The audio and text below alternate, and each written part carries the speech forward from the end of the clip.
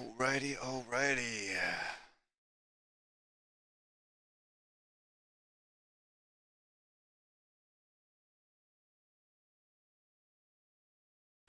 Alright guys, we're gonna be playing some Destiny 2. Let's start that up. First of all, we're just seeing if everything is running. Everything seems to be running smooth. Always good, always good. We still need to catch that dragon Pokemon, and we have about 21 hours left to catch one dragon Pokemon. Like, why? I'm always missing them. Like, always when it's like one left, I'm gonna keep missing them.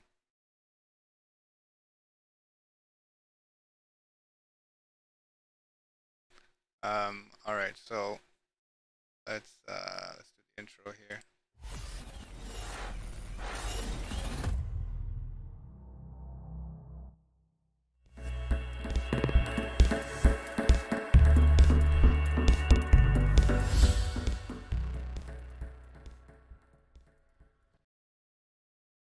Bam. All right, let's open up the game. Let's get the game open. Start this up.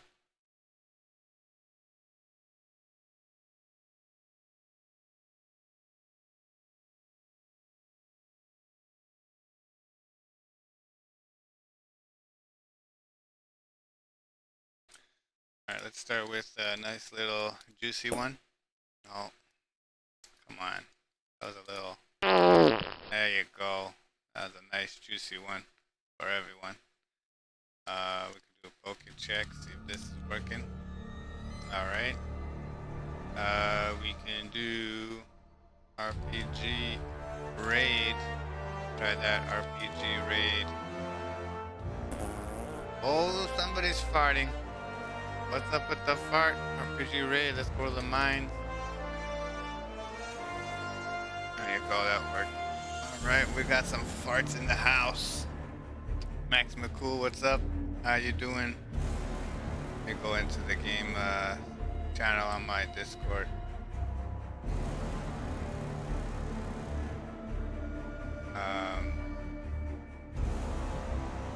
That. Not bad, dude. How's it going? Yeah, not bad, not bad. I did play a little bit of Destiny in the morning. I had a little bit of time. I only played like one or two little things. But I still need to do some bounties. So I think that's what I'm working on now. Did you want to play, or are you doing your own thing? It's fine. You don't gotta play with me if you're doing your own thing. I don't mind playing on my own.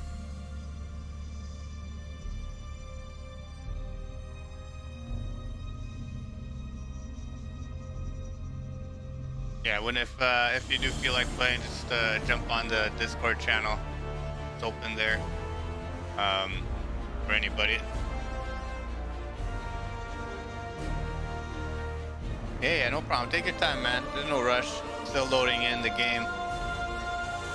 I did end up making a character of each class. I haven't played with them yet, but I just made them so they're there because I want to sort of start meddling with the other two classes as well and see which one, if I prefer any of the other ones over this one. But still just playing with this one. It's funny, I made them all look the same. They're all the same. They're all the robots. They're all robots. My whole crew is a robot. They're all robots. Come on, load on up. Yo. Yo, what's up? What's up?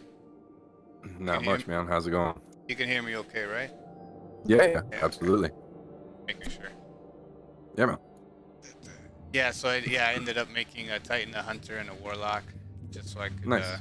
go in eventually and try the other guys out, the other things out. But yeah, I don't know, it's taking forever to load for some reason. Yeah. That's odd, man. I don't know. I'll just go in. Happens. Hmm? All right, I'm in. It's working. It's just, I don't know, it wasn't loading up my character, like Mhm. the graphics of my character Right, right. on the side there, but quest. Yeah, so I picked up defeat opponent using any. Okay, so the ones that are red with Mhm. the X, that's the Crucible, right? Or something like Yeah, that. that And then yeah, that's Crucible. the ones that are blue with like that V shape, Mhm. that's the Vanguard. Yeah, that's the Vanguard. That's to do like strikes and nightfalls and stuff. All right, because I got two for Vanguard. I gotta do 5 supers, and I gotta use rocket launcher Okay. 10 times. Defeat combatants with rocket launcher and Vanguard. Okay. So Okay. yeah, if you don't mind us doing some Vanguard or some of the other one, the Crucibles, all good. Yeah, we can do. I gotta do those. Yeah, no worries. We can do both even. I mean, I'm no good at Crucible, but but we can do them for sure. I Let, don't know who you let me. think you're talking to here, buddy. Yeah, But I know. I'm worse. Only the most elite. Oh yeah. You're worse. Yeah. Nah, well, yeah, maybe. Friggin', we'll see. We'll both suck equally together. How's that? We gotta start from the bottom, man. We gotta start That's from right. the bottom. Yeah. Start from the bottom and stay here, right? That's Yeah. how it goes. Yeah. Yeah, because I think like from the new light, I think this is the last thing I gotta do is the Vanguard bounties provided. Yeah, I don't know. It says 18%. I think I did that first one. Trade weekly. So I think I gotta do that. Mhm. Oh man, I forgot to turn on the captions again. Good thing it warns me, like you haven't turned on your captions. Oh, okay. Yeah, right. So I'm like, okay, I gotta go nice. turn that on in case people want to use it. Yeah, right. No worries. Yeah, let me just pick up some bounties of for myself. Yeah, no problem. So see, like the caption thing, it's an external, like it's an extension or plugin, whatever you call it, for Twitch. Right. But then it's an external sort of like website I gotta go to and turn it on, so that it actually does it. Mm-hmm. But yeah, I don't know. I found that interesting that it's like a totally different like platform, and then you have to actually turn it on for it to start working. Yeah, that's interesting. But do you have to keep the browser open or whatever, or like can you? Oh, really? I think so. I don't know. I haven't tried it closing the browser and seeing if it's still working, because then it doesn't turn off until I turn it off, right? So yeah, I'm assuming that if I turn off the browser, it might turn it off on its own. Mm-hmm. So for now, I'm not testing that. Yeah. Not worth. But I'll test it eventually and figure it out. Sure, yeah. Yeah, so I did one Vanguard, and I guess it gave me the 18%. So I'm assuming I got to do a couple of them. I have 2. Once I get these 2 done, I'll see how much I have left. Yeah, you'll probably have, because if you did one and it gave you 18, you probably have to do about 5. Yeah, you know which is all of them that he has there. Yeah. Okay. Yeah. Okay. Let me see what I got here. Okay, I have a rocket launcher. I have a machine gun. I tried to pick the easier ones, so like the rocket launcher and the finish and the super. Mm-hmm. So that's why like I picked those 2 first. And I thought you could use you could do them like together, but I guess it doesn't, because like no. For the other one it's ability. I gotta use my ability 3 times. Defeat opponents using any ability. Defeat opponent. Yeah, I just gotta defeat opponents and then using super, but it's in the Crucible. So yeah. Yeah, it's gonna have to be. But yeah, so it's pretty much me doing the same sort of stuff in both the supers, then just destroying using ability. Destroying them all. Destroy them all. Yeah. That's cool. All right. Let me just run to the vault and get a submachine gun, even though I'm not a big fan of them. Well, I don't have any good ones, which is why I'm not a big fan of them. Yeah, key point. That's a key point. If I had a really good one that would kill everybody one shot, I would love this weapon. Yeah, exactly. Let's see. I always feel like it's like that when I play like the Crucible or the Vanguard. Like whenever I play against other players, I always feel like I get shot like once and I die. Yeah, yeah, like you got rocked, and you're Yeah. like, what happened here? And it's like whenever I shoot them, it's like I keep shooting them and they're like nothing's happening. It's just their shields going down or something. Yeah, dude, it's pretty. It can get rough for sure. It can definitely get rough. You know, especially because like I play with controller, even though I'm on PC. Yeah. Yeah, so that you can't beat the mouse and keyboard like when it comes to like accuracy and reaction timing and stuff. It's just causes trouble. Okay, so I have, what is this? Defeat combatants and complete public events. Okay, so I just gotta complete 3 public events on a newly discovered destination, Throne World. Okay, and I get a sweet business, like an exotic gun. Oh, the sweet business, yeah. I just gotta do 3 public events first. And then what's this one? Kajala Horn? Kajala? Oh, the Galahorn, yeah. Galahorn. Yeah, this one is investigate the loot cave for Shanhan. Complete the grasp of avarice dungeon. Gotcha. But it's a dungeon, so that's gonna be. You can do it solo, and the 2 of us we can try, but it'll be pretty hard. Usually, that's like that's one of those 3-man activities. Yeah, you know these are the ones coming up under my exotic gear and catalytic quests. Yeah. Yeah, I was just seeing if I had anything good I could get with like two nice guns, but looks like it's gonna be hard. Yeah, it'll be tough. You can also always, if you want to, oh my goodness, you can go to the the archive, the exotic archive in the tower. You know what I mean? And you can find exotics there that you can purchase. I forget what you need to purchase them. Let's see. Exotic gear. Do you want me to join you, or do you want me to invite you? No, yeah. I can join you, or you can invite me, either or.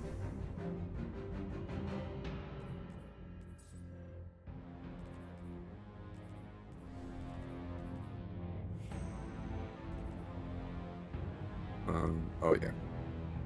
It would help if I changed to that weapon. Hey. Fire team invite. There you go. It's time for fire. Okay, how do I? Oh, what happened? Ah, there we are. Details. Accept. Joining a new fire team. Yes. All right. Down the fire.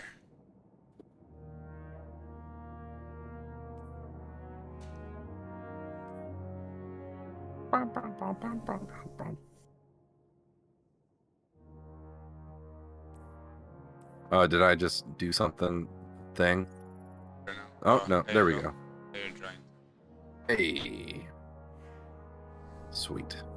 Are you ready to go, or do you want me to wait? You do. No, I'm ready to go, man. Alright. Destination. So we want to do the Vanguard.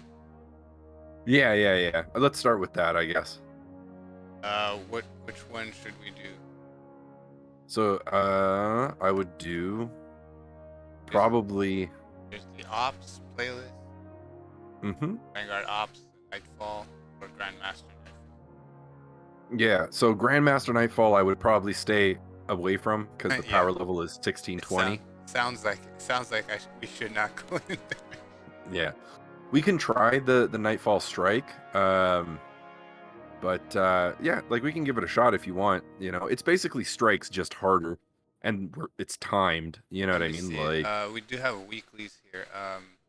Complete Nightfall Strike, higher difficulties grant them effective progress. We get a powerful tier 1, powerful gear tier 1 progress. I don't know how the progress works, but weekly complete a Nightfall Strike with a team score of over 100,000. Holy shit. Yeah, I don't know if that one's gonna. Yeah, you still have to do the one for your normal strikes though, no? I don't know. Yeah, you still have your weekly, right? Yeah. Complete Vanguard playlist. Yeah. So That's 3 strikes. Do you have your all of the different subclasses unlocked now? Yeah. Yes. All right. Perfect. So you can always swap to a different element, like a different whatever is the current type, element type of the week, and then we complete 3, and you'll get a piece of pinnacle gear. So Okay. So let's do this yeah. one then. Okay. Just the normal. How do you know which one? Does it tell you before you start, or? Yeah. So if you look at the left, before you hit launch, you'll see those 3 gray circles. Yeah. Those are the different effects of the strike. Okay, so right. So the furthest to the left is Void Singe. So you want to switch to the purple subclass. Yeah, which I have already right now. Perfect. Yeah. And heavyweight, so power weapons deal more damage and more ammo is available. And iron, enemies have more health, are not staggered by damage. All right. Okay. All right, we're ready to go. I'm launching. All right. Let's do it. I'm launching. Go. Leroy Jenkins. Yeah. All right, thumbs up. Let's do this. All right, guys, let's get ready. Make sure you have this on your armor and this and this. I'm going in. Yeah, I love the best thing is like so good. Based on my calculations, we have a 46.37182 chance of success. Well, that calculation must have been right on. Yeah, right. That's pretty accurate, my man. Yeah. Oh, there you go. Found somebody else. Yeah. He has a similar ship. No, he has the same ship I do. He's a commoner, like me. Eyes up. The Cabal have been holding off waves of Hive for weeks. I got it. But the situation may have deteriorated. Right. Gotta use This is the an rocket. important strategic and, position. It allows Keitel to establish a beachhead on Earth at the Hive's expense. Letting them settle in would be a bad idea. Where's the bad guys? Go forth, Guardian. Yeah. Big Yeah. guys. I want to attack the big guy. Well, for things like your rocket launcher, Yeah. it's always good. It's always good if you hit a bunch of small guys, like a group of them. Cluster, yeah. Yeah, because you can clear out like you can get 5 of them at once or whatever, right? And you get like half of your bounty done. That's true.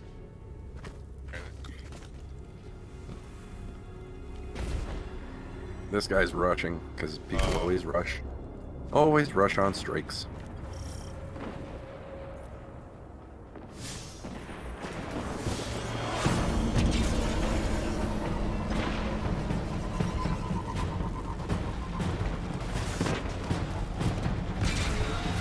Come on.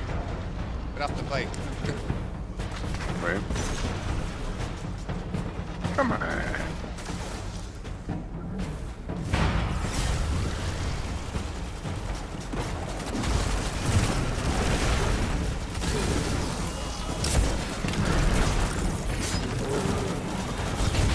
Oh, landed right on top of me. Oh yeah, be careful with that. Yeah. I'll get you. Yeah, sorry about that. No worries. Just a sec. Oh yeah. Okay, buddy. You can open up the shield That's right okay, in I'm front of me. coming. I got mount. I'm back. Okay.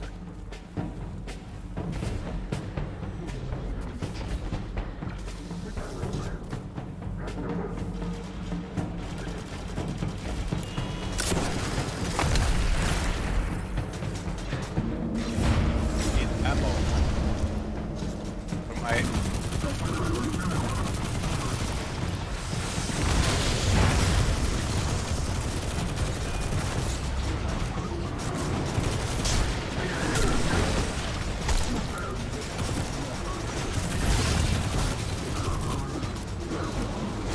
Why is it that like sometimes my weapons do a lot more damage,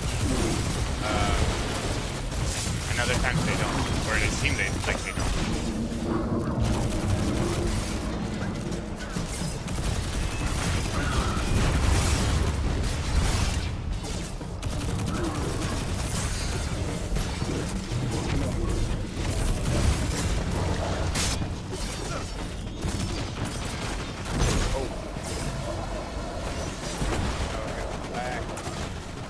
Come back. Alright, I'm back.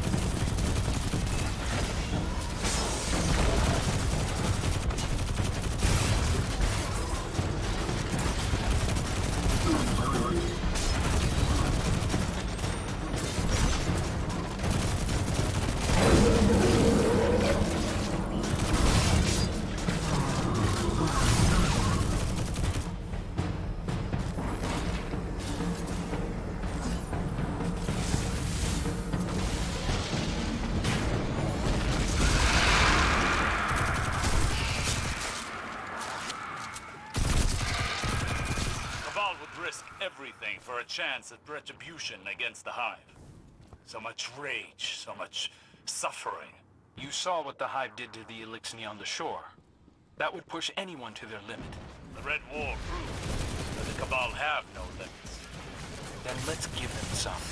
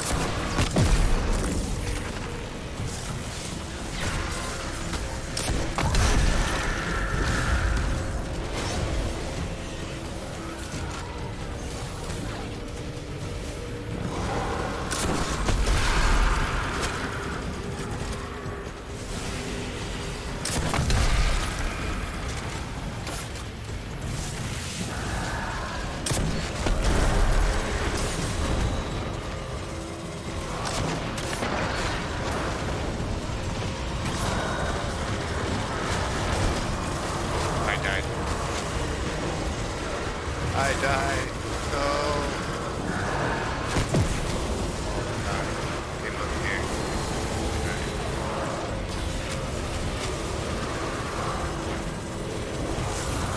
Let me respawn.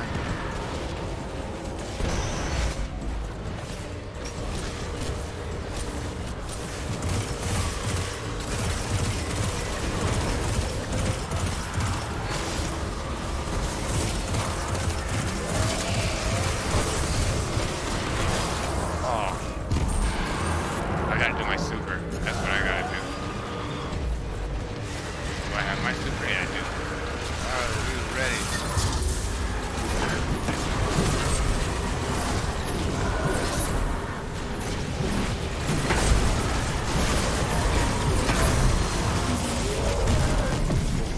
I still died.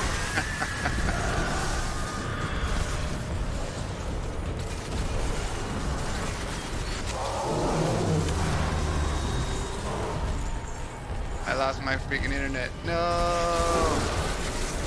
I knew you stopped talking, but I didn't know what happened. I was like,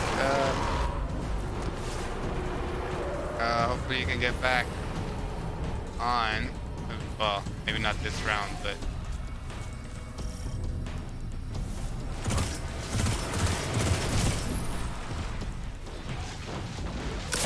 Oh, I just killed myself. That was great. Let me just see here, my quests. If I finish this one. Claim, what do I gotta do here? Super, one more super. Gotta do one more super. I have eyes on their commander, just up ahead. Cabal honor will dictate that he'll have to answer your challenge. Time to fight fire with fire. Or bullets. No. Choice. Immune.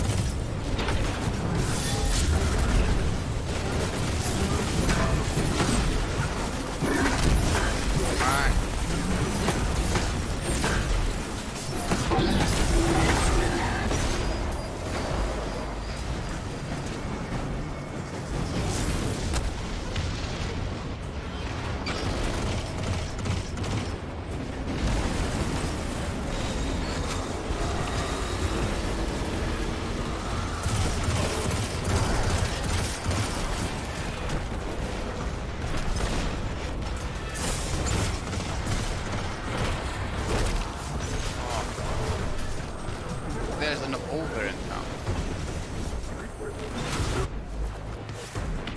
Yeah, I'm gonna rest my totem. Yeah, no problem, man.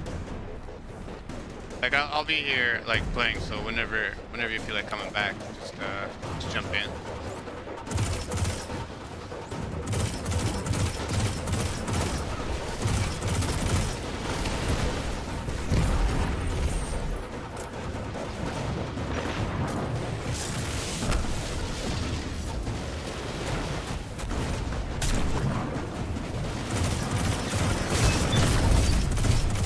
This guy looks like Warhammer here.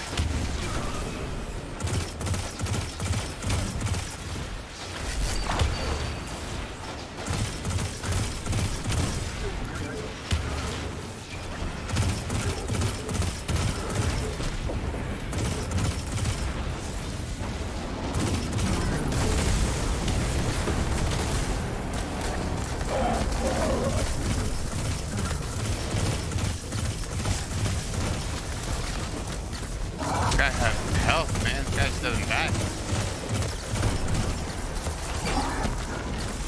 My shield at him, just like Captain America.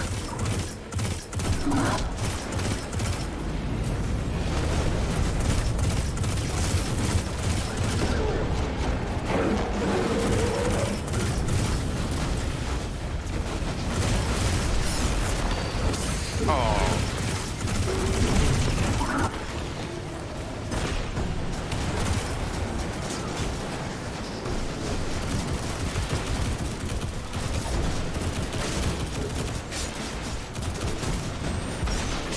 Oh.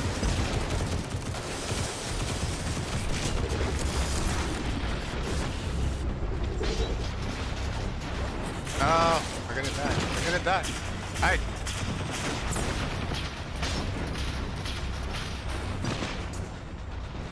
Alright, heal up.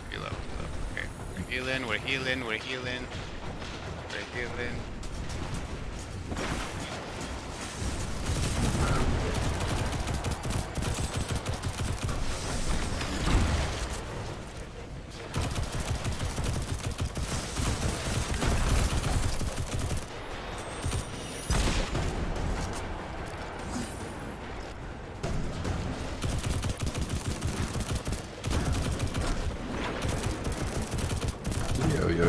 Yo. Yo. Oh, I'm back. Yo, back. Nice. Yeah, that was bullshit. Yeah, that was a little crazy. So I was like, hey, I was talking to you, and no response. I'm like, oh, okay, something probably happened, or you can't hear me. Yeah. No, my internet totally, it just died on me. I got kicked from the strike, and so I was like, oh shit, like, I looked over at your Twitch channel, and I saw the loading screen. I was like, oh, okay, he's probably having internet issues or something. And then I just got kicked out entirely from the game, and I couldn't get back. I was like, okay, that's weird. And yeah, I had no internet, so I had to restart my fucking modem. Yeah, that sucks. Oh Jesus! Oh jeez, there's a big guy. Ogres! Ogres! Oh, look at him. Nice. Run! Hide behind the truck. And that's just in case. Oh, where'd he go? Somebody killed him? Nope. Not yet.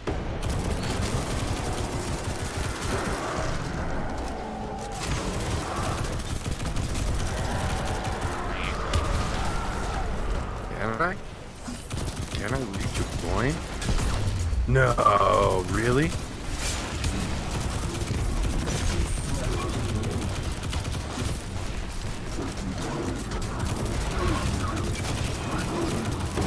Oh, no way. All right, I'm on my way back.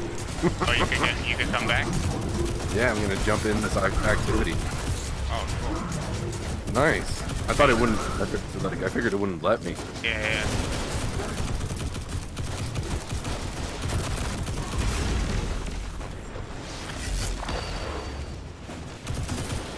All right.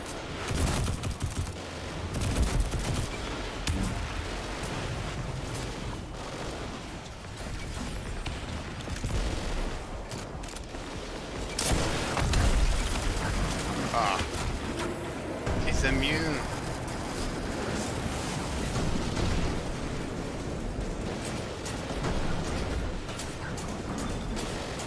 Not anymore. Yeah.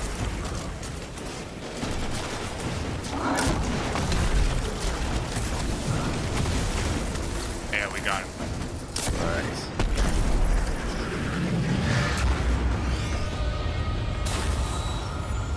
The Cabal will retreat without their commander. Unfortunately, the same cannot be said of the Hive. That's another fight for another day. Impressively done, Guardian. Impressively done. Did I finish this? Check. Yeah. Alright, so I finished those two. Let's see what the progress is. Yeah, so I'm at 54. I need to go there and pick up some more bounty. Okay. We should probably exit then, because it'll automatically take us to the Yeah, I'm to the going to next orbit. activity. Yeah. Going around the world. That's right. Float around.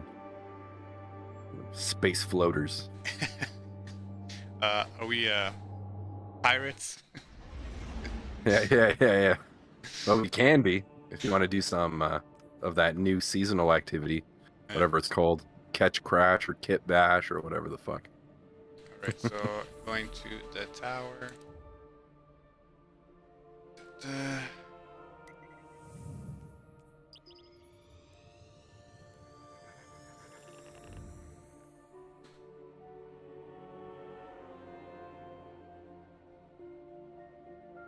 You know you can apply your colors to your ship, right? Yeah, I did. Oh, okay. You did? Yeah, it makes it. Re- It's like a gray-black color. Yeah. Interesting. Which, like, if I take it off, it'll be just pure white, like a normal normal white. I could put a Gotcha. different color though. I could check because now I got like a whole bunch of different swatches, so or shaders, or however they call it.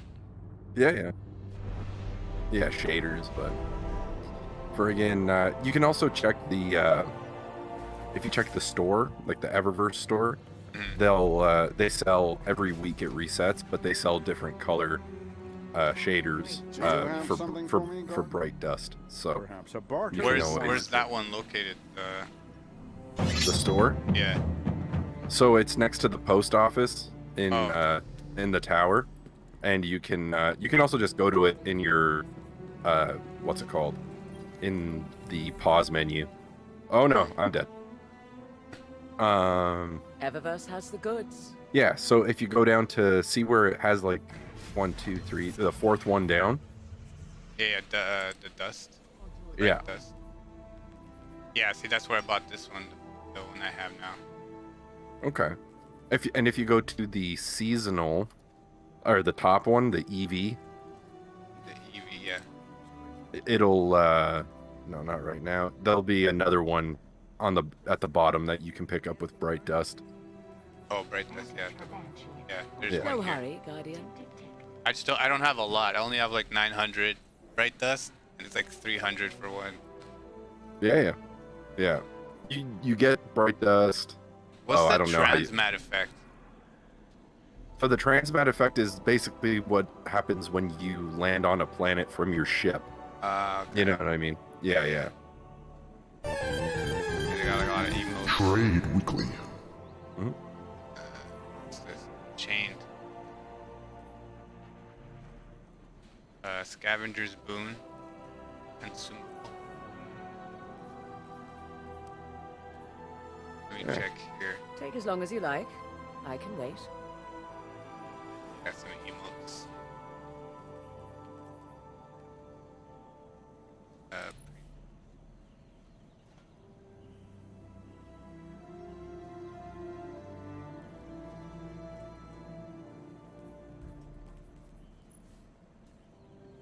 Trinity. Just browsing. That's fine by me.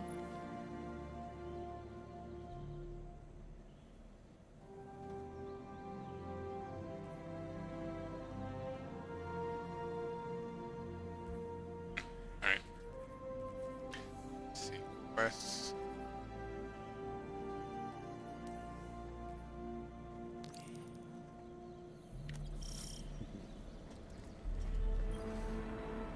Hi there. Here.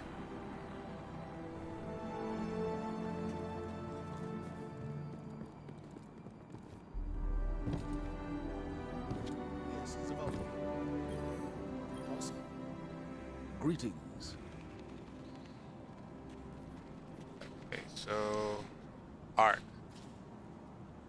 So this is defeat combatants with arc damage. Is that just as long as I have a weapon, like a gun with arc? Should You be got fine. it. Yeah. Yep. Okay. Gotta do that 25. All right. Requisition approved. And then arc jolt. Jolting them with arc. Does that happen automatically, or do I have to? Is that like one of the abilities? No, so yeah, well, if you were going up against, let's say, like a boss, or not a boss, but you know how you go up against enemies that have the shields, like different colored shields. Mm-hmm. If you had one that had a blue shield, which is an arc shield, and then you overloaded it and it blew up, it would electrocute. Imagine like chain lightning. You know what I mean? That's basically what it wants you to do. Which, Because I remember I used to you- have a gun that when I shot it, it would do that. It would like, when the guys would die or something, it would do Yeah. like electricity. Yeah. I don't know exactly. I don't remember which one it was. I think no, it's It not the might have- Jade Rabbit. I think is it was the Risk Runner. Risk Runner. Yeah. Yeah, it has the arc conductor. Taking arc Yeah. damage increases weapon power and arc resistant. Superconductor. You see the details in this. Maybe it'll say something.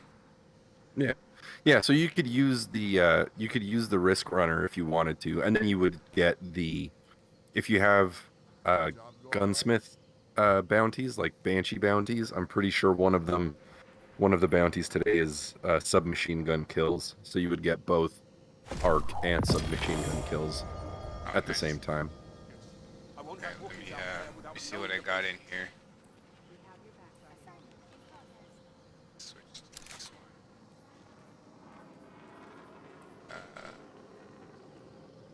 I need to know the specs before we can fill that 37. order. Security check. All security.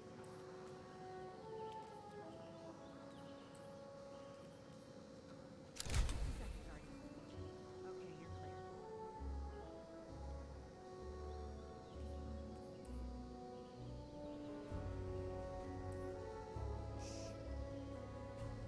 get a team on it. Yeah, that's the only thing that sucks. You can only have one gun that's exotic. Yeah, you can only have one exotic weapon and Yeah. one exotic piece of gear at a time. Yeah. Like, I just want to have everything in yellow, man. Wouldn't it be nice? It would. Right? No, make you pick and choose. But it's kind of cool. Keeps it, what's it called? Keeps it kind of interesting because then you can build around an exotic and they can tailor exotics to be like certain exotics they can tailor to be more towards like PvE shit, and the other ones they can tailor more towards being PvP stuff like Crucible oriented and stuff like that. Yeah.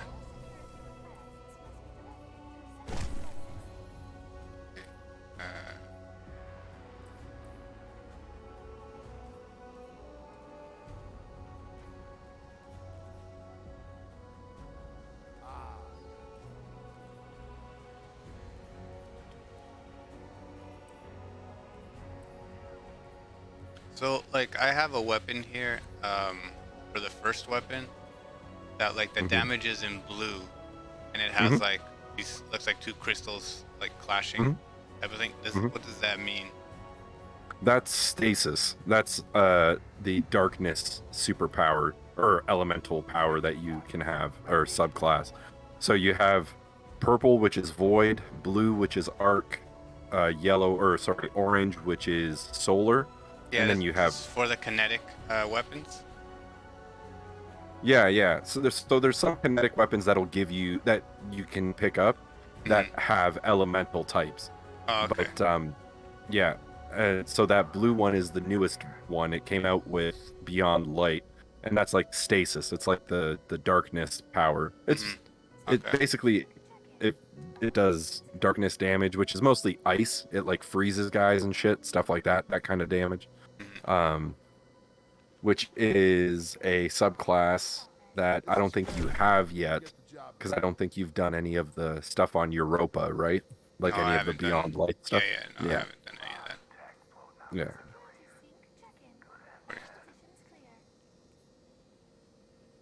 Alright, I gotta get rid of some of these guns.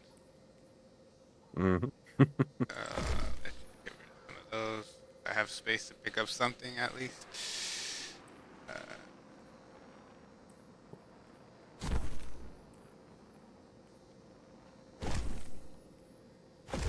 Alright. Drop everything.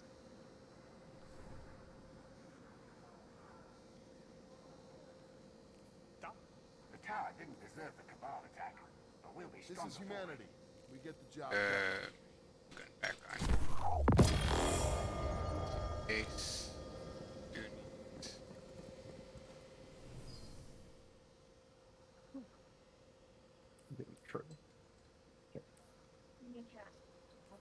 Excuse me. Okay. Okay.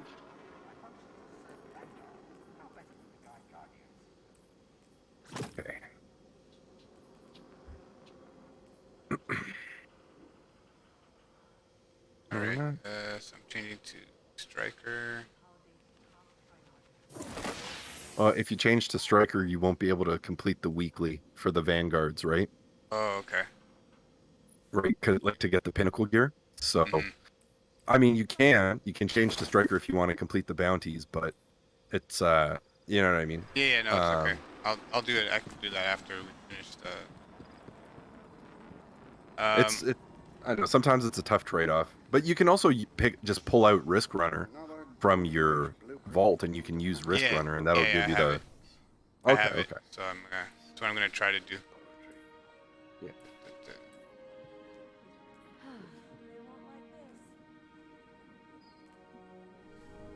All right.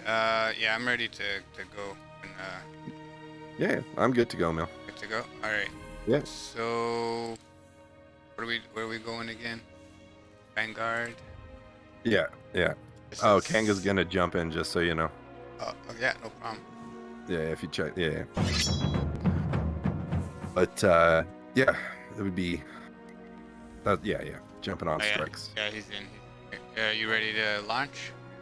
Yeah, I'm good to go, Mel. All right.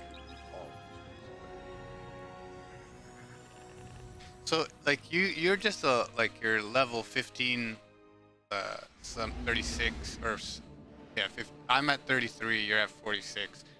Does that level to go up? Is it like Kenga's at 75? Like it doesn't go up very higher than that, or like how does that go up? As far as I know, the max cap is probably in and around 1600, maybe like 1620 or something like that. So that's what these weeklies, like the weekly engrons and stuff, that's kind of what they're about. Like you can get like pinnacle gear, or it'll say like, I think it says pinnacle gear tier 1, tier 2, tier 3, and that's the gear that you're going to look for, that you're going to try to go for in order to pick up gear that's more powerful to increase your power score or your power level. Got it. Yeah, Hey, and hero. because I thought you eventually might what come back happens here. is What you with your kind of buddy get getting soft played locked out? on gear You looking for some from like closure? random drops, you know what I mean? Like it just doesn't, it'll stop increasing in power. Came back to finish the job. Noble, let me run tactical for you. I've scoped the place out already. You want to stem the chaos, you'll have to take out the Warden's servitor. Things gone crazy. Prison of Elders welcomes Imperial Warden. Yes. Don't mind the PA. That's the Warden's servitor. Thing shorted its brain when the Warden left the prison. It thinks it is the Warden. Uses a print of his voice. It's running a combat subroutine called Challenge of the Elders. Challenge of the Elders.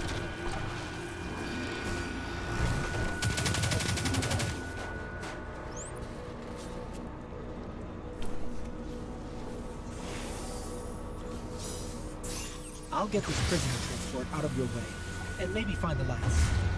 The Warden's servitor blocked me from shutting down the whole prisoner transport system. So watch the rails. Long road ahead of you. We won't get this prison in order if you don't find that servitor and put a bullet in it. Oh, I died. Incoming. Got hit by the train. It's fine. Oh, here it comes. Ooh, that was close. Oh yeah.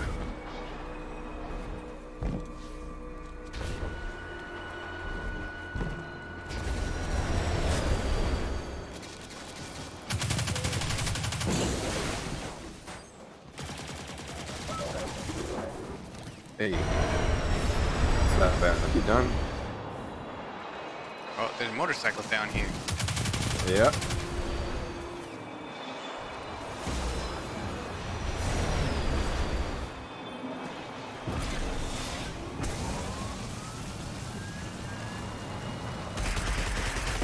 Oh, I got hit. Yeah, me too. I just thinged the train. Yeah, me too. I thought I would get down there before, but yeah. Oh I my. was like right behind you.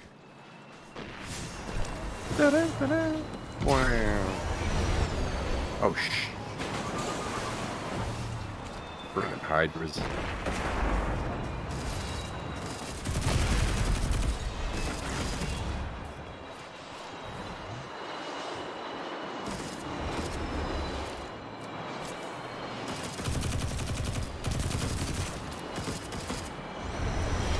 Oh, I got dinged by the train again.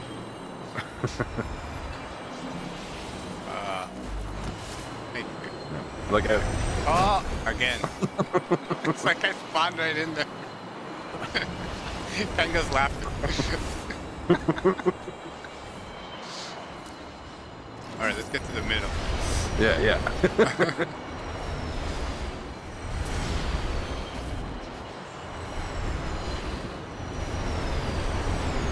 Alright, what's the best way around this thing? Honestly, it's up, but I missed that jump, so I'm gonna have to serpentine between the trains. Oh, I just got hit. God damn.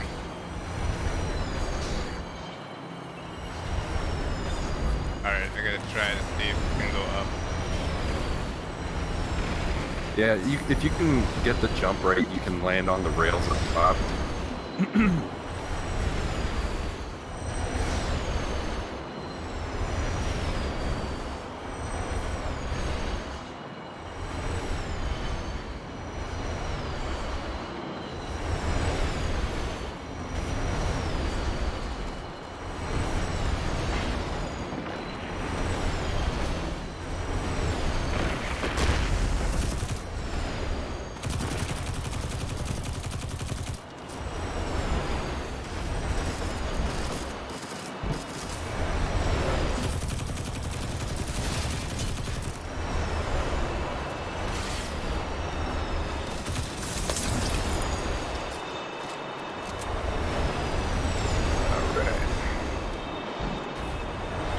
This here is a Vex cell block. I didn't think time-traveling robots would form gangs in prison, but there are Vex here of multiple subtypes, slaved to a single mind.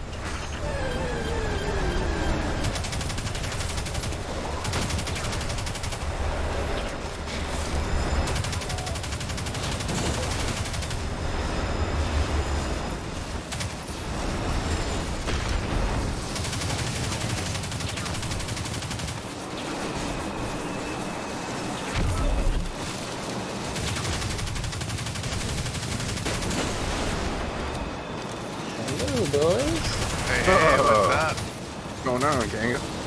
Figured I'd ambush your party. Yeah, no problem, no problem. It's not an ambush when I'm getting killed by trains. Somebody's got to clean up the mess. Yeah. Oh, thank goodness. Finish that down. Okay. Yeah, I didn't want to kill too much. I know you guys are picking bounties early. I've been watching the stream since I got home. Oh, okay. Nice, nice. I was like, Battlegrounds. What the hell? Maybe I should help. Yeah. I always appreciate the help, man. Yeah, I was going to play anyways. This is way more fun than repeating strikes for me. So I'd rather help. Oh, that's a big boy. Oh, yeah. And I'm right in the middle of them. Is there anything worthy of note in the loot pool? Oh, like for this season so far? There's a new craftable linear fusion rifle, the heavy slot weapon. That one's pretty good. Okay. And presumably it's only in the pool for newer strikes? Or is It should be free for you guys because it's available free as like a tutorial on crafting weapons. Oh, no way. That chest with Thunderlord and the armor and all that in the new sort of like seasonal activity area. Yeah, doing all of that stuff because there's a lot of new players. They did include that new weapon as a craftable quest, so it like showcases how to do it. Okay. So you should be able to pick that up. I'm not sure from where it starts because I'm already past a lot of it, but that's something of note. Okay. I switched my character up today. I'm on the hunter, the sexy hunter. There you go. It's my same character from Destiny 1. The other two have been deleted and restarted, but this is the original chick from D1. Oh, nice. So did it carry over from D1? Like, did the characters carry over, or? One character. You can pick, like, whichever one's your favorite. And, yeah, and just go from there. Okay, but if you had 3, let's say, in Destiny 1, then you lost 2 of them.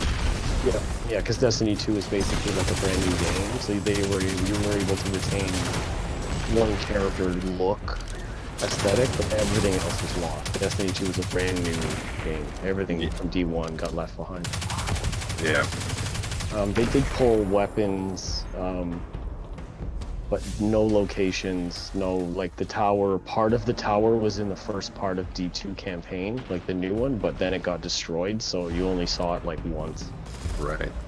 So pretty much everything was new for Destiny 2.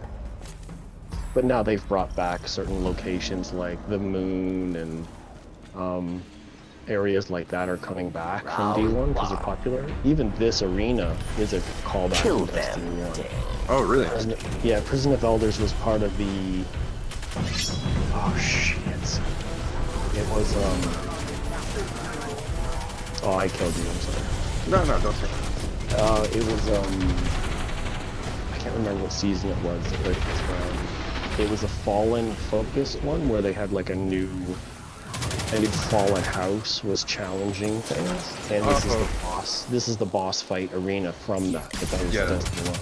That was like House of Devils or something, or House of Wolves. Yes, that's the one. You're right. Yep.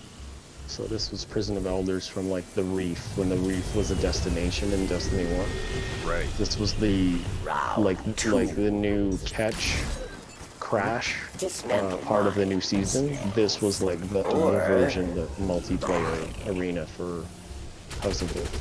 Gotcha. I feel like such a Destiny nerd explaining that. No. Don't sweat it, man. I jumped into like Destiny lore pretty heavily when I started playing D2, and like my name is Bife on YouTube and stuff. Like, just, Oh, he's amazing. oh yeah, dude. Like that guy picks up every single lore book and reads through it, discusses connections and stuff. Like that would not have put together at all, or I had no idea about because I never played D1. Yeah, right. He's actually made a movie that he is encouraging a lot of people to watch about the lore called The Dynasty, like, and it's about the story of everything to do with the Hive, catching up to the most recent like conflicts with the Witch Queen and all that. He talks about how it all starts. And it's like a full-fledged animated short movie. No way. Oh yeah, it's really cool. That is cool. I think the last thing of his I watched was his.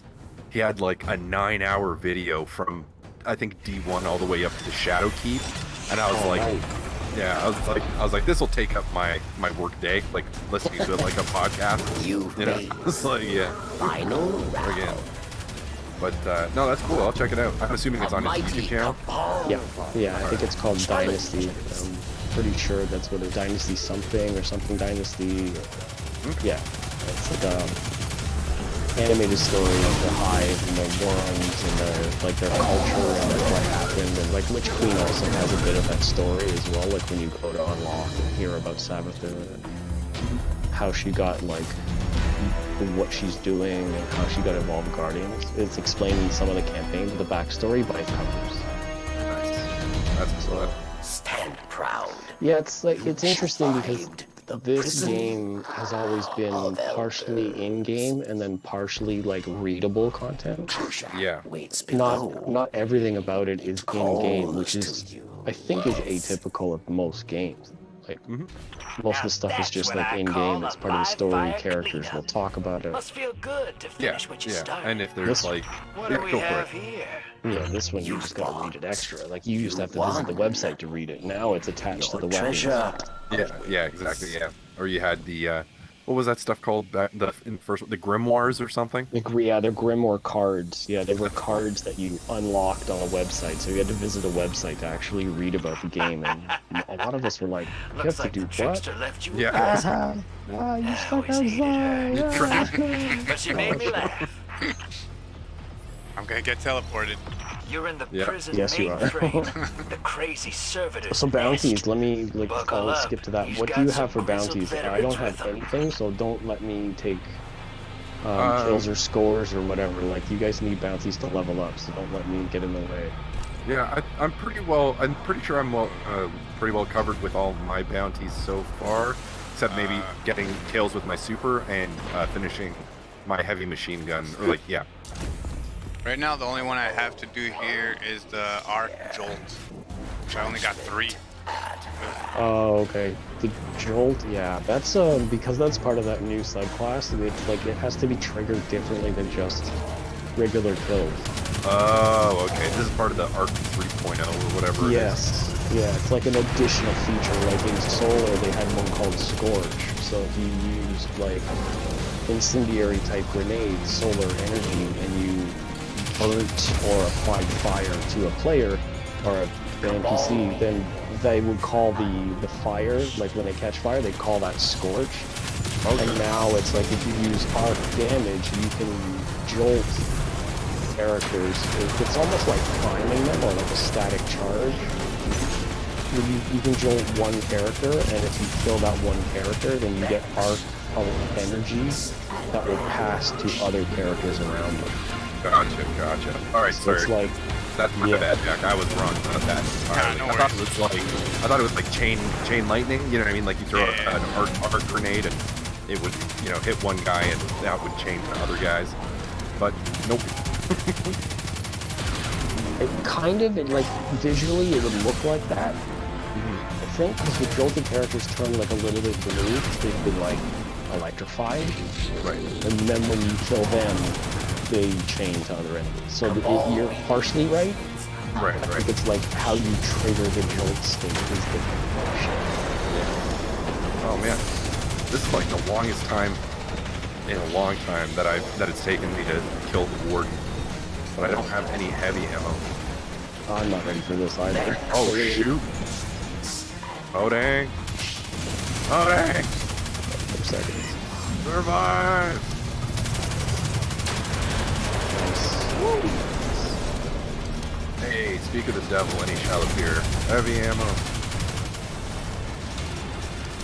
Right into the arm, Jesus. That's right. Ah, oh, Minotaur. Oh, why? Works in mysterious ways, does he not? Yeah. Well, here's some heavy. Now you're dead. yeah, exactly. Oh, you thought, did you? Tempted. If you go to pick up the heavy, you end up dying before you get there. Right. Right. So close, but so far away. Okay, I'm making a mental note never to piss you off. No hostiles on tracker. I'll bring the ship into transmat range. So you're just doing Vanguard I might be bounties to looking level for up? Is someone that to what's watch my happening? back one Yeah, of these basically, yeah. days. Jack had To some bring some major heat bounties to a that he gunfight. hadn't finished yet, For so hire. like some dailies. So I'll be in touch. I jumped on to help him out with that as well. So yeah, all my Banshee bounties are covered. What do I have to do? Yeah, I still have to do special, which means defeat with my super. Oh yeah, rocket launcher kills. Right, okay. And then that's champions and Nightfalls, which who knows? Yeah, so how exactly do we do the arc jolt? How exactly is that done? Well, each subclass is a little bit different. So Okay. being on a Titan, you'd have to... I can't read the specs that are on the Titan through my Hunter. Like, it's just the way the character selection screens are set up where you can't read across... Even armor, you can't really get previews of armor on a character that you're not on because the animation of the framework of your Hunter is in the game state. Yeah. So you get like this generic body. You don't get Titan bodies, right? So should I be using the Striker subclass instead of the Void, the Sentinel? Unless you have mods applied that allow jolt to happen from weapons, then yes. But in the strike playlist, if you're not on Void for the Pinnacle, then you won't get Pinnacle rewards from doing 3 strikes. So you kind of have to pick and choose. Alright, yeah, so I'll stick to the Void for now to get that. Yeah, you can use your arc up until the boss fight and then switch to Void, because as long as you're on Void when it ends, then you'll still get your Pinnacle. Oh, okay. You can stack bounties. This is how I do it. I have like a very economic thought process to my playing. Is if I have 10 bounties, I want to try to do all 10 in one activity. Wow. Right? Like, why not? Just stack your weapons, stack your time. As soon as one is done, focus on another one, and then just try to get as many things into one action or effort at a time. That way you're not like, your grind doesn't take forever. You can level up and get rewards and all that stuff much faster. Yeah. It's not, I don't know if it's common, maybe it is, it's just something I like to do is try to stack them. So if I have to do arc and then melee and then something else and jolt, and so I'll wear armors and weapons and mods that allow me to get it within as few kills as possible. Yeah. I try to do something similar, just not nearly as efficient. You know what I mean? Like, like I'll stack like, okay, so whatever, it's like, you know, get Void kills and Arc kills, and then get whatever sword kills and shotgun kills. And it's like, all right, so let me get a Void sword and an Arc shotgun, and you know, like very simple in that regard. But yeah, same concept. You don't have to apply such a crazy as like a max efficiency. You know, it's just a thing. You can every round of matches or whatever it is, you can do another set, and you can level up or whatever faster. Can we stop it? Well, that's exactly it, man. It makes sense because you're power leveling, right, as much as you can, which is effectively what we're all trying to do when we play better loot power. Yeah. You know what I mean? So that's why I didn't want to get in the way. If you guys have bounties to do, then just let me. I'll be the medic. You guys can shoot. Like, I won't even. I won't even fire my gun or punch anybody. I'll just be here to revive you. No worries. I don't think there's any trains in this strike. We should be okay. Yeah, exactly. Trains are the worst. But there's no trains in this one, but there is a drill. So yeah, exactly. Well, that's fine. Yeah, I'm sure the drill will find me if Karma has anything to say about it. But, yeah, it's like, we heard you say something earlier. How about this, Guardian? Yeah, exactly. Eyes up, Guardian. Yeah. Oh shit! Hold on a second. Yeah. There we go. Die, Scions. Yeah, I should probably... Yeah. Actually, I'm gonna do that now. Change my special to... yes. Sentinel, instead of... What's it called? Instead of Bubble. Because I gotta kill guys with my super. Yeah, well, you're not killing anybody with a bubble. One of the subclasses, the bubble and Sentinel, one of the selections is Sentinel, it's 2-in-1. Oh, really? Yeah, if you click the buttons, you can throw the shield and run around. If you hold the buttons, it pops the bubble. Does it still do that? Yeah, I think so. Okay, I just... Sure. Okay, I'll try it out this time then. Because I assumed that it didn't anymore because it was two separate things. Because... No, as far as I remember, it was rolled into one, but maybe they did change it. I don't Titan very often, but that's the way it was. So. Yeah. Well, that's not how it was when you know, when you had the 3 subclasses of your elemental type. Oh right, yeah. Now that it's 3.0 or whatever, maybe it's different. You could have those drills. Yeah, I'm not sure because my 2 choices for Void 3.0 or whatever. One is the Ward of Dawn and the other one is the Sentinel Shield. So I was like, shit, they separated them. But I'll try. I'll see. Yeah, you could have a point. If there's only 2 there, then yeah. Like I said, I don't Titan much, so you could be right. No worries. We'll figure it out. You just try to kill enemies, and you just put a bubble up, and you're like, damn it, Kanga! Yeah. I'm never listening to you again. Yeah, I'm so happy that you were right, but damn it, man! Now I gotta run another strike. What about all the efficiency you were talking about? Yeah, exactly. You sound like a fraud to me. Oh, man. But I think I'm pretty well covered on my bounties. What do I have to do? Super, Champions, yeah, that's Nightfall, and then Jolt, which I somehow have 5 out of 50 of. I don't know how. But yeah, I have 3. I don't know how I got them either. I don't think I used a single arc weapon, so I just have them. Is it, you have to get Jolt kills, or, because sometimes you can, like, if you get an assist or hit a target that I have jolted, maybe it counts. I don't remember how, you know what I mean? Yeah, well, it says defeat combatants in Vanguard by jolting them with arc. Okay. Yeah, so, I think that's the, I'm pretty sure that's like a group, like a group kill, like they've been jolted. And... Oh, I see, okay. Like they have the status effect on them. Yeah, I haven't read my arm. I'm using the Trinity Ghoul, like, exotic bow, which has chain lightning on every kill, based on every arc kill. So if you kill with arc, you get chain lightning. Yeah. So large groups of enemies, you'll see that I'm, like, chain lightning the whole group. Yeah, exactly, It's like cheat, but they're not jolt kills. These are just chain kills. Right. Because it doesn't count. It's not that, like you mentioned, it's not that priming effect.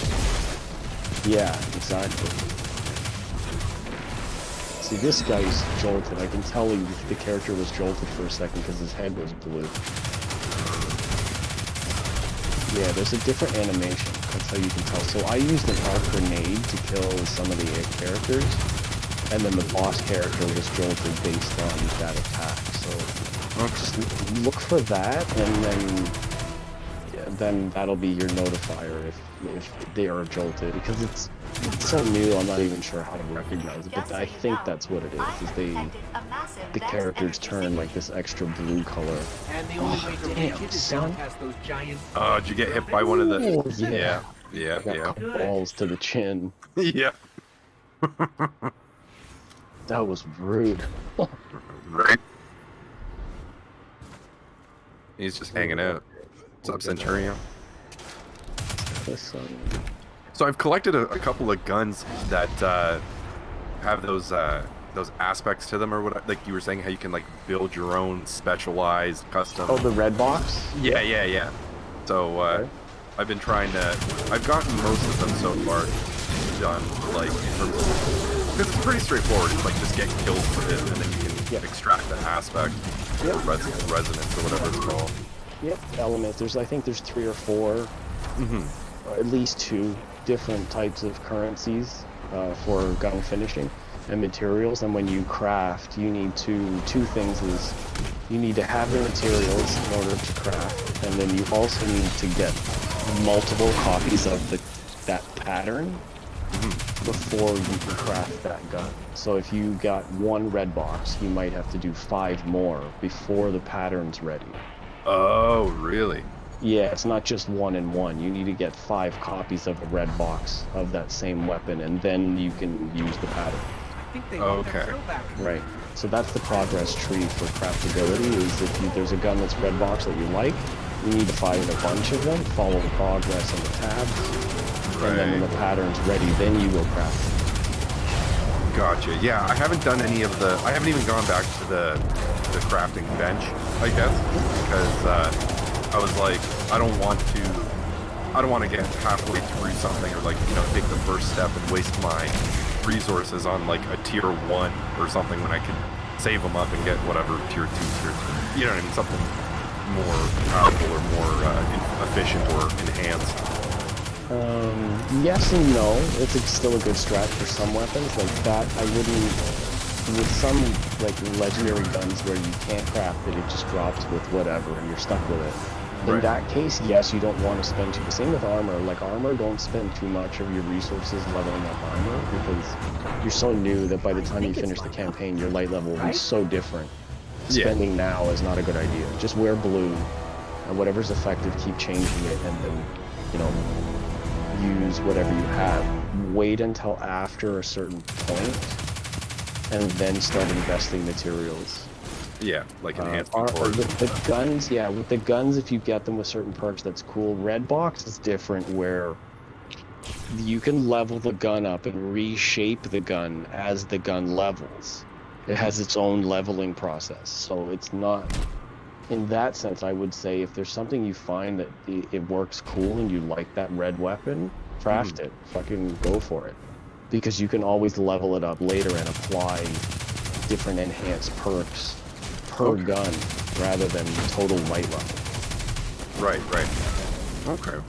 Yeah, so if there's like an auto rifle you like playing with, it's got cool perks and it's, you know, whatever.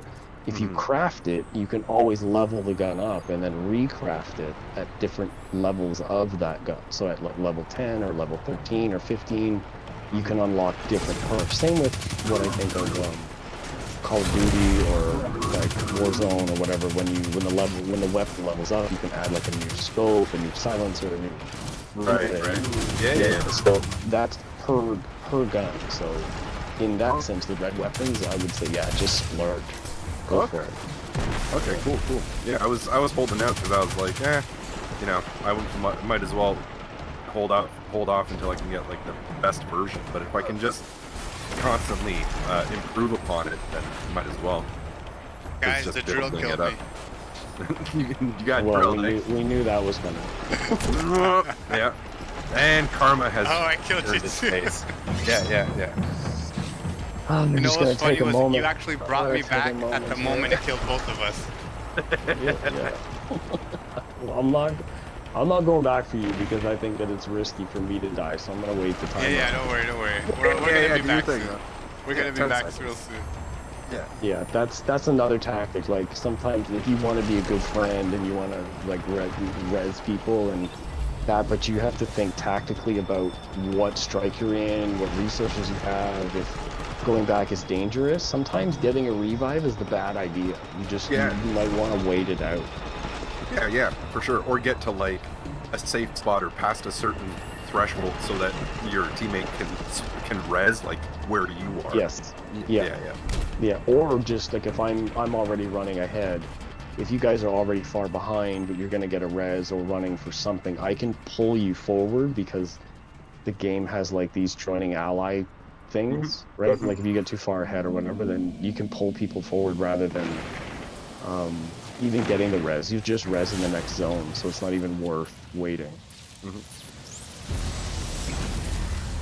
Yeah, exactly. Oh yeah, this thing. Protein. Pizzicato? What the fuck is that? Oh shit. This is where the floor. Yeah. I'm not afraid of heights. No. Remember to jump before you hit the ground. Boosters. Oh, I didn't die this time. Nice. He is improving. There we go. This guy's Pretty strong. Yeah.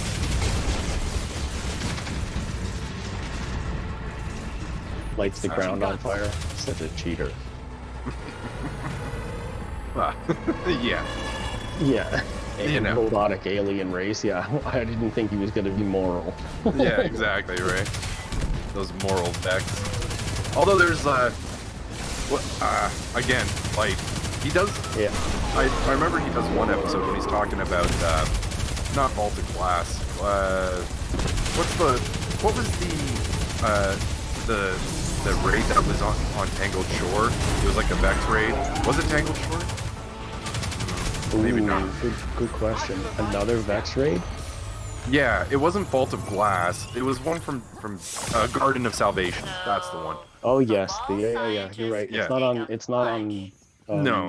It's not on the Tangled Shore though. That was Season of the Haunted. Yes, yeah. And that was an area on the moon. You traveled through a gateway on the moon to a Vex world. Yeah. He was talking about. That's why it's the Garden of Salvation, because they're the type of hive mind that those Vex are. They like worship the light because it's an anomaly, and so since it's an anomaly that they can't calculate, it's like above and beyond them. So they have this weird like they revere it as like godly. I was like, that's fucking weird. That's for like cool. Yeah, it's twisted, like, right? Like for yeah. it's the opposite of the regular. Yeah. Yeah, for like cold, logistic, rational, programmed AI. But, And then you have like in the more recent series, you also have like House Light, which is commanded by fallen characters who do also still side with the Traveler rather than being against it because it abandoned their race. Yeah. And most of them hate they don't like the light. They fight the Guardians. Yeah. The one house is actually like, well, we kind of understand the light gives. Yeah. So yeah, it's cool to have like in the story of Destiny where they have enemies but also allies within enemy lines. Like they see eye to eye even though they're different ranks, and that's the cool dynamic of the whole game where it brings factors together that would normally be like opposing factors. Yeah. The Scions are already that's one thing I gotta say is like the lore, the narrative, the story, like the world of Destiny is really well constructed. You know what I mean? Like it's very intriguing. If they had made like if they made like novels or a comic book or something, you know what I mean? Like I would definitely pick that up and read it because it's intriguing. Yeah, definitely. It's really deep and well written. Well, I guess the gameplay's stale sometimes, but yeah. It's been for 7 years, right? So yeah. For the most part, yeah, the way the story is developed, and there's some holes and some things don't always make sense, but I think it's coming to an end soon. Like the way the next season and then the one after that, the final shape should be like very revealing. We're gonna get like a lot of plot holes filled, and it should be interesting. Okay, so what, if you don't mind me asking, because the last time I played, Crow had just woken back up, and Osiris took him under his wing and all of that jazz. So is Osiris still around? Did he end up dying? Because that was kind of the big thing. Was like, not part of that season. Yeah, the season. shit, what was it called? Season of... I remember now. It's when you're fighting the Cabal mostly, like, and you have to go into, like, the Mindscapes, and it's, like, the three scions that are, like, giant boss scions that merge into one. Yeah. And there's the sundial or whatever.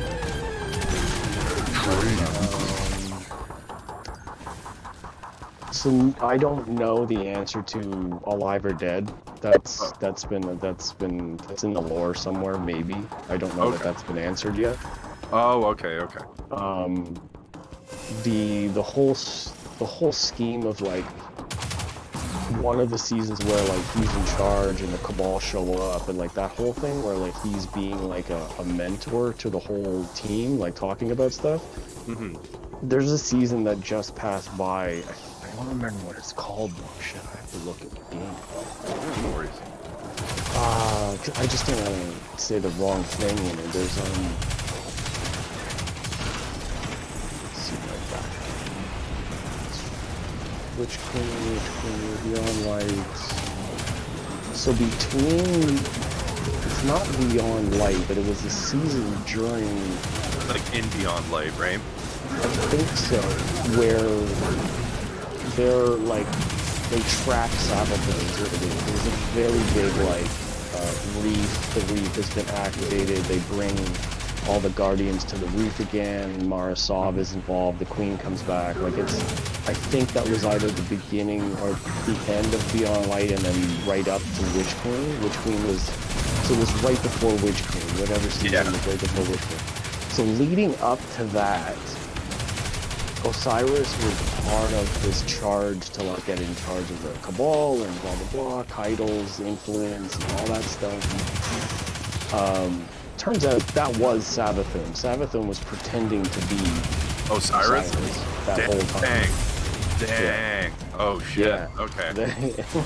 So, there's not really any spoiler. It's 3 seasons or 4 seasons ago. No, I'm way behind, dude. Yeah. Yeah, then he was after one of those seasons where he comes back, like you see Osiris like emerge from whatever, and then like after Warmind, which was like early in Destiny. The season of because he was part of that. It was like they introduced Mars, not Mars, but Mercury.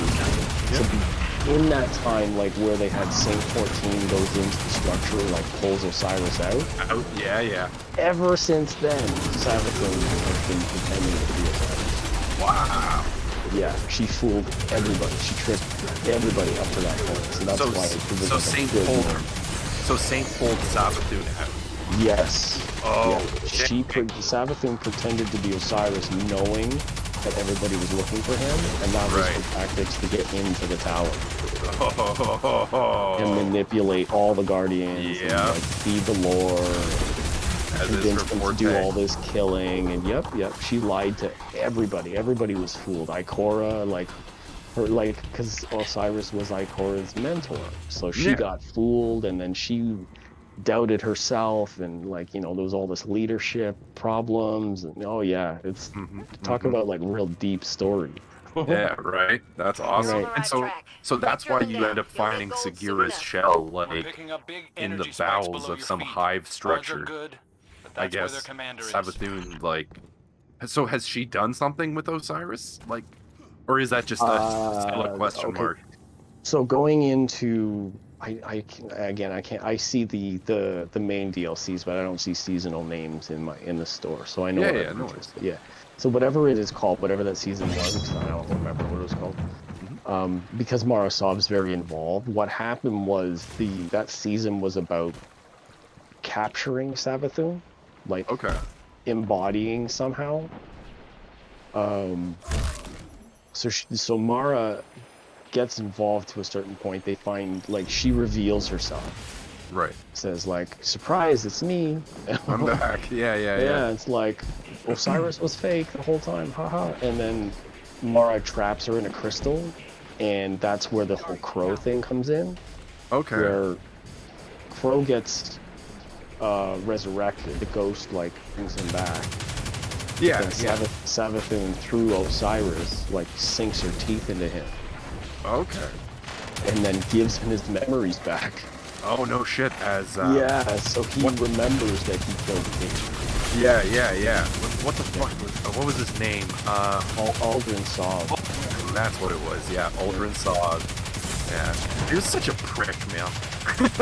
Oh, it's classic hunter, man. Classic egotistical hunter. Yeah. Oh man, but like Cade had that charm where he was an egotistical hunter, but kind of, he was kind of lovable because it's like he's lighthearted and but fuck, like Aldrin had this like self-entitled. Oh yeah. Yeah, Yeah. He's like, oh, my sister's the queen. Yeah, exactly. Yeah. Damn right, he's like, a prince. Snobby prince. Yeah. Oh god. I don't know. Yeah, Okay. Jack. Hopefully this storytelling's helping you kind of understand like where we're at with this game. Yeah. Okay. Cool. So when Osiris was training Aldrin, that was Savathun training Aldrin. Yes. Yeah. Wow. That was a whole like.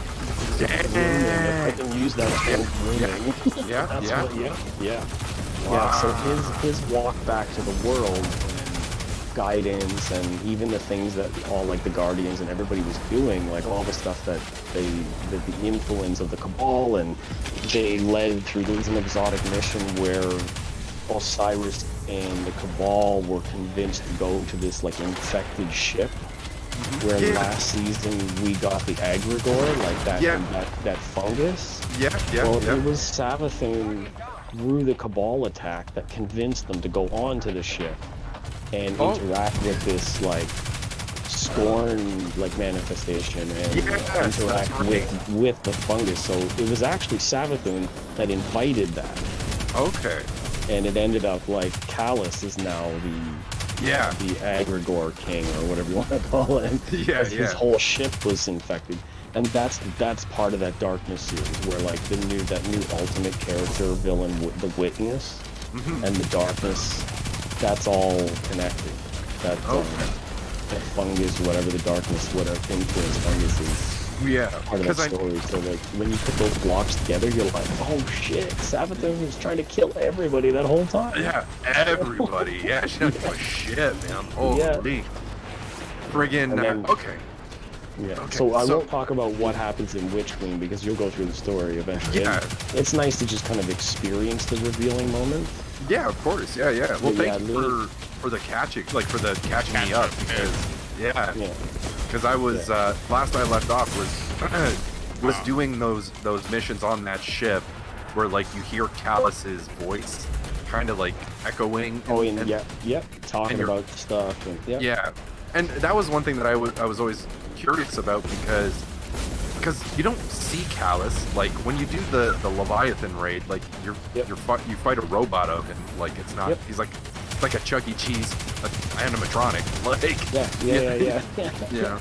So I was like, where is he and what's going on there, like, you know what I mean, like, but I guess fully explain it, right? Some of the lore talks about it, but like again, unless you're watching extra YouTube videos or like reading every card, then which you could. I mean, that's why they're there. Just read as you go. But much like most shooters, I don't read. You don't jump in the game to read it, right? But, I'm too busy shooting aliens. I don't read it. What is that? Let's punch shit in the face. Let's go. Yeah, exactly. I'm not in school right now, unless it's schooling aliens.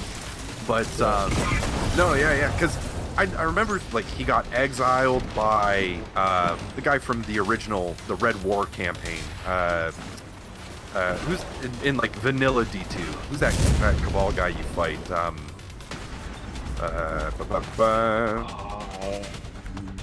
You know who I'm talking about? Yeah. Shit, hold on. Gaul, yes. So Dominus Gaul. Yeah, and I think it's Gaul that exiles Callus, no? Because like Callus was too weak or whatever. Well, kind of, but not really. I think that Gaul leaves. He gets exiled because Callus is the. Oh, so I got it flipped. Callus is the emperor. Yeah, Callus is the emperor. But it was Keitel who is Callus's daughter. Yeah. who looks up to Gaul. So Gaul was grooming Callus's daughter into a warrior. So this last season, she faces Gaul as a ghost, not the ghost of her father. Okay. Because it's like her connection was with him. Yeah, rather than with Callus. Right. So Callus and the Leviathan raid and like all like the Cabal show up and they're like literally eating one of the planets. So it doesn't exist anymore. Yeah, that was what, Mercury? Yeah, they were eating Mercury. Yeah. Yeah, so all of that going on, that was setting up.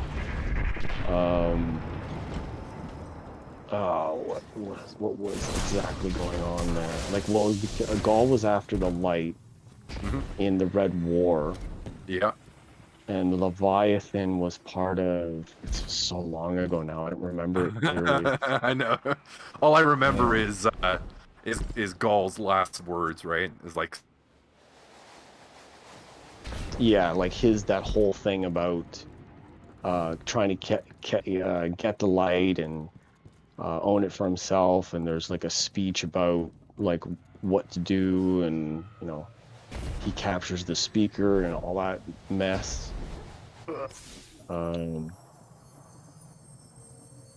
Yeah, I can't remember exactly what was going on with that.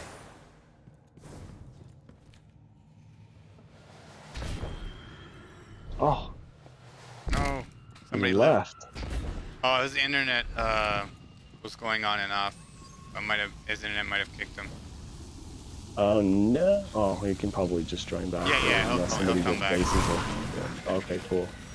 Anyways, I'm talking to you anyways. Yeah.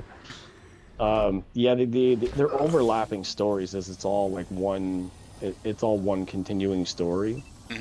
So it's like it just keeps evolving, right? Yeah. Instead of them like from Destiny 1 to 2, the characterizations and people that are involved, like from the tower, and so some of those characters are in that first story, but we get like a change of characters as it moves along, and it's all leading to like, you know, like the way we got Avengers. That's eventually coming to Destiny story. Time to show the big boss. Like that culmination of, like, of characters heroes. and elements, and yeah, it's all gonna come to a point. I landed right on top of you. I think you broke my fall, so I wouldn't die. Oh, I just got a notification from Facebook. A video of mine from October 2021 just got muted. Wow. That took them a while. Yeah, oh god, like stuff like that doesn't make sense. It's like it's been online for that long. Just getting around to it. Test. Can you guys hear me? Yeah. Yes, sir. Oh, nice. What the fuck? God damn it. My internet is like, I swear there's like one of the towers in my area is like down or something. It's being hijacked. Being hijacked. By the Russians. Yeah, it's the Russians. Yeah, I got the Trailer Park Boys more likely. I got Ricky and Julian up there with wires trying to get free power from an internet tower. Yeah. Then come hang this way, Bubbles. Yeah, exactly. You sure you know what you're doing there, Ricky? Yeah, of course, Bubs. I've been boosting power since the 5th grade. As long as I have my drink in my hand, that's all that matters. Oh, man. Yeah, sorry about that, guys. It'll take me a second. No worries. I think it's we're in the strike on our own, but they're public, so unless someone replaces that spot, you can probably just join back. Yeah, I'm gonna see if I can. I was lucky enough to rejoin. Can I rejoin? Let's see. I was lucky enough to get in the strike last time with Jack the last time this happened. But I think that's when I just started turning on in the stream, like from first at YouTube and then to Twitch. I follow those. Yeah, cool. It's nice to be able to rejoin like that. That's why I spent the money on a high-level connection. I was like, I'm not cheaping out on this. Well, I mean, like, my download speed, like my down and up speeds are pretty solid. Like, it's just you know, a fucking branch hits a wire or something, I'm toast. Oh yeah. Because there's no backup. There's no backup. Not really any backup towers anywhere close by that my signal can be diverted to. Right. So if they're doing any sort of like maintenance, or if it goes down, it's down for like the whole friggin' neighborhood. Yeah. Is it close by where you live, your tower? Yeah, I mean relatively, you know, it's like a 15-minute drive, maybe ish. Like, you know what I mean? It's because you drive out like 5 minutes away and you're in rural like farmlands, right? So there's just a fenced off piece of land that's like it basically looks like a generator station, like an electrical like an electrical generator field or whatever the fuck you want to call it.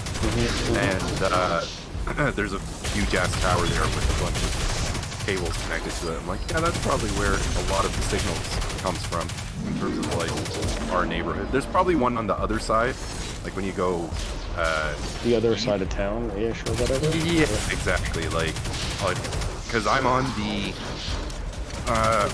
east side of town. So if you go further west, there's probably another tower, like shortly, not too far away from the edges of that side of the town. But are we all in the same area? Like, yeah. Jack and I are close. So, I was just curious. Yeah. I used to live, what would you call it, Jack? Like 4 blocks away from you? Yeah, pretty much. Yeah. Nice. He lives in my my old stomping grounds many moons ago. Oh. But, yeah. But then my wife and I moved to Cambridge because the cost of living in the city is friggin' insane, and you know, it's cost prohibitive. That's what I was looking for. And I work from home, right? I work for like a mobile game company, so nice. Yeah. So I was like, all right, well, if I don't have to live here to go to the studio, then I'm not gonna. Yeah. You know. And let me just pay less for like everything. Yeah, you know. I mean, I'm paying the equivalent amount per month all in out here for a 2-bedroom. Like, so like kitchen, bathroom, living room, and 2 bedrooms, one of which I use as my office. It's the same. It costs the same or less than a standard like bachelor in the city. Yeah. So, and it's only an hour drive away. So I was like, I can't really justify. You know what I mean? Like, yeah. It sounds like I need to get some wheels and do the same thing. Yeah, dude. Yeah. I need some space. All my hobbies require me to have some space, and like either to do like DIY stuff or to just operate. You know, a type of thing that I want to do. Yeah. I think that's eventually what I'd like to do, but like the working from home part that's yeah, it's key, man. Yeah. If it was one of those things where my boss was like, nah, man, like we need you to come in. Like, if it was like a once a month thing, I could probably swing it and be like, okay, I can make the drive once a month. But right. If he was like, no, we need you in Monday to Friday, I'd be like, well, then I guess I'm not going anywhere.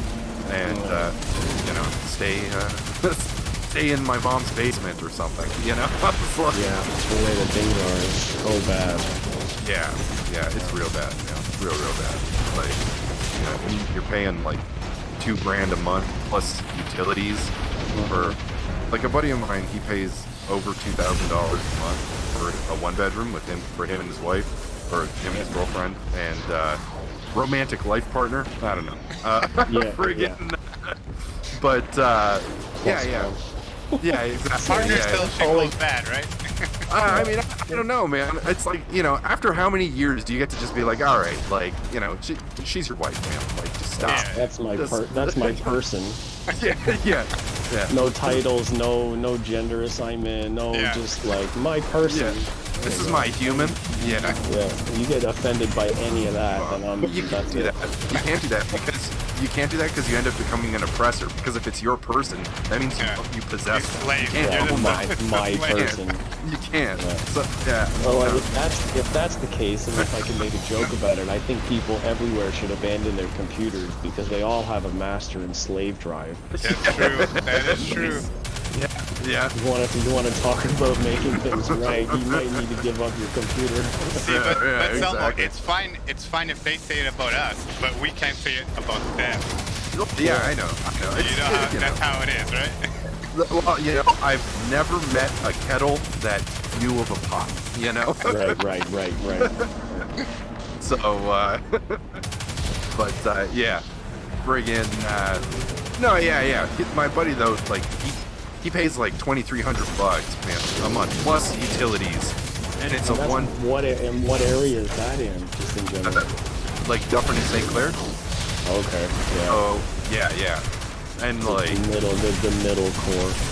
Yeah, and like up here I'm paying $1,600 a month, which is $100 less a month, all in, for a 2-bedroom, which is $100 less a month, and the 1-bedroom apartment him and his wife had.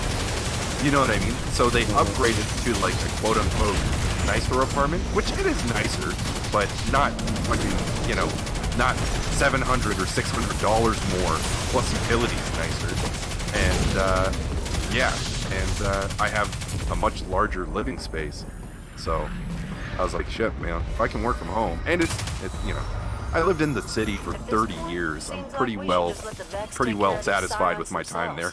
I'm not particularly. It's only getting worse, my friend. Yeah. You stand on a sidewalk, you might get run over. If you try to take the bus, someone might light you on fire. And if you're walking anywhere with any kind of signaling at all, they call you out on the street. And, really? My God, people. I hear about so much shit. So much stuff. Just watch the Instagram profiles of like things that go on around the city, and you're like, I'm never leaving the house. That's crazy. Why am I going outside anymore? Yeah, right? Yeah, it's so bad. Wow. Yeah, because, well, my wife and I, we left last year, around this time, because we moved in, actually, early, it would have been the 1st of August last year, so it's been about a year that I haven't been in Toronto, so I'm very glad to know that I'm missing that aspect of it. It was already away, it was already getting pretty bad before we left. That was also part of the reason why we left, because we were like, this is beyond, like, people are just, there's no common sense anymore, or critical thinking, or like, the temperamental Canadian disposition of like, all right, man, like, no problem, bud, just agree to disagree. Like, no, it's like, no, you have to listen and obey me and what I think and my opinion. And it's like, because otherwise you're the one oppressing others or something. And I'm like, but do you not see how that might be construed as, and they're like, no, because, but a lot of their heroes have the mentality that like being morally right is better than being, or more important than being factually correct. And it's like, well, that's your problem there, but there's too much of like us versus them indoctrinated into politics and like social situations through all kinds of media. Like it's just gotten way out of control. Way out of control. Yeah, and I think that's a big problem too, is that they don't, there's been this strange indoctrination or brainwashing or something where it's like, there's a lot of people I feel like have lost their sense of skepticism of the governing powers or the politics and politicians and stuff. And it's like, you understand that they play this game like with us all the time so that they can get votes or whatever, or whatever policies or appeals pass through, anything, whatever they want, right? It's the agenda. That's exactly it, right? On either side, both side, neither side, whatever you want to call it, like, politics is a game, you know what I mean? And like, they play that game very well because a lot of those people are generationally groomed to play that role. And the main thing of that role is, keep the common folk occupied and scared and angry at each other, so they're not angry at you, and make sure you tell them what to think, not how to think, so that you can achieve whatever you want and tell them it's a good idea and they agree with you. You know? Yeah, it's a popularity game, and just to be in, like, they're playing tribalism as a method, right? Like it makes me nervous. I'm like, I don't know where this is going, but none of it feels like it's gonna be good. No, well, historically speaking, every time things like this have taken place, the outcome ultimately was not good ever. If history shows us anything. Like we haven't learned from our mistakes. This is gonna be. Yeah, exactly. Yeah. You know. Well, I feel like a lot of that is I feel like a lot of that is arrogance, if I can be blunt, on the part of those people, like of the people in power. Like they believe their own shit. You know what I mean? And it's like they're isolated in their own bubble because their world is not like common world. Like. Yeah, well, not only that, it's like, oh, I know better. So if I'm in control of the system, then, like, if I was in charge, things wouldn't have turned out so terribly. It's like, oh, really? They wouldn't have turned out so terribly for the, like, 200-300 plus years that it took place, and every leader that took place in that system. They were all too dumb. Yeah. Somehow you're better. Yeah. You know, your shit don't smell, man. Come on. That's exactly it, man. Yeah. You know. Look, listen, I know ahead because, like, I bought all the toilet paper and I'm ready for this shit. Yeah. I got the toilet paper and gloves for my gloves. Yeah.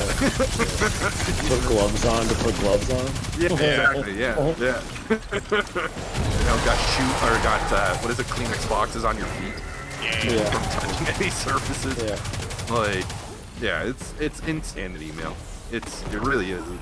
Sad, and sad too, because like as the concerning part, and politics is such a great topic for Twitch. Oh, it is. Don't worry. You ready to get all kinds TED of Talks, man. It's the TED Talks. Yeah.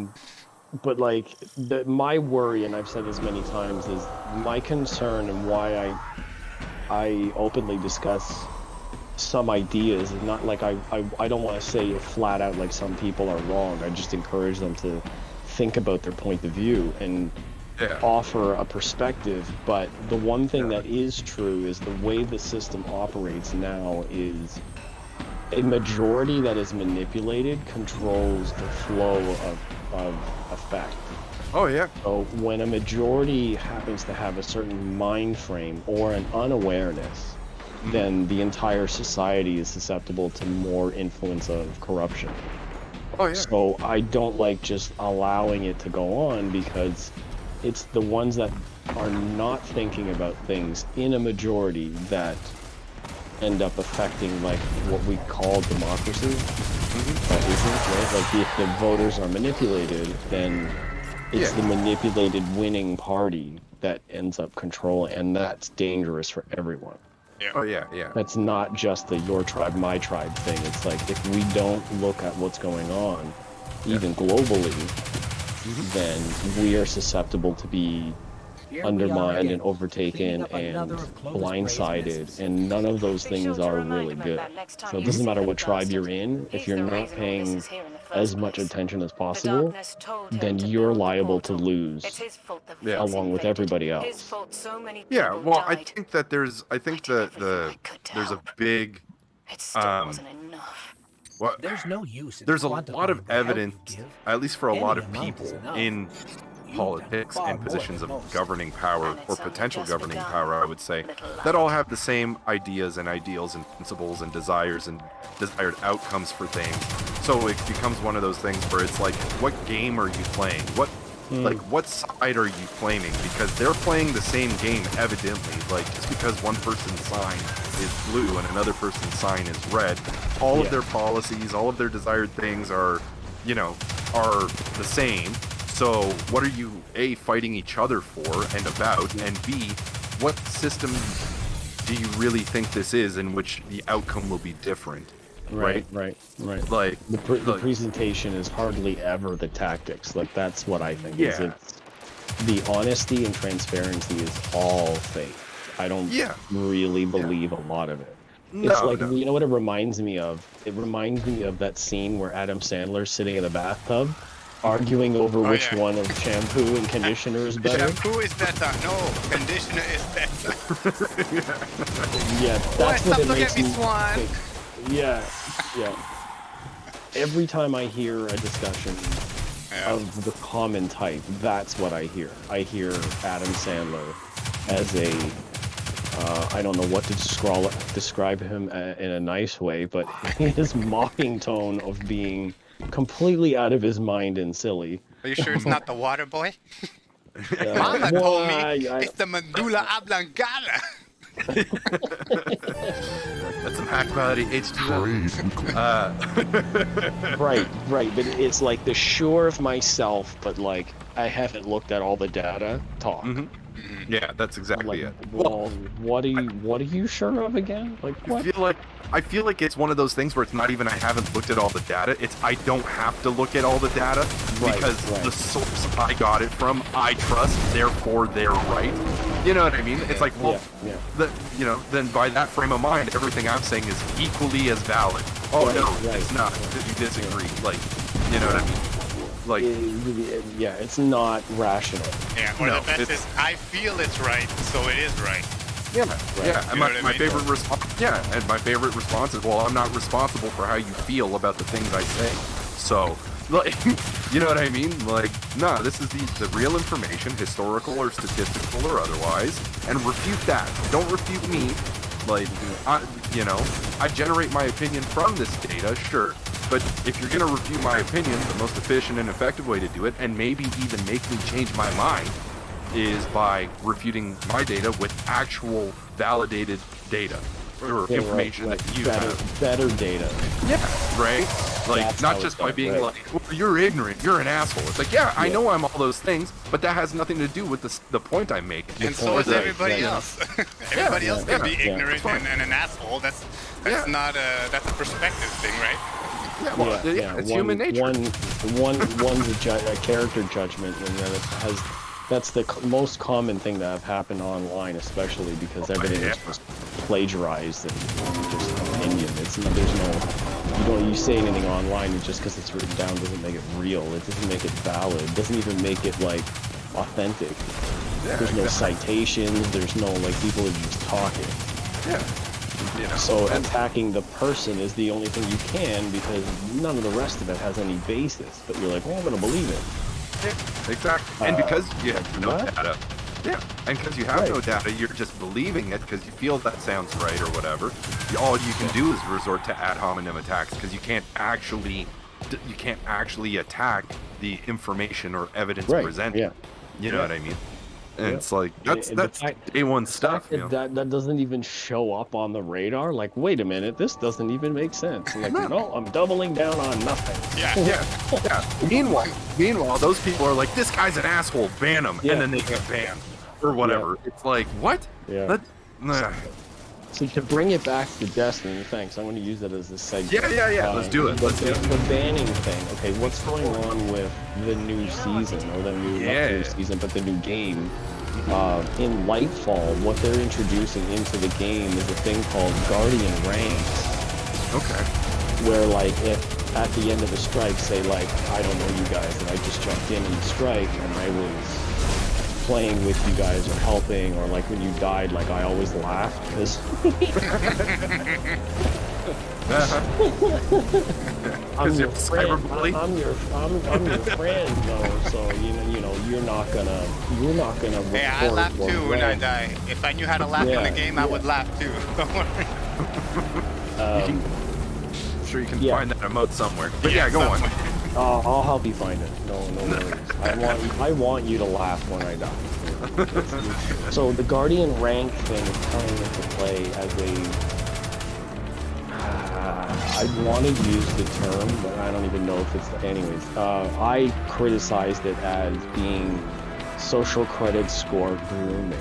Oh, great. Because that's my perspective on it. Now I don't know that it'll function the same because it's not currency based. It's in-game reward status based. So your status is going to be acknowledged and generated by popular opinion, people in game. So after a match, you can vote on how I was. Yeah. Right? That's a like cool way to do it. Because Right, you'll get like- you get salty people that lose yeah. a strike or a dungeon, and they'll just be mad, and they'll just flame everyone. Depending on what your voting options are, like maybe there won't be a negative vote option. Maybe they'll all be positive. You won't have a choice to be negative. It'll So just be. And I don't know, but the thing is, like, you have influencers and streamers and communities, tribal, that will team up and, like, either not vote at all or pick one particular kind because they're tribal. And I said in a post that got a bit of attention, was that I know that toxicity is already a thing in this. It always was. When the first Galahorn was in-game and the Grimoire score was part of the game, and you can compare a player's level or weapon acquisition or whatever to, you get judged in-game on what those numbers are. Yeah. So introducing Guardian rank on top of the toxicity that already exists with competitive gaming, and the idea that digital influencing is a thing, I said, you better monitor this very carefully. Because you could easily have people using the rank to bully people. Because they're already using the report button that way. Yeah. And things can get out of hand real quick. I'm like all it takes is a couple of idiot assholes who are like, yeah, wouldn't this be funny, man? Let's all just downvote them or whatever it is. You know what I mean? Like, and then that person gets downvoted into oblivion, let's say. And then perhaps there's a system implemented for now or later on where if your score isn't high enough or is too low or whatever, you might have a harder time getting into certain games or getting into raids or, you know what I mean? Like, oh, you want to play Trials? Oh, sorry, you can't play Trials because we need someone who's of this score or higher because otherwise they're not cooperative enough or whatever. That's, man. It becomes a system of gatekeeping and immediate judgment. You're inspiring judgment. You just gotta think about it like this. What happens if, like, something like what happened to you today, right? Like, you got kicked because of your internet. Yeah. What do you think would happen? Right? People are gonna get pissed off and be like, "Oh, this guy just got." Especially NFG, and then you get a bad score because your internet's not great, and that's not even really your fault.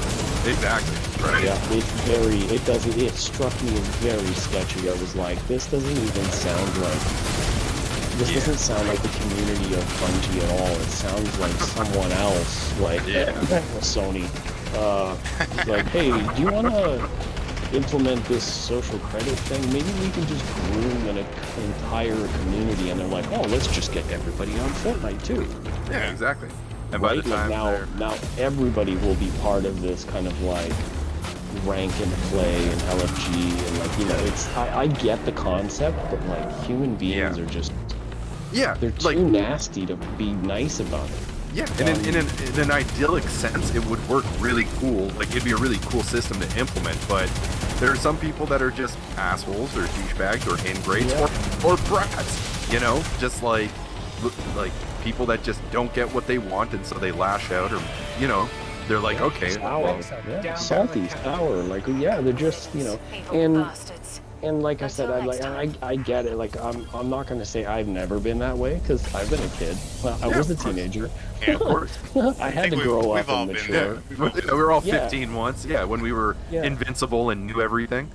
Right. It was like you against the world, and you wanted to establish like yourself, and you wanted to, you know, all that kind of psychology. But like, there are people in Destiny that we play with that are in their 60s that enjoy the game.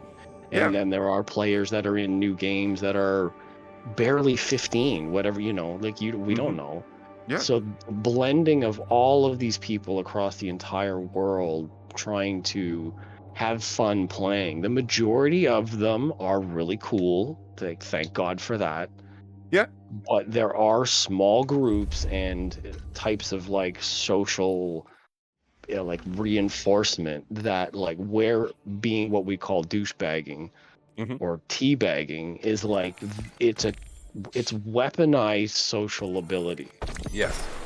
And it can ruin so much. So I just hoped and had said that in the post, like, I get it, but monitor it. Because if it becomes a source where it can be manipulated or corrupted, you gotta change it. You know what I mean? Like, cheaters are already in game, and you have to ban people without this system. If you give them another system to either rank or lower other people, you can't be so naive to think it's not gonna get manipulated. Yeah, or taken advantage of, or in some way, shape, or form, right? Like, that's gonna establish that, or it. I want to say it could, but you know, another big problem is anonymity, right?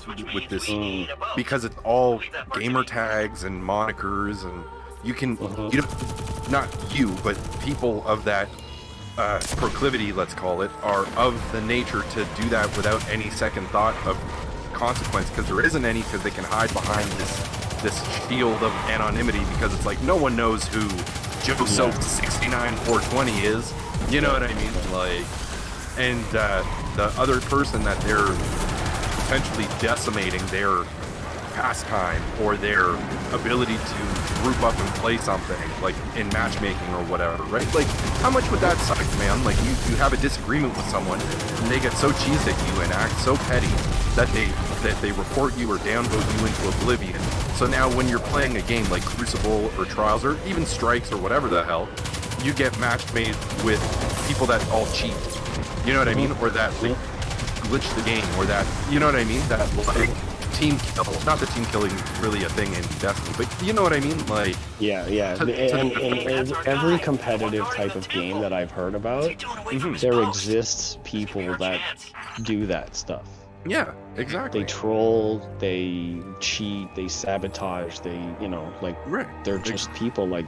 So here, like, the anonymity thing protects people from any other type of consequence. I mean, even if you're online, if I'm in a different city, you're in a different city, then I'm like, you can't, like, you know, you can't just come to my house. Right. But it also, illegal. right, That's but illegal too. But you don't want to have the complaint like, oh, anonymity is the thing, because then what if they're like, well, now you no play with your real name like Facebook? No. What I'm saying, the anonymity issue that I would. Yeah, I might not have explained it effectively enough or well enough. Oh, okay. The anonymity aspect that I was talking about is, yes, it is a shield for them to hide behind themselves, but it's also a shield for them to use against the person that they're destroying whatever aspect of the game of, because it's not a person, it's just Joe Blow. You know what I mean? Like, that's not a human. Right. You're not, the being online, you just see a screen name, so you can talk and treat like they're not a person. Right? So it's a dual-edged thing. I didn't quite express the second half of that well enough, so that's my bad. But no, it's all good. But I guess both are relevant, just different angles. Yeah. Well, they're both relevant. Absolutely, it's in the mindset of an individual of that disposition or proclivity, then they can utilize both things for both things mentioned, and that can be highly destructive, right? Because they can hide behind their anonymity, and rightfully so. It's the Wild West, the internet is. Yeah, like, you know what I mean? That's the way I like it. I like it like that. I agree. I don't want to have my real name. No. Exactly, right? But it also allows them to look at anybody else on the internet as a non-entity, because that's not a real person. You know what I mean? Like, that's just a string of code. You know, it's just it's an avatar. Exactly. Yeah, and that sadly, as like a social media over many years, has groomed socializing into that. So it's actually gotten a lot worse. I encourage a lot of my friends who get caught in that, like, as influencers, because I'm really into audio and marketing and business and technologies, and I know a lot of YouTube influencers and personalities that are in that space, and even there, that's always sort of negative. I mean, just think about the vinyl versus CD argument. Oh wow! Let's not get started with that one. That's older than the internet, and you can imagine how much worse it can get when you're like, now you don't have my real name, you're not in my face, I can just say what I want. And like I said to someone the other day, that I want to make a movie called Retired and Disgruntled, an audiophile journey. Nice. Because that's generally who the audience and members are now in part of the community, are gentlemen, usually male, of an age from a time period where this stuff was coming out and they can afford to buy all this stuff, so they act and speak like they are the authority because they were around longer. That's right. So their arguments get real bad. Kids these days, you don't know shit about So the influencers end up picking at some of that stuff. And I said, look, if somebody is talking or behaving or has a platform or something, and they're speaking or behaving in such a way that doesn't deserve or is less than what we want, like, don't. The real fight is not arguing with them. It's not posting and responding to them. It's disengagement. You want to have less interaction, because the algorithms with the internet, like we know, is the more viewers or whatever you have, the more numbers, the more it goes around. The internet is just concerned with exposure. Yeah. They're not really too concerned with like what's being said, as long as it's not hate speech or, you know. They want to keep as many people involved as possible. Yeah, it's all about engagement. Right. So the best way to get back at or to treat the behaviors or whatnot that we don't like is to not do anything. Yeah. Basically treat them with silence. Yeah.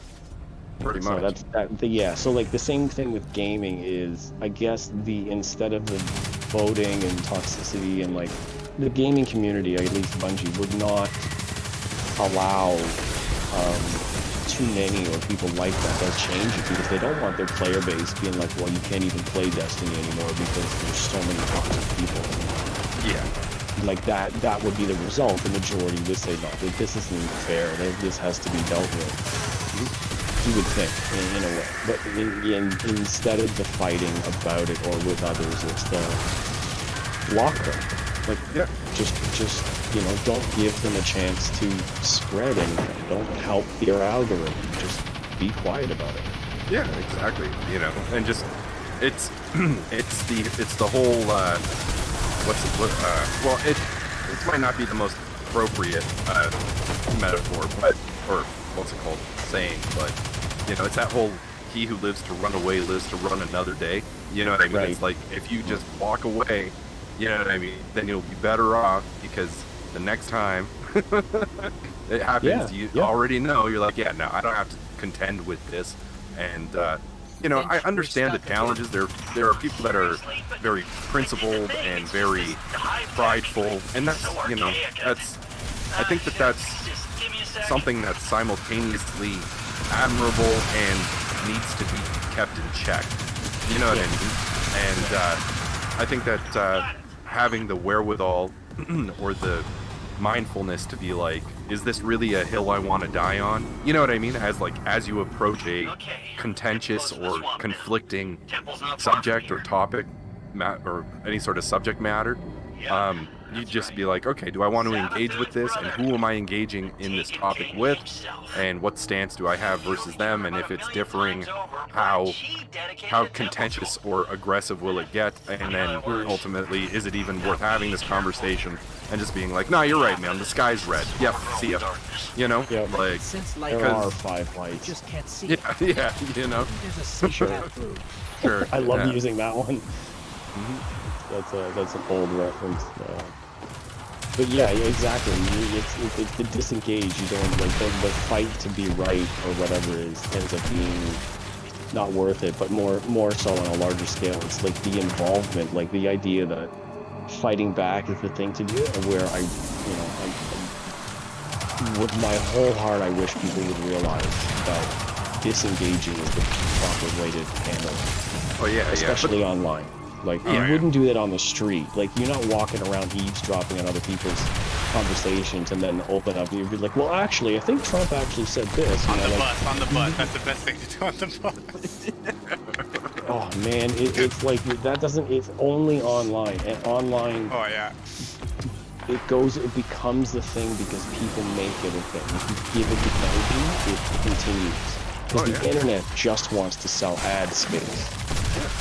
They don't care about your conversations. Yeah, exactly. Yeah, so even people troll like that. They just want you to say something.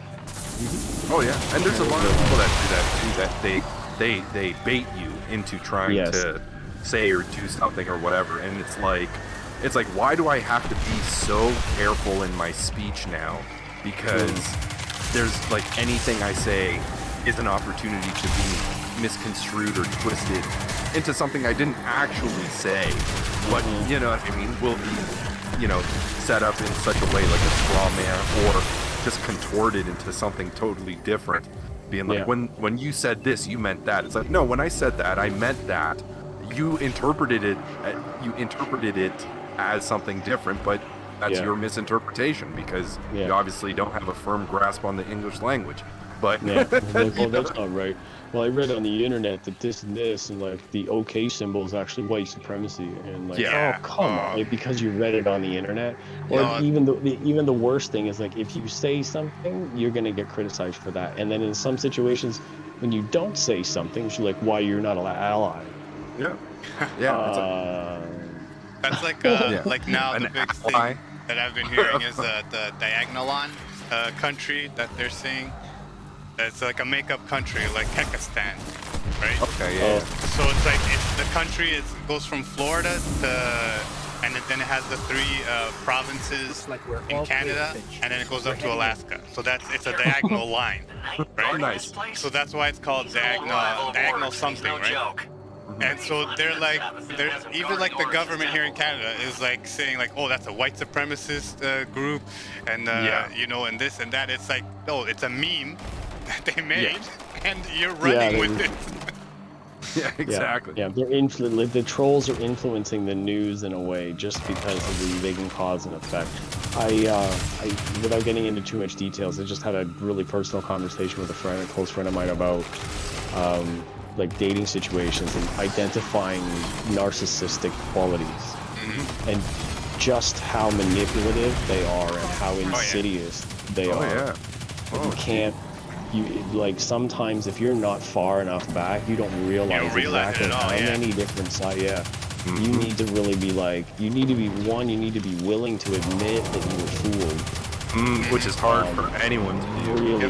Really, really hard. They don't want to. I can tell you, I've been fooled almost every single time, my friend. That's why I always win the I love you more game. You don't really love me. Anyway, I guess. Hey, you're here right now. I gotta love somebody. Well, you know what I left on Facebook the other day, bro. Yeah, the reach around. I laughed at it, man. Yeah. I didn't want to put more fire into it. I didn't want to respond because I knew more of it was gonna happen. Yeah, that's my style. I like pushing lines around. But normally I would have responded to it with another one on top of that one. Yeah, red hot. I put that shit on everything.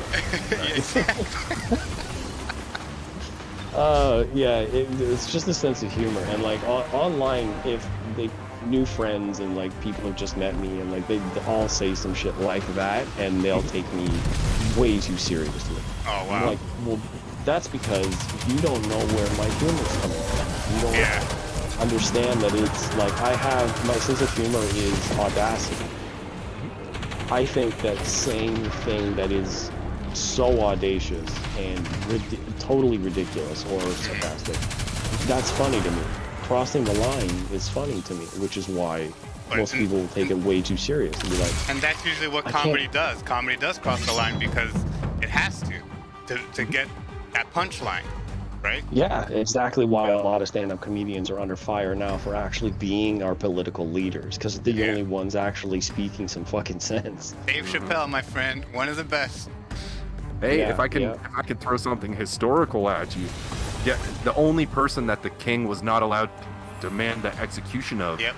was the court jester. Yep. Because the court jester kept the king humble by criticizing him using humor.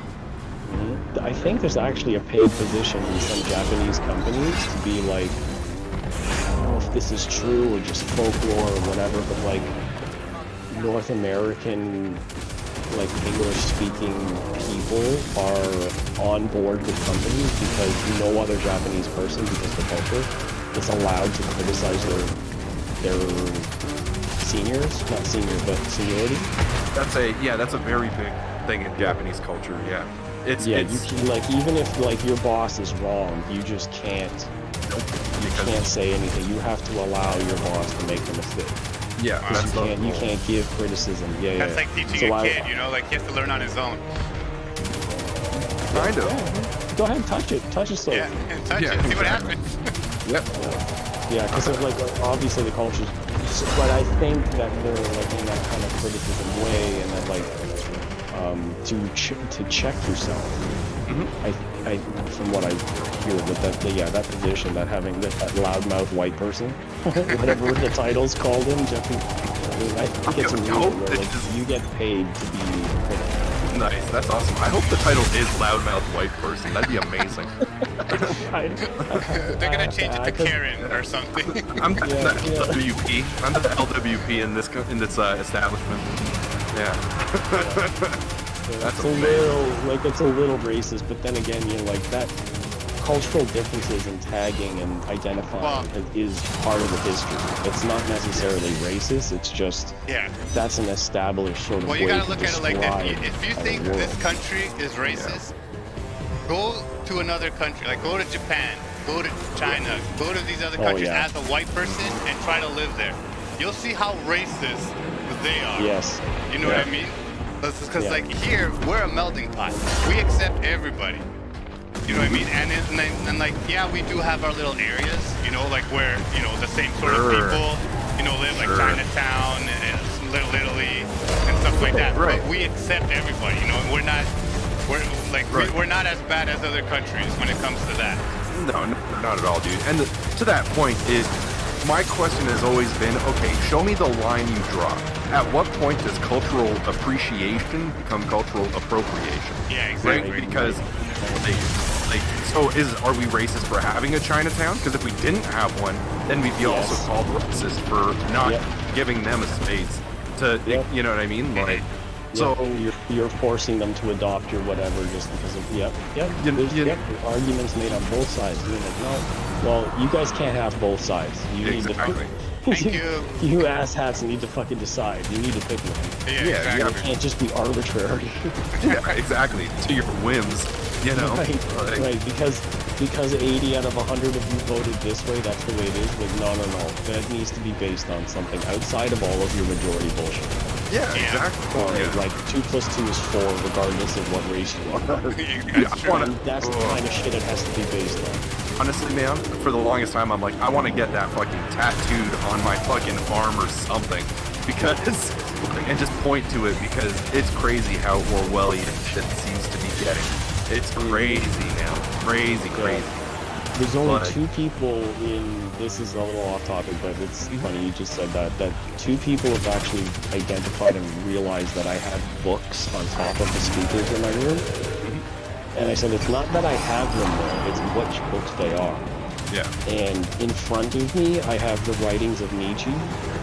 And on my left and right speakers, I have 2 different versions of 1984. Nice. And then all my surround speakers, which is actually hilarious that they're on surround speakers, is Isaac Asimov's books, like Foundation and I, Robot and like all that stuff. So more than the fact that there are books there, it's what those books are, and it leads in exactly why you just mentioned it. Yep. I am literally surrounded How do you destroy that by guy? Oh, okay. You have to click your power melee. So okay. like your whatever button that is. Gotcha. Yeah, the finisher or whatever it is. Yeah, it's like a finisher, but whatever the finisher button. Yeah, to crush the ghost. Yeah. Yep. Same thing to do like when you see the white dot above their heads, so you can do finisher move. You press the same button to do that. Yeah, my big worry with all this stuff is trying to like not. Of course, you don't want to force people into things, but just inspire some extra thought. Like, Yeah. don't like. Most people, most rational people, would not put like just anything in their mouth. They want to know like what it is. Yeah. Yeah, that they're eating. Yeah, Most Why, people. like- I don't think we can say everybody. But I knew some chicks in high school, man. They would put anything in their mouth. Yeah, a certain age, or yeah. Well, there's this place, and kind of, you know, they advertise for stuff that sounds cool. It's like it's something like Glory Hole. I don't get it. Yeah. The password changes every day. Yeah, it's a surprise for both sides, I assume, right? Yeah. It's a new restaurant. It's a round table. Everything on the menu is a surprise. They have the lights turned out so you can't see what's going on. Yeah, everything comes with a special sauce. Oh, yeah. You know. Oh, cream of Samyanggai. Yeah, that's a good sauce. Yeah. So yeah, it's just dropping perspectives on the way that everything folds together. That Do you guys want to keep doing these, or because do you still need to do them? You should have. Yeah, I only have 11 still, so it's gonna probably take a while. We could do some crucibles. Go through a Nightfall. You'll get better rewards. Yeah, we could do a Nightfall. We could do a dungeon if you wanted to do that one. But it has to be a Yeah, Vanguard, the though. Grasp of Avarice. Yeah. Nightfalls are. They're all Vanguard? Nightfall and this playlist is all Vanguard. Yeah, because I could do playlist. Was it the Crucibles? Because I have stuff to do for them. That's a different vendor. Yep. But you should do 3 of everything. Three strikes with the you can back out if you want to do something else. Yeah, okay, let's go do the other one you guys are 3 talking Crucible, about. 3 Gambit, 3 strikes with the subclass on for your pinnacles, and then you can do Nightfalls up to a certain point, like 2 or 3 of those. That's Europa, right? No, whichever one. It changes. Yeah, Nightfalls are in the Vanguard playlist. It's still in the same one. Europa is you'll probably get Nightfall strikes in Europa, but Europa is like the Beyond Light. Okay. That's the Darkness subclass, the Stasis stuff. Europa's just the one that's coming up now when I hover over a Nightfall. Oh, gotcha. So that's this week's Nightfall, I guess is. Yeah, the Glassed Way, I guess. Yeah. Okay, so I'm gonna launch into it. What's Adept? Change. Adept weapon is like a higher level weapon drop. Do you guys want to do that, or has extra perks? No, you don't want to do. You don't want to do higher level. You want to try to match the light level. All right. Yeah. Okay, we're going in. I mean, I can help to a certain point, but. yeah. That's why I asked first. Yeah. Because I have no idea. Yeah. You don't want to go into like you'll get melted if you go into anything that's like even a couple of power levels above. You know what I mean? Okay, so here's what we can do. You're already laughing. Doesn't sound good. Yeah. No. You know what I'm gonna say. What I'm thinking is, once we load in, we can back out of this one, and then load into the other one. Just to try it. Yeah. Just try it harder first, just to see how ridiculous it is. No, I don't want to. Let's go through this one, and then we'll see what happens. Okay. So you can see how this one is, and then we'll try the harder one. Fair enough. Don't worry. Usually I'm like that. I go straight for the harder one first, so I could get like annihilated, and then play the easier ones, and I could be like, oh look, I'm good now. Yeah. Are you there yet? We just arrived. Here's another. That public event is on right now. I should probably do this. You'll get rewards and points. I gotta do a public event too. I think, or something. If they're available when you jump in, might as well. Yeah, and there's different versions. You can make each public event heroic by doing an extra activity during the public event, right? So this one you have to clear all these circles.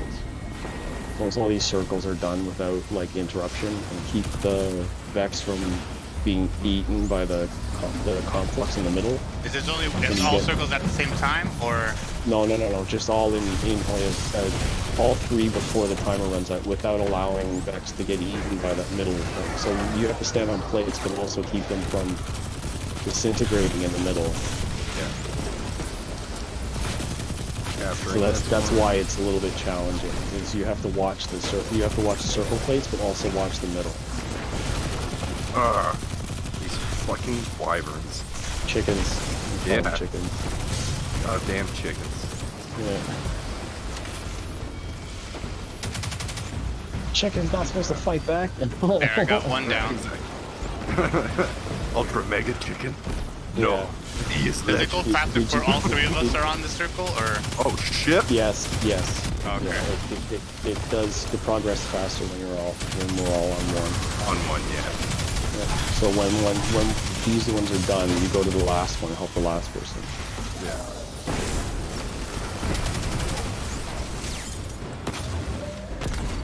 Oh, there we go. There you go. And now we fight Hey! a boss.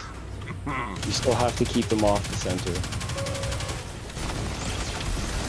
But now we have a boss to do. Which is pretty easy because some powerful players. Right. Oh, hobgoblins. Oh, I forgot to switch out the shotgun. Dang. Yeah, if you have, every once in a while, like before we go into strike, check your bounties and see which ones you haven't done. Change your weapon, start to focus on any of the other ones. I think I've got all the bounties I can get for Vanguard stuff, except for that Jolt one. But I can swap over to Arc subclass, but I don't have anything on that now, so I don't know if like my Thunder Crash would cause it. Like, you know what I mean? I don't know. It's mostly, I think it's mostly grenades and melee. Yeah. Okay. So yeah. Make a class tree for mods, and then your armor. If your armor is capable of putting mods on, they use the mods to modify their class, so you can trigger more. Yeah. Like your grenades won't do jolting at all unless your mods allow them to. Okay. Right, so like if you don't find like your progress is not working, maybe it's because it's only happening during the super. Yeah. And you only get your super like once every 10 minutes. Yeah, exactly. Right, and so if you need to be using grenades, then you need to check the subclass tree with the artifacts and whatever aspects in the subclass and arrange them so like your arms and guns and solar kills and all that stuff, it all aligns to do what you want them to do. Yeah, exactly. Yeah, I think right now we go into the I think all my mods right now are what are all my I think all my mods are just like ammo finders and like stability for types of weapons. I don't even know what mine are. I set them up right away, but there are more of them unlocked now that people have finished the raid. I just don't have them unlocked.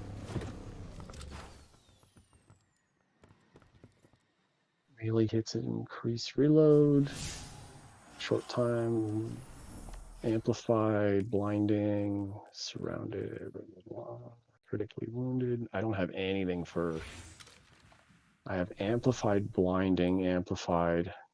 Arc grenades jolt targets. So we don't need to have the Void Sentinel subclass right now, right? If you've done 3 with the strike playlist for your thing, then no. I don't know if I finished that or not. Yeah, you check in the destinations. Like you pull up your main map again to destinations and hover over you go to the Vanguard section and it'll show you if you've done with that subclass or not. I don't think I have. It says I can still get pinnacle gear because I've been on Arc this whole time. So all these strikes I've done, I didn't even change my subclass. But I don't need pinnacle gear. Like I feel like my light level's already pretty high, even though it's a new season. I'm not worried about chasing every opportunity. I have till Tuesday anyway, so. Damn, man, you got booted again. Oh, you got booted again? Fuck's sakes. Yeah, you wrote in the chat, fuck's sakes. I'm back. I'm back again.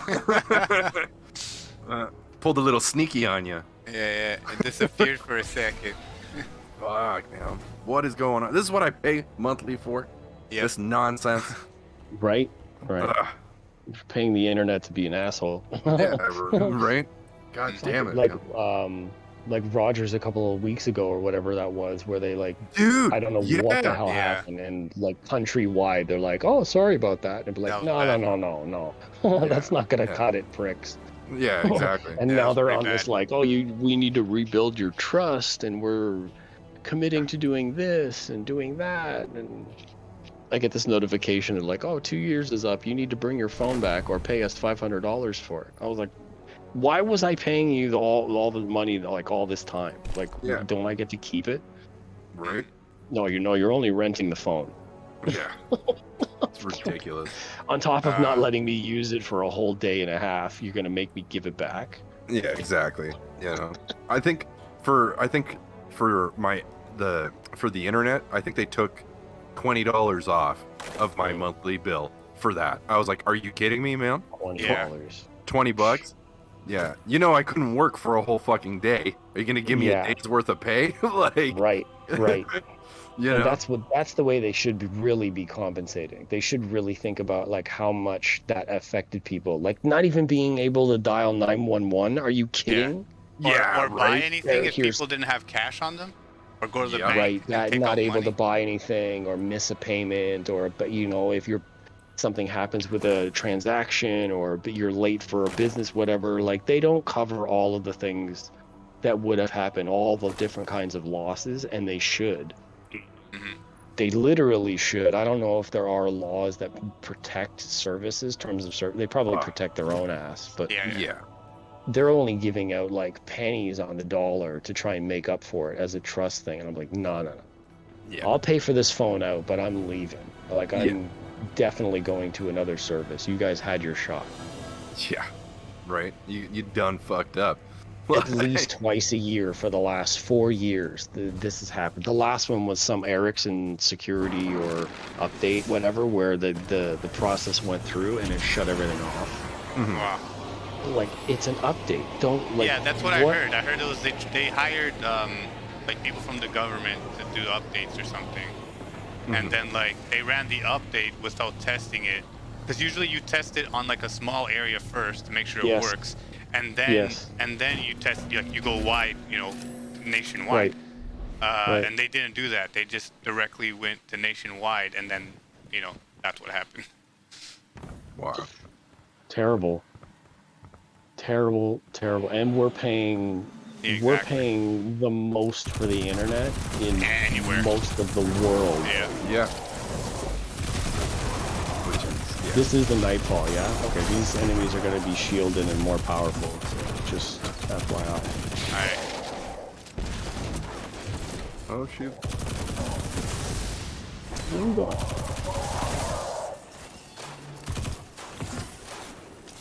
Make me want to put my bow back on. Yeah, if you guys don't use bows, I would recommend them. I like using bows. Basically because you get a lot of range and really good impact and damage per hit. I mean, depending on your game style, of course, in different situations it's different. But some of them will come with shoot to loot, which is a really cool perk, which means like if there's like ammo that lands like somewhere far away, you need more ammo to like fight a boss. If you have weapons that have shoot to loot, you can shoot the ammo brick and you'll pick it up. Oh, nice. Oh, that's cool. Nice. Yeah. So if you're too far away and it's too risky to like get because the boss is like, you know, too dangerous, whatever it is, you can still reload and pick up your weapon by shooting ammo from a distance. That's pretty cool. Yeah. So even if you have one of those weapons in your inventory and you're not in like a Master Nightfall, which locks all of your equipment. Yeah. Like whatever you go in with, that's what you gotta stick with.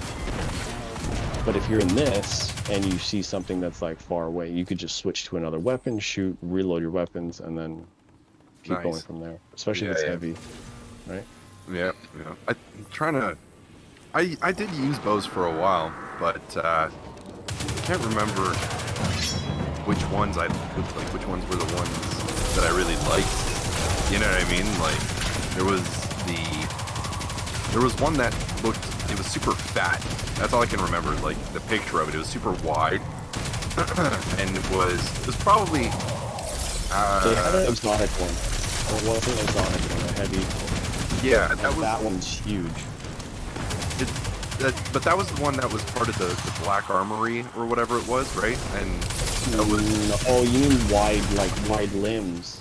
Yes, Yes, yeah, now I know which one you're talking about. There was that event where, one of the seasons where they were giving out all those weapons. Yeah, the Black Armory one was pretty cool. Yeah, that one looked was... like a freaking toy airplane. Yeah. It was pretty decent, but, yeah, I like bows. It's just, I find that... Well, it might not be so bad now, I guess, because... Wait, I assume kinetic bows would fall under the same thing of having like infinite ammo, or would you still have to? Hold on, let me see. I have one. Because that's different, right? Like last time I played, you still had to pick up. Ammo. Yeah. Trade weekly. Okay, so yeah, maybe it might be worth revisiting. Because the ammo for them was always an issue with me because my aim is not the fucking truest. So, you know, well, I wish you all the luck in trying to get Trinity Duel, because that one, Trinity as a bow, if that's ever available, especially with ARC right now, get it. Is that the one that like you have to do that strange pattern in the different forge areas? There's like one forge area where it's like effectively a puzzle, or is that something else? Is that That forge thing was the Black Armory too. That stuff doesn't exist anymore. Okay, so that's just gone. Yeah, all the seasonal content that was out before, even some of the DLC stuff, it's gone. Like the original D2 campaign, you can't play it anymore. That's why, like when you start now, really, you don't have to fight Gaul because like those planets don't even exist. Yeah. I noticed on the map changed. Yeah, because of the darkness storytelling, because the story is ongoing, this game has changed. Like literal stuff that people have paid for is missing. Yeah, I'm not too fond of that, but that's not. They said they're not doing that anymore. Their new acquisition to Sony and their progress going forward is they're not sunsetting, what they call sunsetting stuff. The things that are in game, the destinations and stuff like that, will not go away anymore. They're going to keep everything as it is, which is good. Yeah, I agree. I mean, don't get me wrong. I get the concept of sunsetting certain things. Weapons, not so much. It's kind of harder for me to like give them that justification. But sunsetting certain content, I can understand because you know there's a lot of overhead and it becomes very bloated. It's hard to manage a program that large. But when you start vaulting or putting away or removing things that people paid, you know, hard-earned money for. You know, and being like, yeah, you paid full price, but now you can't even access this until we say you can again, maybe, if we think, like, it's worthwhile. Like, that's shitty. I think the same thing in my Spotify playlists. Like, yo, bitch, I pay premium every month to make a playlist, and sometimes the songs are not available. Like, hello. Yeah. I want CDs back. yeah, exactly. Right? That's what that makes me think, and that's what I'm doing. I'm building all the system I'm building now. I'll have a CD player in it, and what I want to do is actually trying to reach out to people in the city, even like on any of these kind of like apps for like neighborhoods or whatever you want to call it. I want to go and rip everybody's CD. Oh yeah, nice. Talk to Adrian, man. He has tons. Yeah, well, I've tried to get in touch with him. He doesn't respond much. I see a lot of his content, but he doesn't say anything. So I don't know what's going on there. Well, yeah, if you ever need, just come hang out with me, and then we'll pass by his place or something. Ambush and be like, yeah, bitch, you want to answer me on text, but now I showed up at your house. Exactly. Like a lot of the times, I just call him up, hey, I'm gonna come over. He's like, okay, I'm just playing video games. All right. Yeah. Nice. Yeah. It's all but good. like, yeah, we haven't hung out for a while too. Like since COVID, everything's sort of, you know what I mean? Well, at that time too, I think there was a lot of, and what I hope to do is reestablish friendships because, like I said, sometimes my sense of humor and the way that I get into shit, I have a perspective that might not be comfortable, and I don't mean it to like ruin things, but sometimes you know how it feels, and that's what I want to reestablish. I want to be like, there's no bridge burnt, right? Like that's not what any of the Tavern stuff is for. You like might if have you say something I'm not comfortable with, I'll tell you. I'll be like, yo, I wasn't comfortable with that. So you know, and then hopefully you won't do it again. But if you do it, if you keep doing it again, then I'll be like, yo, you gotta stop that. Yeah, exactly. But there's no such thing as a wrong hole. There's only the right hole for every different person. That's right. Yeah. There's no wrong hole. They're all right. It just depends on your permission. That's right. On the willingness of the individual. It depends on if you like it or not. Yeah, exactly. Yeah. It's not okay now, but... You know, with practice makes perfect. Yeah, exactly. Yeah, anyway, so, yeah, that's I don't know. Yeah, but the idea with the CDs is like that you can't cancel my CDs. Yeah, exactly. Like, I don't care, like, if the record label has a problem, or if, like, you know, Neil Young has a problem with fucking Joe Rogan. Like, oh, you need to remove my music all from Spotify. I'm like, good, now there's more server space. Yeah, Bye, exactly. Neil. Yeah, exactly. Like, nobody cared anyways. Who's like, oh my god, Neil Diamond. You would be the one losing money, so... Yeah. If anything, most of the people that listen to Neil Young nowadays, or Neil Diamond rather, fucking... Neil Young or Neil Young. Yeah, either of them. They probably have a decade or less to live, and they're probably not familiar with what a Spotify is. So. Yeah, like, what is a Spotify? Yeah, you know. Yeah. So. Nice way to, like, put your name in the news, but, you know, pretty all much. his loyal fans might have bought, like, the final version of his music. Yeah, Might have got, like, one last push, like, I need a retirement bump. What can I do to get in the news? Yeah, exactly. Fuck, you know. I wasted all the money, was searching for a heart of gold, so now I need to get put back in some publicity here. Next horse you buy, make sure it has a goddamn name. Yeah, exactly. Fuck. Yeah. Which is, yeah.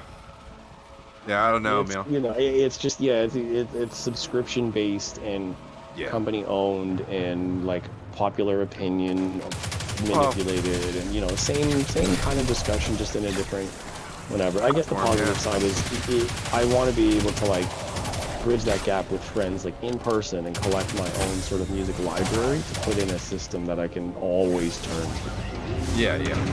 Much like, well, I mean, the game side of it, you would have more experience and knowledge of it being, like, in the kind of gaming world than most.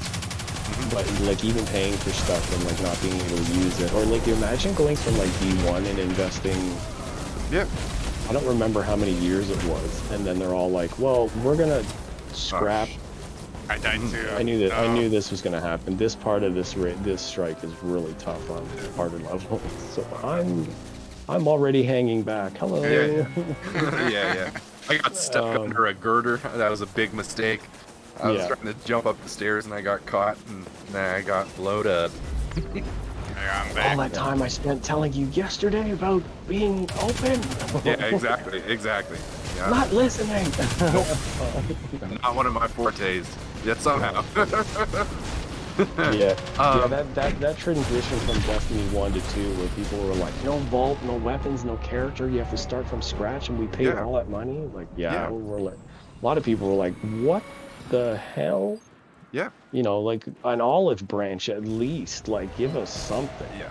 Well, that was more on Activision's side than Bungie's, right? Because because what Bungie wanted to do with Destiny, Destiny 2 is what they wanted Destiny to become over time, right? Like everything everything that they're doing with D2 right now was their intended plan, but the way Activision as a publisher works, they're like, no, we're not having that. We need a sequel. We need a game at least every 2 years or whatever, right? That's why. Right, the Call of Duty model. You got it, right? Black Ops 1, 2, 3, space, zombies. Like, yeah, we need installments.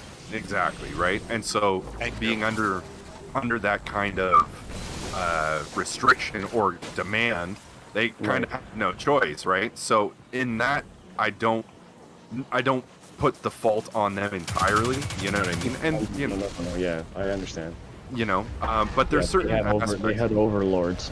yeah. But there's the whole concept of video games as such nowadays I mean, maybe it's my curmudgeon-y old man, you know, growing up, like, where you bought a cartridge and it was yours, and, like, so long as You know, so long as the system worked, you could play whatever. Like, there, a lot of the companies now are leaning towards more, and it's more of a norm now, of games as a service rather than games as a product, right?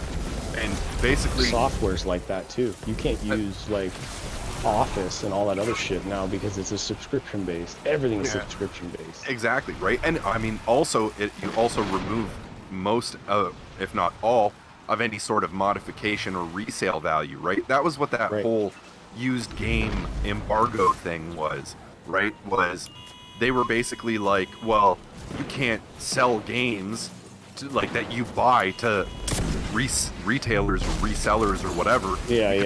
We don't get any of that money, right? And it's like, okay, but if you go to a used car lot and you buy a Ford, you don't pay Ford for the car, like, right. You know like what I mean? You know, you can't circumvent that, like, but that's what they're doing. And that's exactly it. Is they're like, shit, that's right, we can't do that because it's a fucking free open market, and that's how we managed to become so successful and rich. So what we're gonna do is we're gonna change what our products or what we design or develop or create and put out there is. It's no longer a product, it's now a service. So you no longer possess any form of ownership to the product as such. You only possess a license to use the service, which you're is paying for access. That's right. Yeah, it's terrible.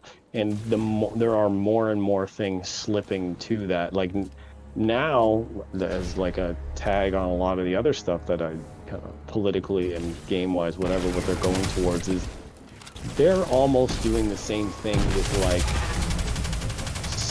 civil life. Yeah. They're almost putting people into a position where if you don't pay your dues, you don't get to live. That's almost what it sounds like. Like, because things of all kinds, you don't get access to. I mean, COVID restrictions was one of those big wake-up calls where agencies used belief systems to vote in policies that did exactly that. And vote. You don't even get to stand here. You can't go here. You need to comply. Just like wild. Like, what the hell? And I mean, I wouldn't even. If I'm being honest, in my opinion, I would call it a stretch to even say that shit got voted in appropriately or using the appropriate system. Oh no, for sure, especially here, because you had Parliament that was effectively suspended because of said situation and because of the multiple emergency statuses that we had layered onto, right? So it's like, so we have power to supersede the standard process that our country is and governing system is built upon, but we're gonna say that we voted this in, even though we don't have to vote it in. Us suit and tie, good guys out of the goodness of our hearts. You know what I mean? Like, it's very unlikely, I would say, that a truly... Very sus. Very sus. Very sus. Really sus. Yeah. I think every time the imposter. Every time that guy's face popped up, I keep hearing that clicking sound. Yeah, right. You know, that's like wah, click, click, click, click, click, click. Every time, like, whatever is, I wanna call a name, but I don't know what to call it. Every time his face pops up, you're just like, here we go. Nozzle again. Pretty much, right? And what blew my mind was like the week and a half or whatever of the Ottawa incident, and then flying over to Ukraine to give some magical speech about democracy and standing up for blah blah blah. I'm like, you idiot! Do you not realize the internet is everywhere? Do you not know we can hear you? Right? Did you? So stupid. Did you see? Did you see how he was received or responded to? I think it was in Ireland, in like Northern Ireland, where they were like, I didn't hear that recently. No, it was in and around that time. And okay. When he was doing his, totally clean green private jet tour of the world. Yeah. Telling everybody how fragile our ecosystem is. Yeah, just fly my private jet around with my entourage to protect me Exactly. and private Yeah. security. And, yeah. Because that's that's acceptable. But yeah, friggin' kettle and pot. But they were basically like, they're like, how do you have the nerve to stand here and give us a lecture or like a speech or whatever on democratic systems and function and whatever when you treat your own people like this? You know what I mean? And I was like, wow. But that never made it onto our TVs. No, of course TVs. Yeah, that would have been filtered and removed and blocked, and like, oh, that would affect national public opinion, and we can't have that. And it's so like ridiculous. That's why I'm always poking to like get as many people like awake. I don't care really how people use their wakefulness. Just be awake. Yeah. Right? Like if you're awake, I have confidence that we'll all end up at this same conclusion. So I'm not trying to push an agenda or a mentality around that. Just be awake. Just wake up, and then you can then decide. Yeah. Well, my thing is really like I don't like playing to sides because I'm not a joiner and like by nature. You know what I mean? Like I don't like to be part of a team or a club in that regard.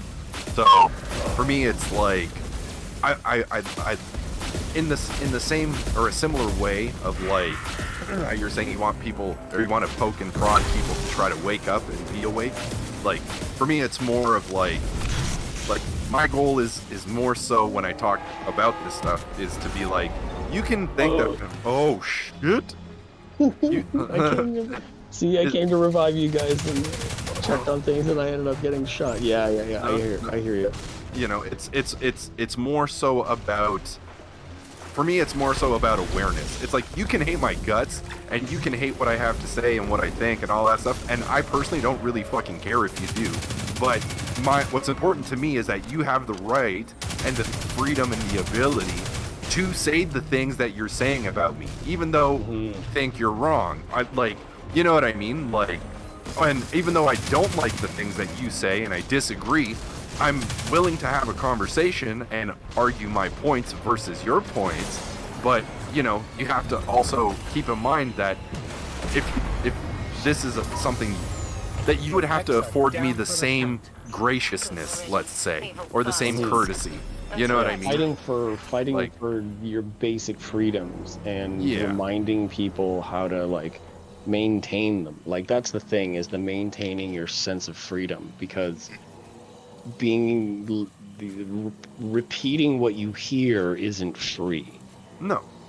That's the angle of like the not being ignorant and being able to just think through problems and being awake and aware is exercising your freedom of speech and thinking to analyze and to like figure that stuff out, rather than just being like, someone told me, so this is the way it is. Yeah, exactly. You know what I mean? You mean like Professor Puppeteer over here, who's like riding Klaus Schwab's lap? Yeah, exactly. No, not him. Don't don't swallow that shithole.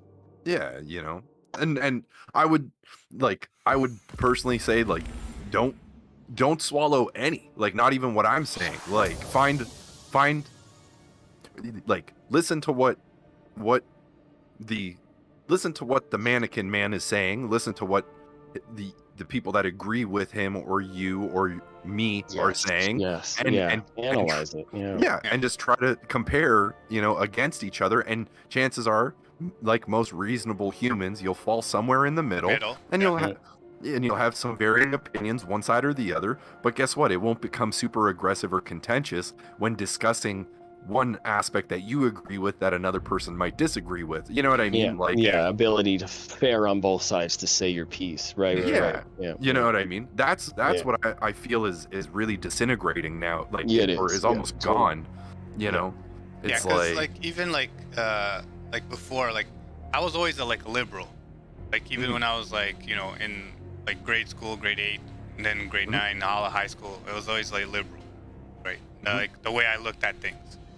And then I started changing was when I got to college. because then I started seeing things. But this was more like personal experiences, like seeing people do things, seeing people say things, seeing people, the way they were acting, right? And then that's what shifted me more from the liberal. I went to the middle, and then from the middle, it just kept going more to the other side, because I was just seeing everything that the liberal side was doing. I was like, this doesn't make sense at all. Right. You know what I but mean? I think that there's also been a lot of goalpost moving. Oh yeah. You know what I mean? Because I think that most reasonable individuals would be like left of center, if that makes any sense. You know what I mean? It's I'm somewhere in the middle, but I don't really care. People, like, they're free to live their lives however they want, just, it's so long as I'm free to live my life however I want to.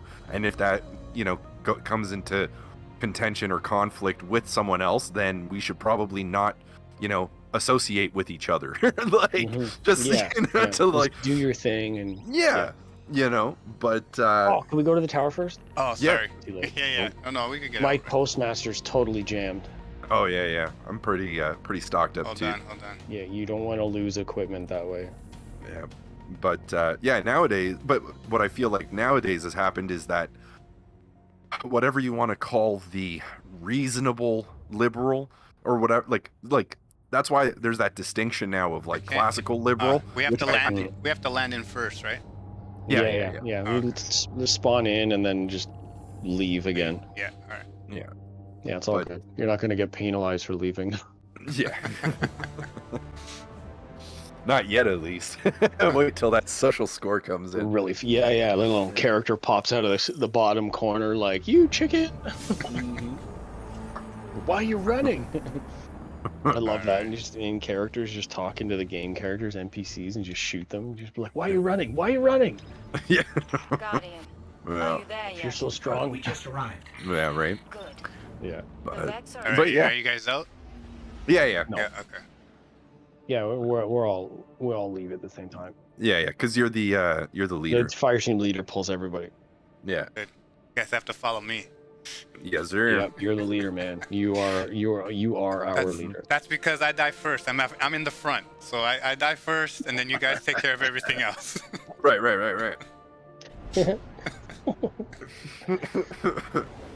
Oh man. But no, yeah, man. I feel like there's a lot of changing of definitions, and I don't like that. That's definitely especially that now. double Especially now. shit. Yeah. Like, What's a woman? Can you tell me what a woman is? No, Yeah, it's yeah, whatever of you course. feel like. What? No, it's easy. It's an adult human female. Very simple. It's very simple, Yeah. And there's a lot of, that's a very convoluted. The thing is that it's so hairy, and you can untangle every single thing, but the chances of you being able to do that with an individual of the differing mindset would they would have flamed you in life and online, and whatever. Your life would be destroyed before the actual reasonable points you made were noted. You know what I mean? You would just be completely demolished. It's like, yeah, well, the principality of your ideology was premised on sexual predators, and sorry, Twitch, don't ban us, but don't. yeah, Okay, guys, don't worry. But, look up Kinsey and Money and what they really did, and tell me that I'm lying.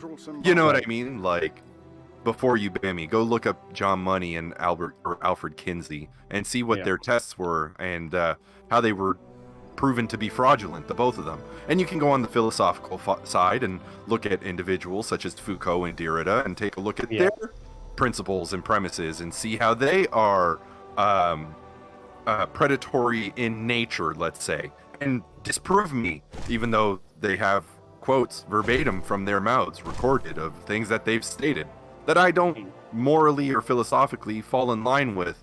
And but you can't even. It's available to look up. Is the thing is like when these arguments are made, it's coming from a certain point of like support. They want the argument to work, but the data doesn't support your feelings. Yeah, exactly. Right. And that's what I say about audio too. A lot of people are like, well, yeah, I want this system and that and this, and how it works and whatever. I'm like, well, guess what? Physics doesn't give a shit what you think. Yeah, exactly. Physics is just physics. Mm-hmm. And the same thing goes with certain like facts of like being human or history. History doesn't change just because you write it out. Yeah. You know, like conquerors had that idea of annihilating a culture's language. If you wanted to eliminate a culture, you strip their language, and now we're in the game of words. Yeah. Well, yeah, it's very from a tyrannical authoritarian Hey guys, I'll be right back. Give me a second. Yeah. Yes, sir. It's very straightforward. It's quite simple, right? You destroy the language, you destroy the history, because then there's nothing other than what you designed. What you write, right? Yeah. Like history is written by the victors, as they say. Yeah, Napoleon. Yeah, absolutely. Yeah. You know, not entirely, of course, but no, of course not. But sometimes, to a majority, I do believe that that's the case. Well, and sometimes it is entirely right. Like, look at North Korea right now. You know what I mean? Like, their entire history. If allowed to continue a certain way long enough, then for sure you get total. Right. Well, where the brilliance of like connecting people and keeping people awake and doing this like critical thinking exercises and you know, especially with the internet and across communities that can be connected. I mean, they're still trying to silence all that. Let's not pretend. Much like if you say the wrong words on a streaming platform, they're like, "Oh, we heard you say this," and the algorithm, you know, and they're like all of your progress and whatever you're doing, like you goodbye, you know. So that's happening, but like it's still going around. Research is still being done. Records are still being turned over, and it's, you know, there's a lot of different varying sides to the story, which is why, like, to go back to like one of the original points is like the Guardian rank system in game. Like, I feel like talking about game because we're on Twitch. Yeah. Political. This is a gaming channel. I don't want audiences being like, "Oh my God, what the hell is two scholars tripped into a video game and right? What am we listening to?" It's the depth of the lore of Destiny, man. It gets us into those tall grass, you know, into the weeds. Welcome back, sir. Welcome back. But like in the Guardian ranks and the way that works socially, and because the way that I would say to not defend but to further validate the reason why I openly discuss this is because we're all people and all of us are affected by these issues, whether we like it or not or follow it or not. They do control and affect our lives. That's the reason why I just put it out there. It's not game related. It's not distraction culture. It's not narrow minded. It isn't shallow. Like, it's not the typical sort of force fed marketing media, social, you know what I mean? It isn't that. For sure it isn't.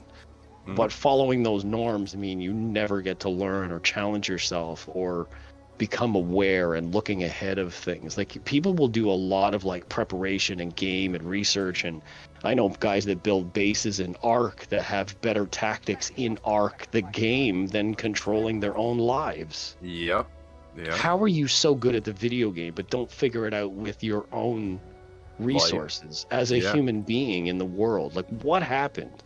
Well, I think that's partially you know, I mean, not that it was ever really designed to be this, but I think that's also partially a failure of the system of education, not necessarily the education system, not necessarily like schools and stuff, although I think schools have failed as well. But sorry guys, I just hit puberty. But no, like, I think it's a failure of our system of education, right? Like, even if you look at employment, I know this is a little archaic, but like back in the day when a person became skilled in any form of service or duty or anything like that, most occupations had a master apprentice aspect to them, and that's really only maintained nowadays in trades, right? In things like carpentry and welding and stuff like that, right?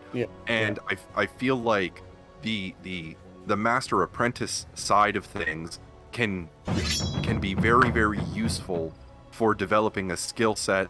Yeah, in terms of employment and stuff like that, which is an aspect of getting your life together and kind of sorting your shit out, getting yourself in order. But that can also be applied on a wider scale, right? So you have a failure of a system of education on potentially a parental front, potentially on an academic front, on a social front, on an employment front. You see what I'm saying? There's a lot of these sort of systems that kind of get micromanaged, and responsibility gets pawned off to the next or to the other.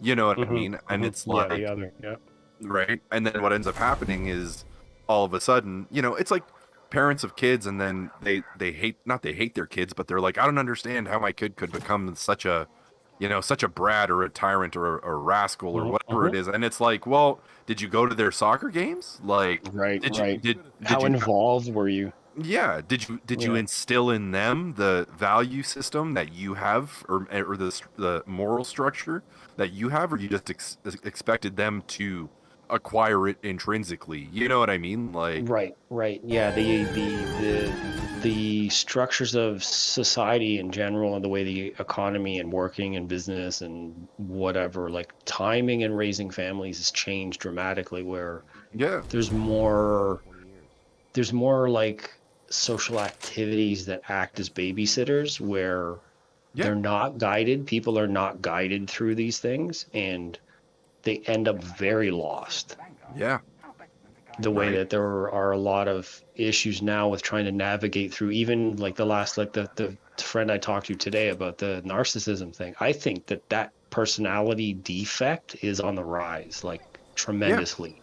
Well, I think so too, and I think it's because it's being accepted as, it's being viewed or touted as an acceptable form of social interaction, and it's not. It really isn't. It's tolerated basically because I don't think people identify it as a problem. Where like back in the day, it's much harder to get away with that shit when you're in someone's face. Yeah, you know, and then I remember playground fights. Yeah, I remember people talking shit and then getting their face busted open. Exactly. Like, you couldn't just put a tweet out or be a bully behind a screen, or, you know, like, that didn't happen. If you were in a neighborhood, which is where most people socialize, not online, not from a different city, not from, you know what I mean, like down the street, you couldn't talk shit because it would come back to you.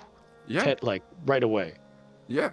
That's what kept that in check. And without that kind of checking system, and like obviously not guidance, like kids are not told like, hey, watch out for these red flags.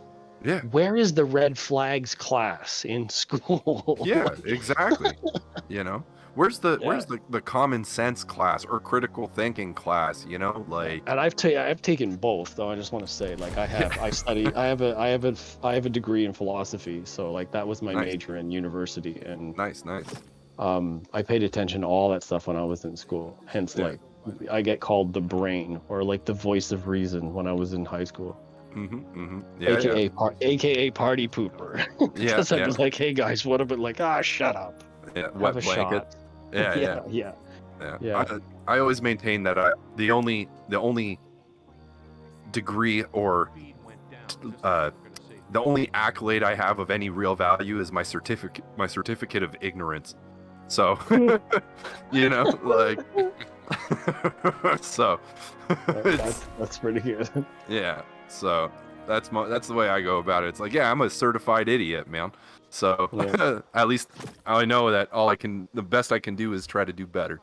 So yeah, for sure.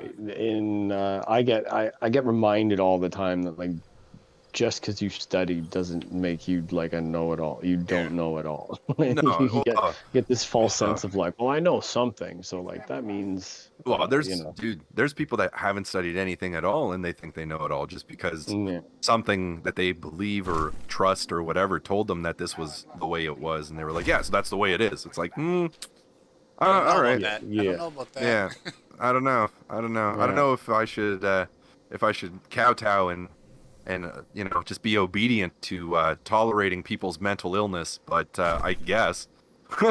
Yeah, exactly. Like, okay, you know, Let's see how well that crumbles. But yeah, you know, it is what it is, I guess. Like, it's It's just unfortunate, but methods of being careful. It's like a degree of awareness, and like Mhm. in Oh, shoot. most, I become like this this friend, this single guy where my girl like friends, not girlfriends. That sounds strange, but the females in dating situations, they'll come to me as a like a voice or a feedback thing, just to kind of hear Mhm. a man's perspective. And of course, like I don't have much of a filter. I'll just say whatever the hell Yeah. things are and just lay it out there, right? Like to give advice, just so to peel back those layers using stuff like logic and critical thinking, and then the psychology that I studied as well, using terminology like gaslighting, when most people don't know how to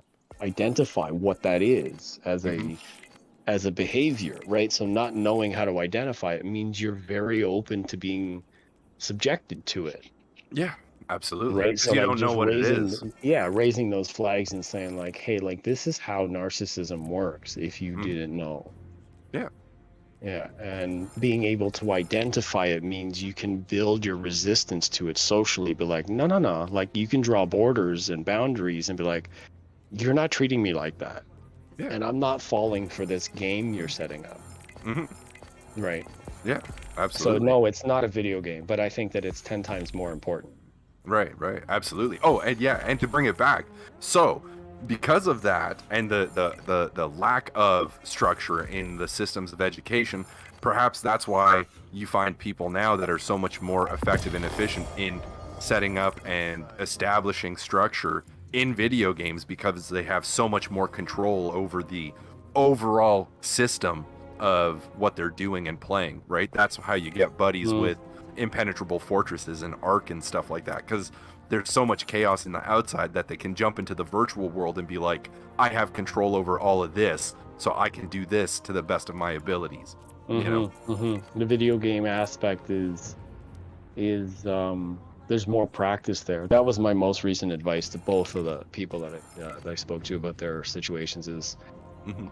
if you want to avoid pain in like relationship and dating situations, say like if you haven't been in the world, and like how do you get back to it, a lot of people are scared and vulnerable. And I said, well, if you spend a lot of time thinking that being on your own is the way to deal with it, then you're only going to get really good at being on your own. Yeah. The only way to get good at the dating part is go date, get better at, because every bit that we've ever learned in our lives, including learning how to walk, which most of us don't remember. Yeah. You fall down a lot, but you end up walking for the rest of your life. You have to spend time doing the thing you want to be good at. There's no other way. Yeah. Well, yeah, and that there's something to that, in the sense of, you know, how do I get away from this hurt or this, you know, this pain or struggle or whatever. And, you know, then it leads to the thing of the idea of, well, what makes you think you should stay away from it? Perhaps this is what you have to face and overcome, so that you can build a resilience to it. You know what I mean? Yeah. Because now when you're challenged with that same thing, you won't shy away or curl up into a ball or hide in a hole. You'll face it now and be like, no, this is not going down this way with me, because I've played this game and I don't like the outcome. You know what I mean? Yep. So, Yep. you know, that's like, playing challenging video games and like boss fights, and when you're playing like Dark Souls or what was the new one?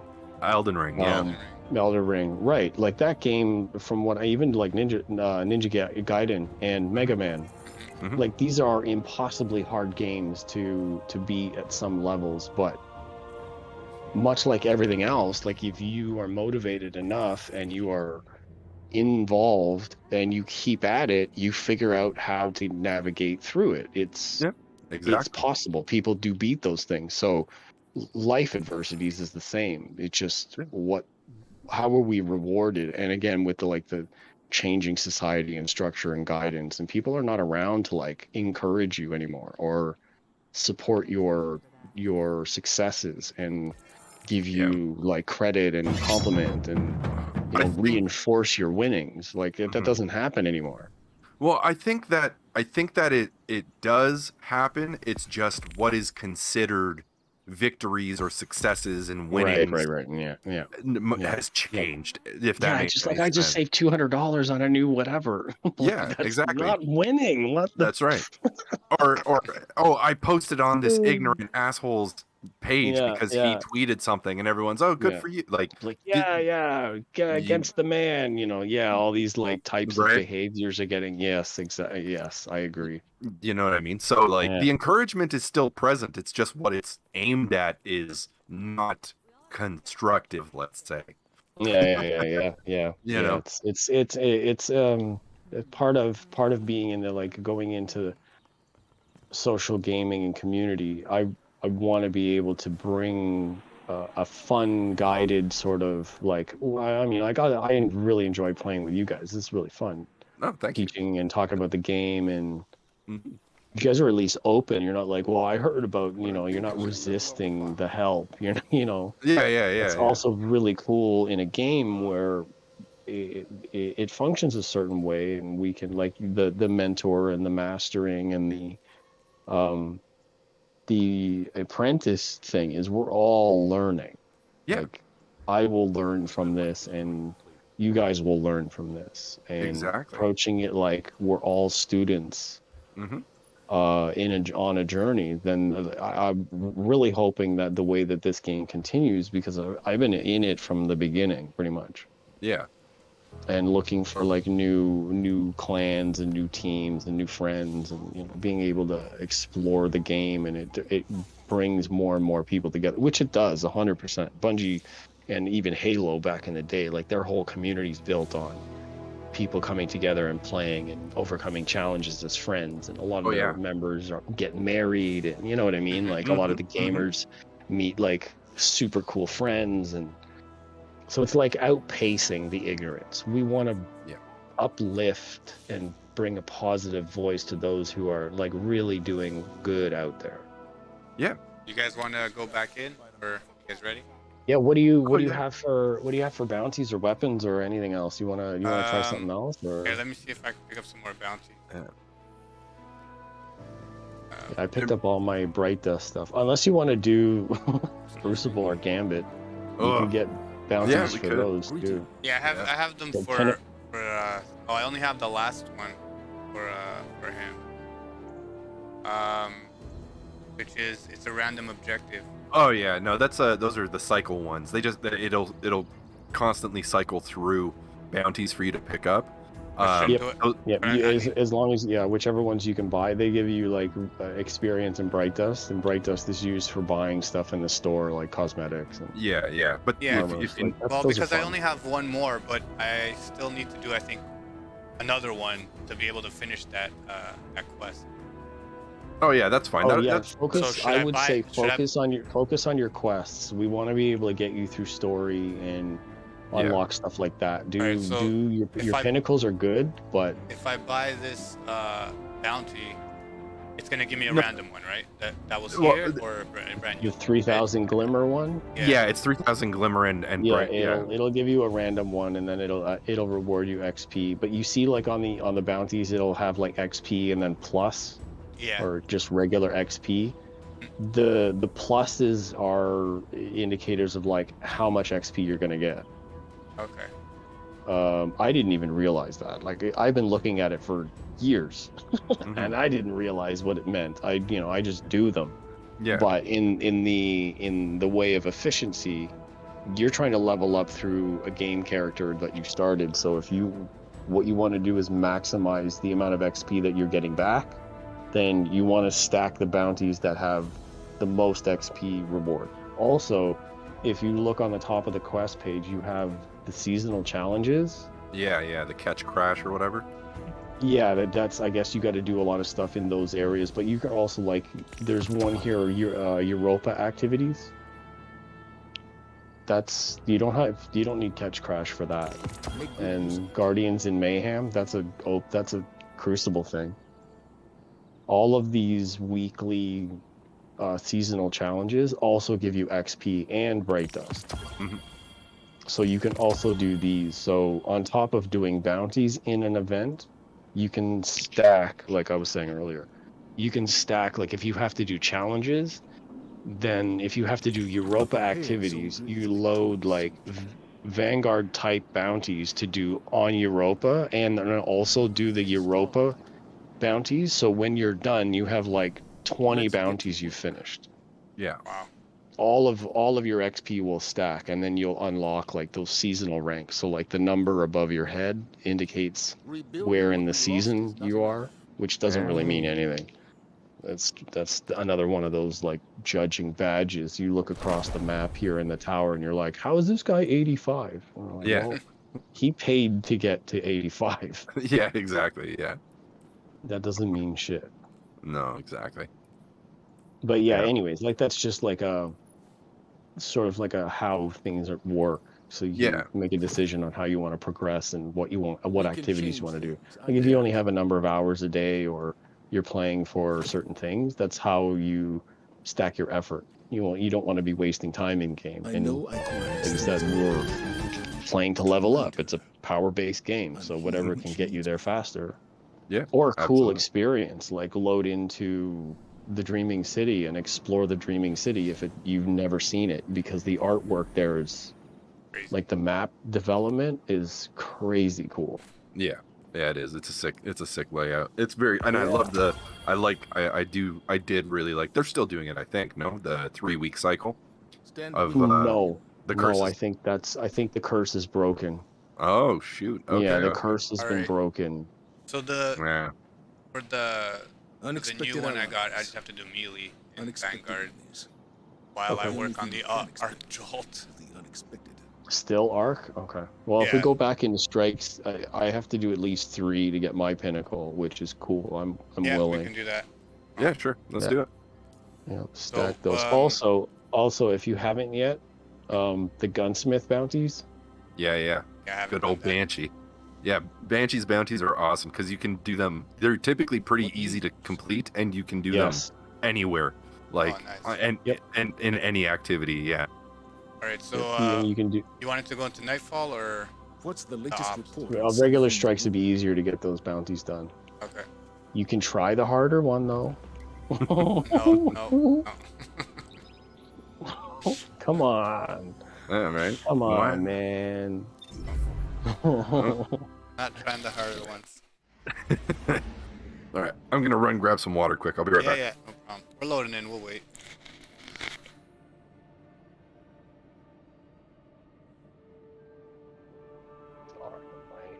Wait on. Yeah, this game is very lots of stuff to do in this game. Oh, I don't have my. I need to change my pants. sounds funny. Yeah, there's different exotics you can wear for different perks, and I definitely want to put on one that improves my supers for this one. Yeah, because I gotta do melee attacks, and I still gotta do the arc stuff. So trying to figure all that out. Right.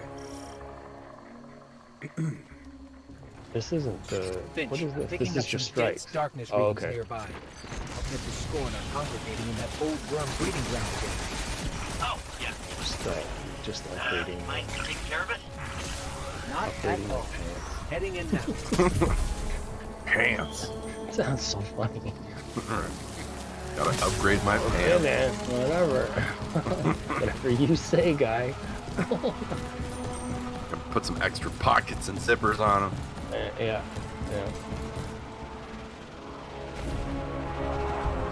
All right.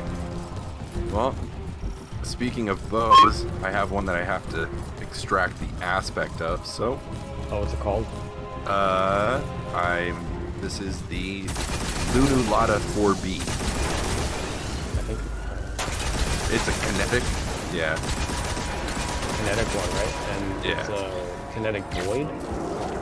Uh, Kinetic stasis. it is. Yes, kinetic stasis. Yeah, yeah. Purple. Yeah.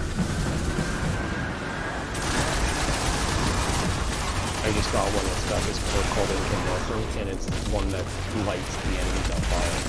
Nice. Yeah. Man, that's I've crazy. wanted one for a while. If you hit headshots or whatever it is, and then the surrounding enemies also light on fire, and it goes really well with that Solar 3.0 subclass. Right. Yeah. Yeah. You That's can build when you really get into the nitty gritty of it. Each subclass has like lots of like armor and exotics and weapons that all fold together, so you can be almost literally unkillable. nice. Yeah, I really want to get or it like get a better understanding of the new system for your subclass. building. Yeah, because it seems right up my alley. I'm all about modular customization and kind of getting into the little granular thing of like fine tuning and min maxing my guys. So it's just it's new, so I have no clue what anything is just yet. I haven't had time. Have you guys seen this? Have you seen this strike yet? No, this is new to me. Is this in a pyramid? Yeah. Okay. Yeah, this is in a structure related to it. I don't know if this is in the pyramid. Okay. Oh no. This could be in the base of the pyramid, but I think like they also like on Europa there's a pyramid, but then there's also like what they call the Ziggurat, which is like a structure that's that's how you upgrade your stasis. Okay. Which I guess you guys get automatically because you're new players. Nope. Actually, I got stasis. I do, but yeah, he doesn't. No? Because You got to do that. Oh my god. Beyond Light, yeah, it's because he hasn't played through it yet. Yeah, right. That's why I said campaign. But you like outside of doing bounties, like if you can do bounties while doing your campaign, cool. Yeah. But get the campaigns done. Yeah, man. Yeah, that's what. It helps you unlock things. Like without doing the campaign, you can't do other missions, and other missions will give you even better stuff. Yeah.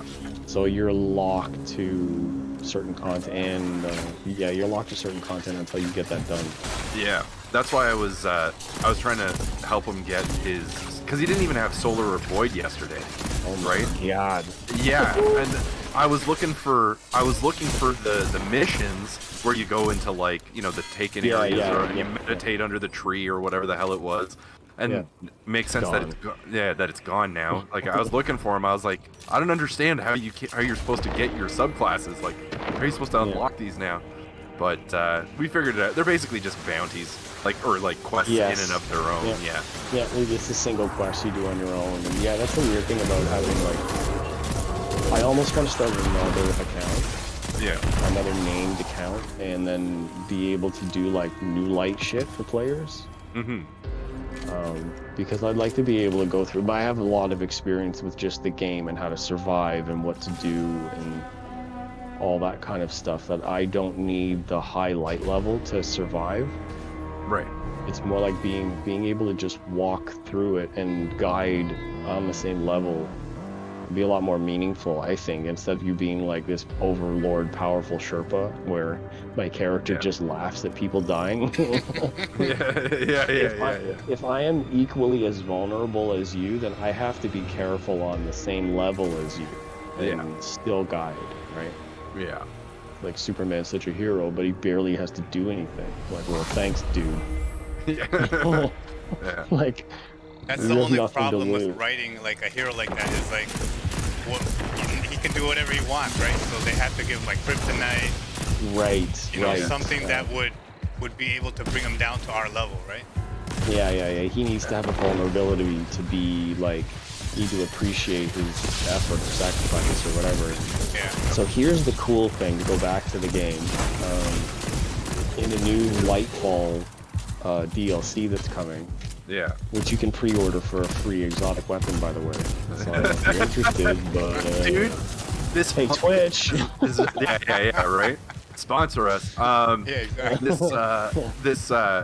Playing Destiny, man, again has given me the bug. Like already, I'm feeling the itch. I hear you. You want to be responsible, but Yeah, you know, I'm like, it's calling to me. You I know? have it. I can show you what it looks like. We jumping in? Yeah. Yes. You don't have to jump in, really. Like, it's just a lot of people do jump in because the animation's off the floor. You can just walk.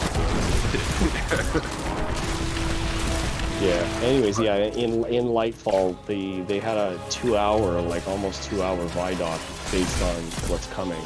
Yeah. And talking about like after this DLC and where the season's going, and not really revealing everything, but it talks about like the witness showing up and like what's going on with the story. So anyways, in that story, we're going to a new planet. We're going to meet a new set of characters, and these characters embody what I was just talking about. There are humans without light, or humanoid without light, that are vulnerable, that have taken up the mantle of heroes. Yeah. And they've developed like really advanced technologies to help their efforts at the expense of their lifespan. Oh, so they actually live less than an Yes, they average live human. shorter lives, but they're capable of so much more. Interesting. So they're like overpowered humanoids. Yeah. But they live shorter lives, so each life means more. Yeah, yeah. So it goes right into that topic we were talking about. That's actually pretty cool. I remember seeing the art for them. I forget what they were called, Wayfarers or something like that.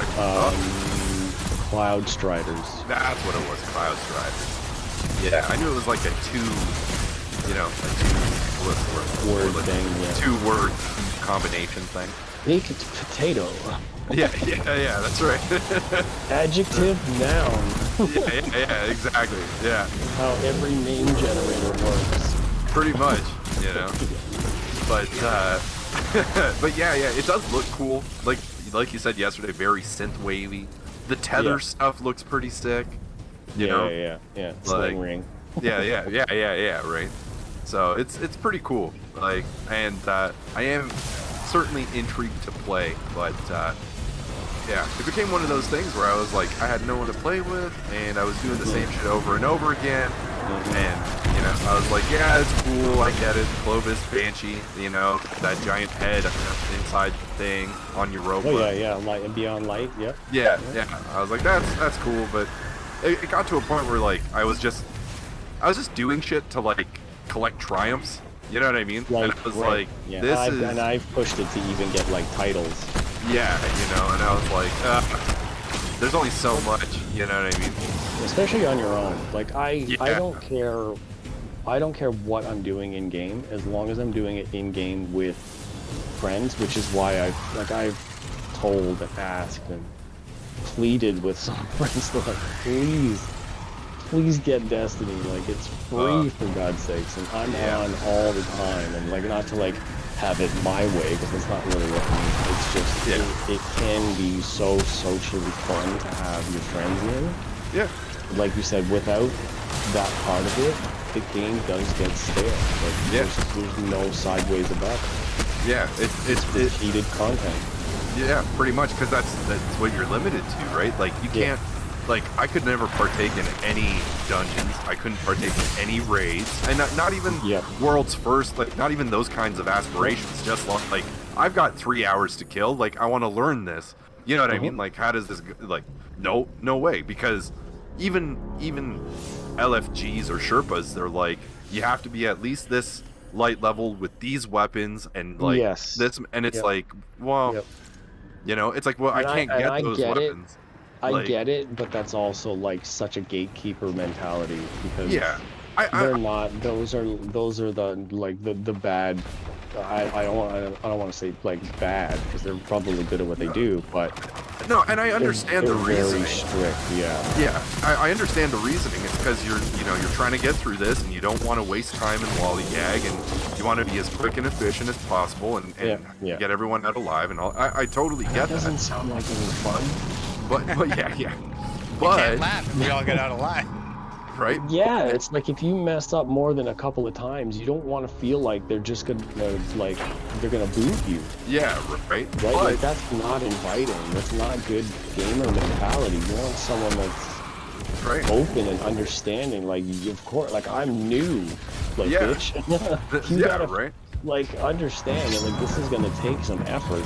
Yeah. Do you know what the word Sherpa means? But you know how much shit they put up with? You can't call yourself Sherpa if you don't live with the same honor. I'm sorry. Right.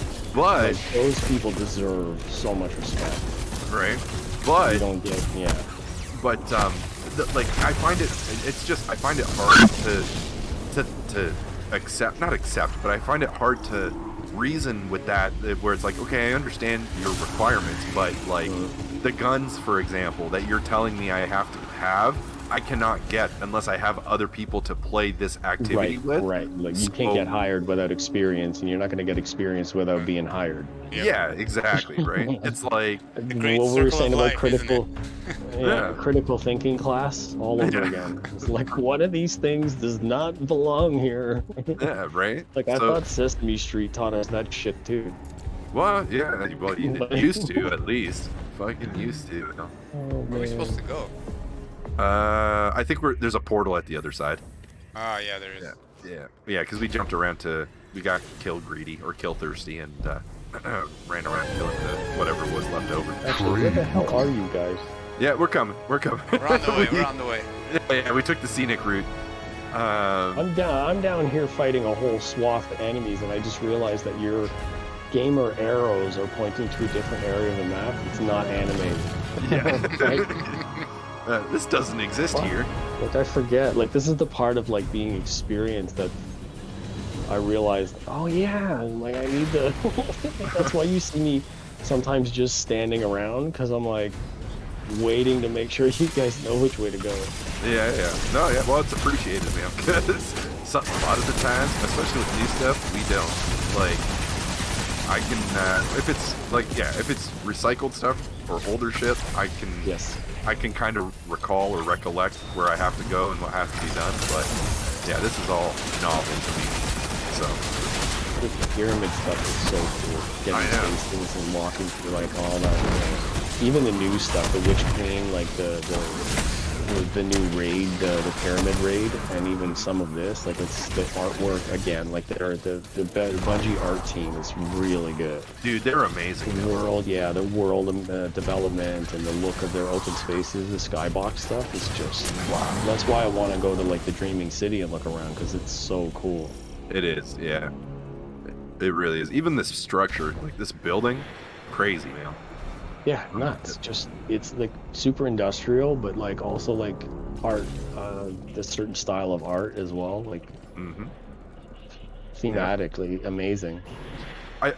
This is why I feel that part of what I feel Bungie does really well is the design of sort of science fantasy rather than science fiction, where this looks super like high-tech, futuristic, and all that, you know, and it looks really cool, and you know, holograms and crystals and all this shit, but it always has this patina of like medieval ancient architecture, you know what I mean? Right. Yeah, they're using stuff like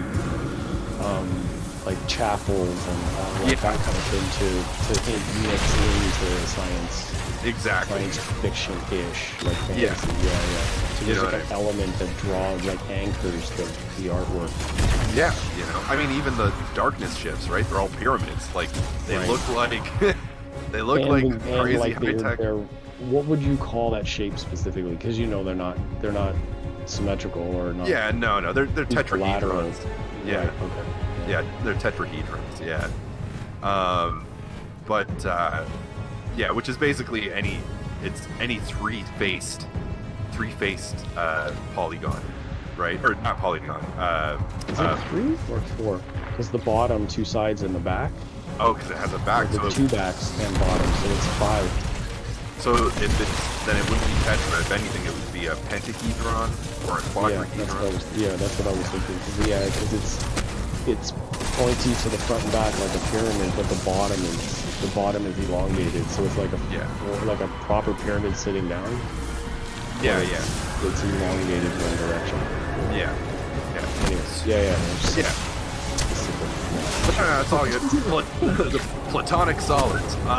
But yeah, 'cause, like technically it's not a pyramid. It's like one of those like specific assholes in the comment section. Yeah. Like what in this section in line, whatever you call the pyramid. Yeah. That's not actually true. Shut up. Yeah. So what I'm hearing is you're saying you hate triangles. You also forgot to mention squares, rectangles, and hexagons. Educate yourself. I'm literally shaking right now. Like that's a. Did you assume it's geometry? Yeah, exactly. You know. But no, yeah, friggin', yeah, it's really interesting because, like, even if you look at like a pillar in this room, like it's high tech and like scaled and kind of got this strange design on it. You can see it's like this weird plastic-steel material, like super futuristic. But the actual architecture itself is like pretty very like Egyptian almost. Yeah, ancient obelisk kind of shape. You know what I mean? Like it's a very cool what would you call it? Marriage or unity of of the sci-fi and the kind of ancient architecture that lends itself to fantasy. This whole world reminds me of. Did you see? What it's called now. One of the new Alien movies. Shit. They go to the new planet. They discover the alien ship. Prometheus? Oh, Prometheus? Prometheus and the one after that. Same series, the newer one. Prometheus was either yeah, one of them. There's two of them in that series. One of them was the first, and there's the second one. They both have different names. Oh my god, I gotta jump right over my head. What are you doing? Decide where you want to be, bud. Yeah, right. Anyway, we'll go back to the next section. I'll get you to look at it so bottom one, know what I'm talking about. So come over here to the side.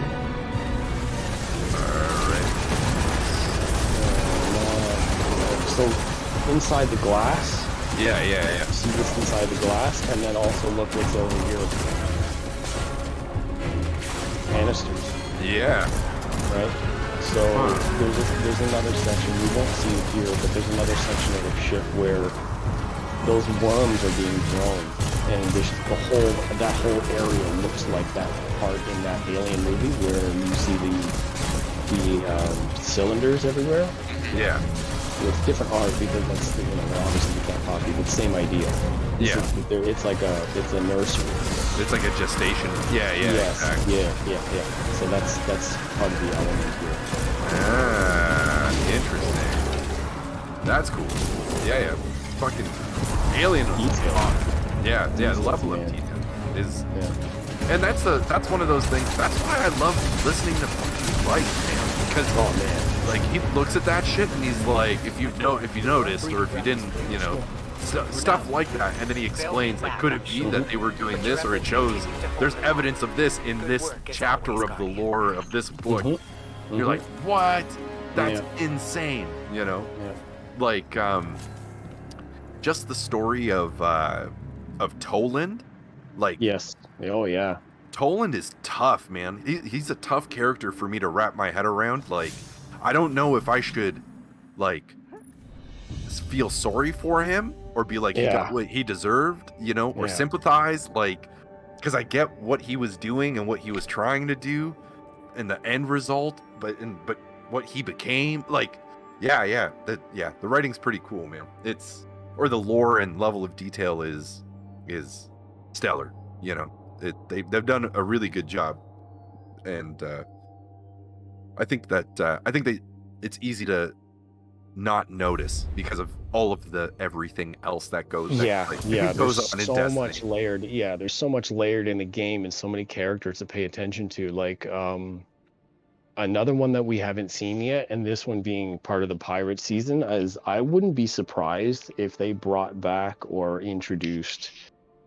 the Shin Malphur character, because Drifter was part of that whole he was part of a group of like the Dredgens and his Dredgen, history, yeah. and right, that's all in the lore, but we've never seen it come together. But Mhm. now that this is pirate season with him in the picture, I think that coming back would be really interesting. That would be cool. To try and tie the story off, because like there are so many characters in game that we know that they're involved with stuff. Like Yeah. Elsie Bray Yeah. is in the lore for the new exotic gun that you can get by pre-ordering. Oh, really? Sorry, I wanted that to sound like an ad. For Jets. Anyway, yeah. $79.99. Yeah. But no, yeah, yeah. Yeah, that's the one I have in my hands. Nice. It's an auto rifle that occasionally fires rockets on the target that has been hit. That's amazing. And you can also turn it into a grenade launcher. Oh, that's pretty cool. Yeah, it's a transforming gun. Huh. Well, them bringing back the No Time to Explain was kind of cool. I did like that gun. Oh shit. Yes. Well, like Yeah. when she was part of like that whole story. Yeah. So she's tied to the making of the gun. She's present when the gun was created. Initiated. Yeah. And technology that's being talked about in this gun, or this new group of people on this planet, is a greater power than Siva was. Oh, really? Yeah. So the technology that this new race is using, or new humanoids are using, is more powerful than Siva. Yeah, and it's basically said to be like Siva was one form of nanotechnology, and this one is even more advanced. Is another. Wait, but wasn't Siva? I probably got this mixed up or wrong, but wasn't Siva developed by Rasputin as a defense mechanism, or was Siva separate, like a separate technology? I don't remember. Good point though, because a lot of that was tied together back then. Yeah. So that then if that's the it's case, all Destiny 1 stuff, by the way, John. Yeah. So then if that's the case, does that mean that they have access to another war mine, like one of the alternates? You know what I mean? Right. Well, the thing is, I think like Bife just talked about how Rasputin was aware of the other planet. Yeah. Yeah, I think in one of those, like, you know, the way Bife does it. Yeah. And one of those entries, there's like one mention of it in Bife. He knows. He's like, oh, they're finally introducing this. Wait a second. So I'm not really sure, but then Sabathin also, like, if you haven't been through Witch Queen yet, there's a part, doesn't spoil anything, where she plays this game and part of the lore where you're unlocking things, and she plays this game called Two Lives and Two Truths. Okay. So Bife talked about it recently, where he says that one of the lines that she says is the last city is not the last city, which means she also knows that city exists. Oh, yeah. Right, assuming that what she's saying is a truth, which wouldn't it be? It's one of those lists. Yeah. Yeah, so it fits. I mean, if you can't validate any of the other ones, then that one's definitely part of that list. Yeah, exactly. Yeah. Oh, shit. And so it's just interesting that this is like right on the cusp. Oh, and also that we lost planets around Jupiter and Saturn. Yeah. But in order to get into the solar system, you would have to go by Neptune. Yeah. And the city's still there, so that means the black ships, pyramids, darkness force didn't touch that city. Yeah. There's got to be a reason why they didn't. It's somehow bypassed. Yeah, why it didn't get destroyed yet. There must be. Oh man, what if it's because the ghosts, there was a deal made, and the ghosts of the Hive, the Hive Guardians are that of recently or of dead Cloud Striders because they live such short lives. I don't know that they have. They're not light empowered though. It's not their power has nothing to do with the Travelers. Fair enough. Yeah, that's right. So, own tech. Yeah. They're their own. They choose to be the kinds of warriors they are. Yeah. The Traveler chose Guardians. Yeah. No. Disregard me because because. But I hear you. That's an excited connection. I like it. I was like, huh. Well, yeah, no, but it makes sense because if it's tech like SIVA but more advanced, that's all man-made or human-made. You know what I mean? That's all human-developed technology. So. Yeah, I don't remember the lore on SIVA, but it's interesting that, like, even in the trailer when you see it, they have nano transforming weapons and armor. That's cool, man. So like the weapons actually like pop out of their arm, like it's a part of their armor. Oh, sick. Oh yeah. Shit. Yeah, friggin'. Man. Yeah. That's pretty interesting, man. Huh. I wonder what the interaction will be like. You know what I mean? Between like the Cloud Striders or just the people, you know what I mean? Like the humans on that city. Like what's that gonna be like? How are they gonna accept Guardians being around? And like apparently like most Guardians, it's not even said in the lore in the city, and no mention of them ever. There's only like very few entries of them like ever in the lore. Yeah. So how would the biggest question is like, how do you not know? Yeah. Like where is the reef then if it's not like out that far? Yeah, that's a really good question. How was that? Was that? What did they call the reef? Like if we've been to Saturn, like this Nessus planet is around. What planet is it? Saturn, I think. This is a Saturn moon. Halfway there. What, Nessus? Yeah. Nessus, yeah, I think it's a Saturn moon. Yeah. So like, how do we go out to Saturn, and how do we have like bases and whatever around Jupiter, and like Mars is there, but like where's the reef, and you know what I mean? Like where the fuck is everything, and how do you not know? Yeah, that's so. Yeah, it's really interesting. That's definitely going to be part of the Lightfall saga, is answering that question. Like, who are they? What's their background? How to, and then the interaction of us teaming up to fight against, and then maybe them training the Guardians. Yeah, maybe, or we get new supers, and apparently the new supers are a non-existent power. It's never existed before. Steva has existed, and Stasis has already existed, but Strand is a Guardian-made super. It's a power that we create. Right. Yeah. So that whole story's got to unfold. Yeah. Exactly. Yeah. We have to be. So presumably they teach us. I think that like our interaction with them, and they choose to be heroes. Yeah. We become empowered to like improve ourselves, and I think through that and involved with darkness or whatever, we create this new thing. Yeah. Maybe. I mean, yeah, it's possible. I mean, I just can't get over the lack of knowledge of their existence. Something right, like how is that a surprise? Yeah, you know what I mean? We're supposed to be guardians of like alien and influence and like all this stuff. Yeah, well, I mean, not only that, but like there's instances where there's instances in war where like Osiris is exiled and he's like traveling the heliosphere. You know what I mean? Or the helioplane or whatever it's called. Helioscape? I can't recall. But anyway, that means he's at the edge of the light of our fucking solar system. So that means he's past Neptune, and he hasn't seen anything, or he hasn't reported back, or any other Guardians, or you know what I mean? Like that to me sounds like either obfuscation or suppression of some sort. You know what I mean? Like either they hid themselves really well, or they did it. Yeah, that could be true. Yep. You know what I mean? Wakanda. Yeah, exactly. This whole thing reminds me of like Blade Runner and Avengers. Yeah. It really does. The supers, the sling ring, the hidden race, which is like Wakanda and like, vibranium. Wakanda forever. And then the nanotech is like Iron Man. Yeah. I don't want to say that it's lazy writing, but I can't,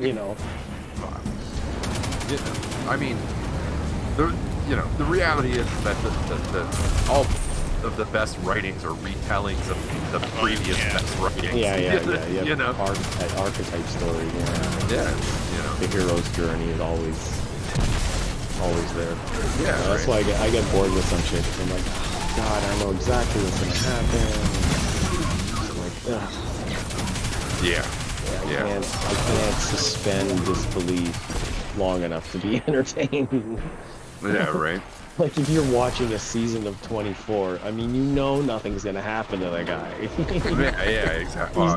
He's not in danger. Like you know, what would be really cool is like in the first 3 episodes, they do kill him. Yeah, and in like the worst possible way. Like it's just it's even heroic. Like he dies on the toilet. Yeah, he choked on a Percocet or something. Yeah, you know, he's dead. He has a panic attack and accidentally slips. Yeah. You know? Something like, you know, something mundane and boring. You're like, the people, you would shock people, but you have to write something that brings the audience back in somehow, because obviously it's about selling and maintaining audience, and you know, like any of this stuff where it's fan base, and that's the income, is you have to create interest. Yeah. I mean, I've seen the layouts and overlays for Jack's channel, and I'm like, God, like that's so impressive, and all the bots, and it's meant to facilitate that thing, so you can't kill off main characters. It's a main no-no. Like, you know, people are invested, they like the characters, so like you can't, you know. Yeah. If you do that, you got to give something back. So. Oh yeah. Or this whole concept came from a friend of mine. Like I used to live with a roommate, and he came up with that idea. That the atypical story is you would introduce a new person from the peripheral of the season to take over, because the main character is a false main character. Like what's his name in Game of Thrones? Ned Stark. Right. He's, you know, like he's one of the proponent characters or whatever, and of course, as he does in almost everything, he gets killed. Good old Sean B. But and I think that's part of why Game of Thrones series did so well, is because it was so against the grain. Yeah, very much so. So much taboo, like topics and content, and I mean, I can't tell you how many tissues I bought. The red way. Crying. Right. Gonna keep it PG over here. Yeah, exactly. Policies, you know, whatever, terms of service. Yeah. Listen to your parents, kid. And if you're Batman, I'm sorry. Don't always wear protection in all aspects of everything. Gloves. At least gloves. Wear gloves. Always. The glove of love. That's right. Can I borrow a feeling? The love glove. Glove? The love glove? Yeah. Does that not exist? I feel like I should patent that. I think it exists. The love glove. I think the love glove will be like a formed silicone glove. It's got dick fingers. Yeah, could be. It works with normal fingers, so. Well, you know, I've seen all kinds of shapes. I don't think it would be designed for people with dick fingers on their hands. No. Of the glove. There's got to be one person out there. There's got to be one person. Yeah. 7 billion. Dick fingers. They've had personal reconstructive surgery on their fingers to like add in Botox and shape them into dick fingers. The new fad. Yeah. Like, I'm not giving you the middle finger. I'm showing you my dick. Yeah, exactly. Listen, sometimes that's a whole different dick pic, bro. Yeah. Well, it changes up. My fingers fill up with blood, and there's nothing I can do about it. Oh man. I don't know. This stream's not going to be a kid-friendly stream. Oh man, no, definitely not. I mean, I know that it's titled something else. I see that there's, like, on YouTube or whatever, it said something about Pokemon. I don't know what the title is supposed to be, but... Yeah, I mean, it's technically true, because the Pokemon game is always running on his channel. Yeah. Oh, okay. But this is Jack After Dark, you know. Yeah, This is not for.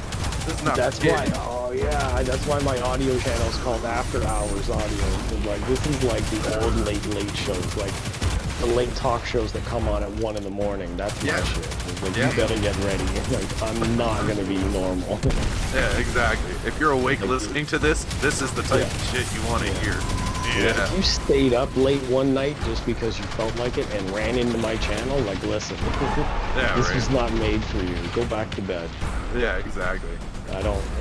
That's okay. Our audience doesn't need the implied or the imposed censorship. Yeah, exactly. Yeah, we're here because we want to be here. Yeah. Right. Friggin' one of my favorite descriptions of a show or podcast or whatever was by Joey Diaz, the comedian. Oh, he's so good. I love Joey Joey. Diaz. Yeah, he's so good. Oh, Yeah, he's so good. Right? He's basically what he said. He's like, this is what my podcast is. It's effectively, yeah, like you said, like a after dark, after hours type of show where they talk about anything and everything, all weird shit and jokes and whatever. And he's like, but what my show is that show that you turn on at like 3 a.m. with your bedroom door closed because you don't want your parents to catch you listening to this smut. Like, you know what I mean? Like, you know, I was like, yeah, pretty much. It's like, you know, it's there's something about it that's appealing and intriguing, you know. And I mean, Joey Diaz is just fucking hilarious. He's like that dirty uncle. You know? Man, he's got such amazing stories, and he can tell them with such surprise. He was talking about, there was a clip the other day that was made. He was talking about getting shots as a kid because he was always sick. Yeah. He was talking about how his mom would like punch him and soften him up and like hold him down and make fun of him and, you know, shoot him up with these medicines. And oh man, he just laid into it. He was so good.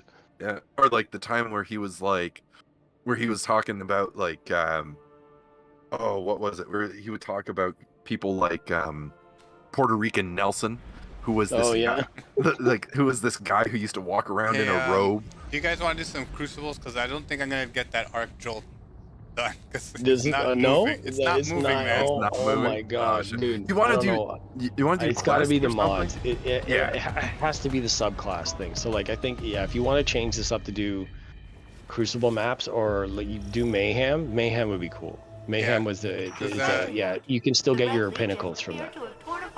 What's it called? I know Crucibles.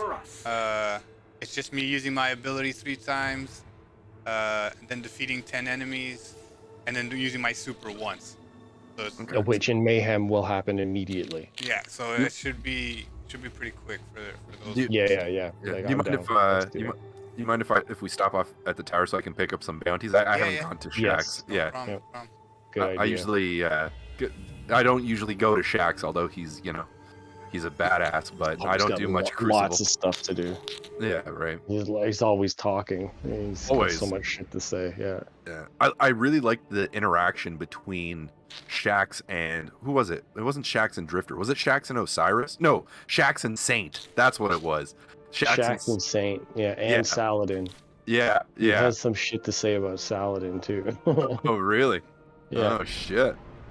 But that was something that I found pretty interesting.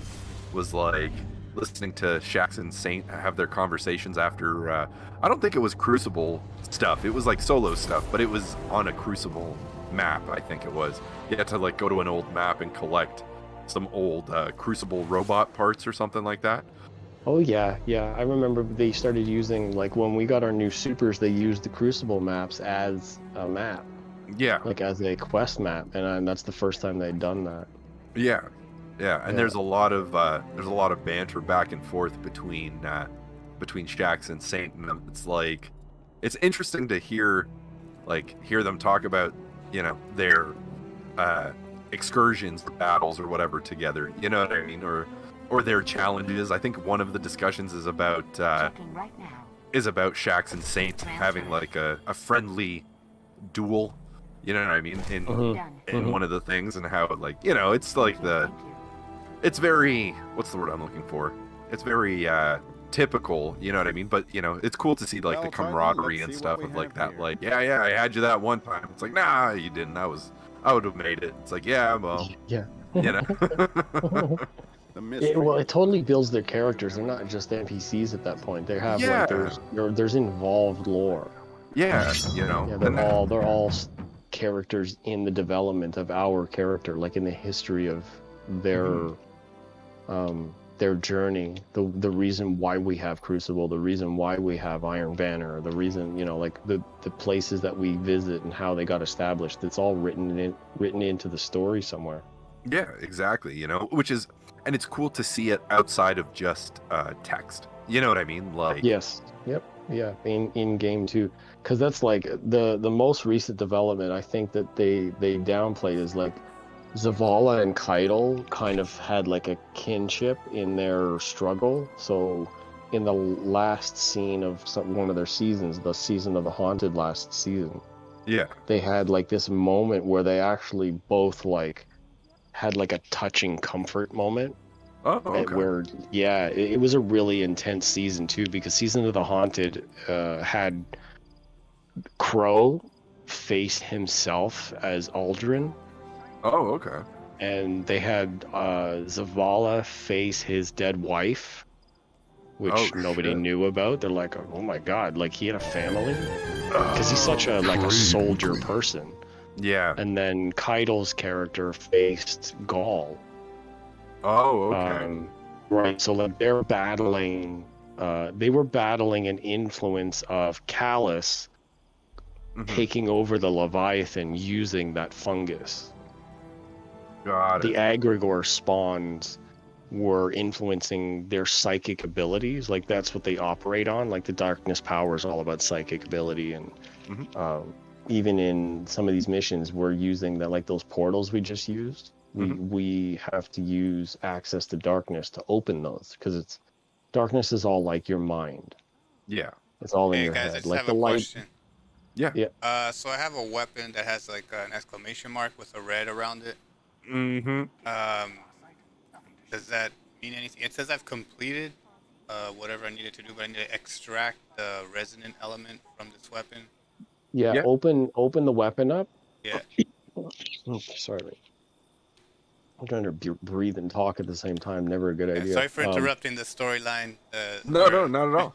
But I just wanted to know if I could do anything with this, or open up open up the weapon, or inspect the weapon, or details, or whatever it says. And in one of the sections, it should on the red box that's on the side, you'll be able to extract the material. Okay. Yeah. So it's... And then once that's complete, then the material will be in your possession, like a different currency. Then you can delete the weapon if you want, or you can keep it if it's any good, or change it later. But that's how you get that progress. Okay, cool. Yeah, I just need to know that. You guys can continue. Yeah, no worries. That was a little break from the sponsors. I'm ready to go whenever, by the way, just so you know. I picked up the bounties and stuff, so I'm good whenever you guys are. But yeah, that makes sense, because the opening cinematic is Keitel, Crow, and Zavala having like a ritual, right? Yes. Like, and Zavala's got like crochet needles he puts down. Crow puts down the silk cloth that was over his face, and then Keitel, I don't remember seeing what Keitel put down actually, but Keitel didn't put down anything. She wasn't part of that. Yeah. Oh, okay, It was like we were there and Eris was there, but Keitel wasn't involved at first. Okay. That process, she was vulnerable during that whole process because she didn't want to take place, and her nightmare snuck into the picture. Oh, okay. Like they didn't have, like there wasn't a psychic connection there. They weren't monitoring, because she's like, oh, hive magic, I don't believe in this shit. And then at the end of it, of course, she's like, okay, well, I really, I've overcome this fear, or this, her father abandoning her and looking up to Gaul, but Gaul's influence was corrupting her also, because Gaul eventually, he tried to take the Traveler's light, and he ended up being a maniac. Yeah. So it was really emotional, and like there was some sensitive moments in that journey. Like, but our character didn't get shit. We just watched other people go through stuff. Yeah. We're like, I don't have problems. You guys have problems. Yeah, exactly. Pretty much. Yeah. You know? So that's kind of what happened there. Yeah. Well, yeah. That's another thing that I find interesting. Like, I understand the limitations of like narrative and stuff. Like. Like, you see Zavala's office? The one with the. Is it the one with the giant the giant golden Titan symbol? Or not Titan symbol? So. Yeah, it's downstairs in the tower. Yeah, it's part of one of the stories. I just wasn't sure how far back you guys got to see that stuff. Yeah, because I remember you sneak into his office for somebody. I can't remember who. I don't know if it's for Banshee. You needed to grab something. Yeah. I remember that. There was a big exotic bow. You had to sneak into another area of the tower to collect some things. And now you can go to his office anytime you want. It's open.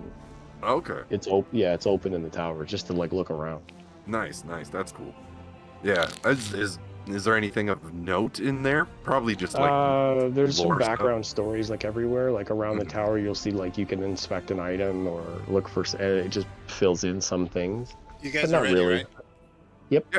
All right. Launching.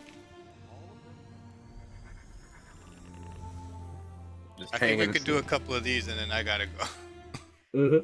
Getting late again. Yeah, no worries. Oh, I got kicked. Oh yeah, you're not here. You were here though, and then when we started, you gone. What the fuck? Sometimes does it say like? And I can't. Are you still there? And I can't join your fire team because it's matchmaking. So stop the exit the matchmaking, and then he can join. Okay, try now. Back in. Joining. There you go. Awesome. Yeah, that's weird. I guess I was idle for too long. Yes, you can get kicked for not moving. Yep. Yeah. Yeah. All right. This is gonna be fun. I'm gonna change my super. Nice. What boots do I use? So this is gonna be 3v3. This one, nope, 6v6. 6v6. Okay. Yeah, and it's just deathmatch, right? It's deathmatch, and your supers and abilities charge really fast. Oh, nice. Oh shit. So grenades like crazy, supers like crazy, abilities like crazy. Everybody else's too. Everything's dialed up. You get supers like in 5 seconds. Oh wow. You could just blast. So that's why it's called mayhem. Yeah. It's not just a clever name. Supers all day. Yeah. So you can use your supers. Like you should use offensive ones. So bubble, not a good idea. You can use it, but no. I got the shield. I got the sentinel shield out. I'm gonna be throwing that thing around. Yeah. Perfect. Right. I wouldn't expect a lot out of it, but you'll get the bounty for doing 3 matches anyways. So yeah. I'm not sweating. I know people that get into Crucible and they fucking cuss up and down because they're losing and players and yada. I'm like, it's a game. Relax. Yeah, chill. I know. You're gonna get rewards regardless. Right. Yeah. Like it's like one of those traits that I was talking about. Like can't lose. Oh yeah. Yeah. Like guess what? Yeah, exactly. Welcome to the world. Reality. You can't always win. Ooh, okay. Yeah. Dead cliffs. This is not the best map for this. You could fall off the side with like one of your aerial supers, unless you're in the central part of the map. Arsite, bring me that haggis while I call this match. No, those are bullets. Oh, never mind. So they're going to be coming out from like the far right of the map towards this purple chest. Oh, I'm dead. Dang. They're quick. Kill. Yeah. First kill, bitch. Of course. Oh.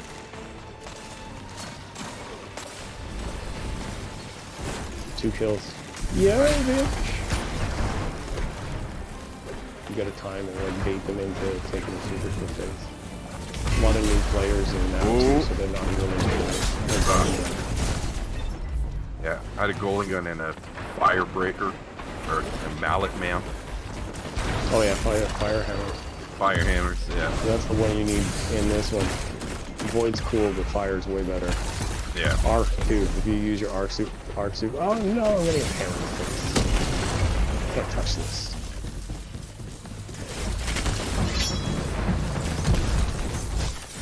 Woo! Killed with a melee. Woo! Oh! Oh! A golden gun. I already completed one. Did the super.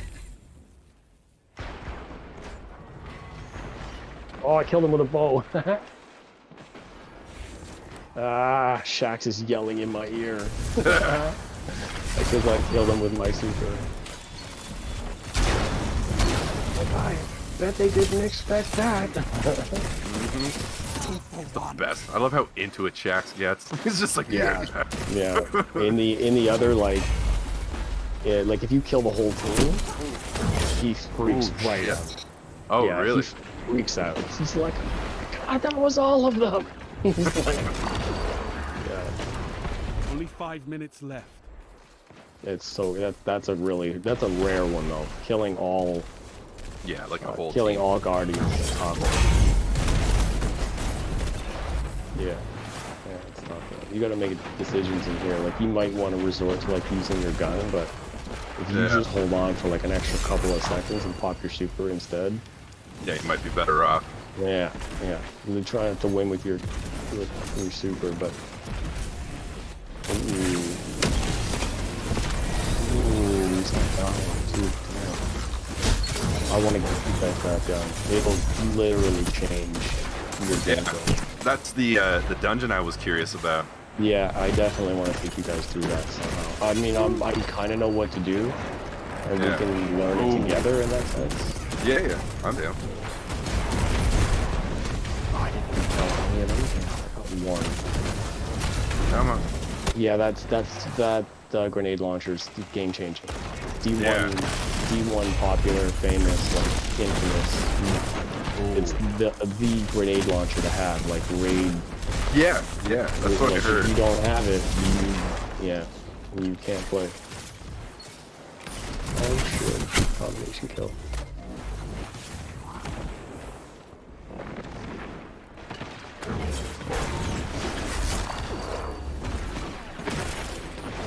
Oh, he's dead already. I'm getting hit by something.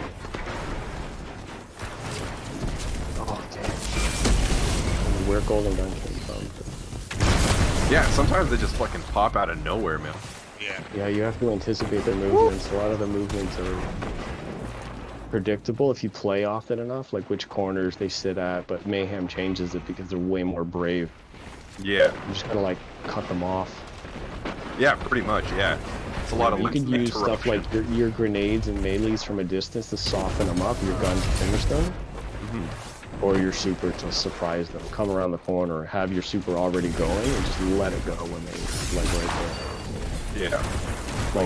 Like that. I got a double kill, and he had his golden gun out. Nice. Triple play, actually. I got 3 down. Yeah, I'm not really good at Crucible, but I get some of the tactics, so it's like if you just apply some of that, you could get lucky. Yeah. Lost, fuck. But yeah, all you need is a couple, like I'll tell you how many bounties I just got finished. I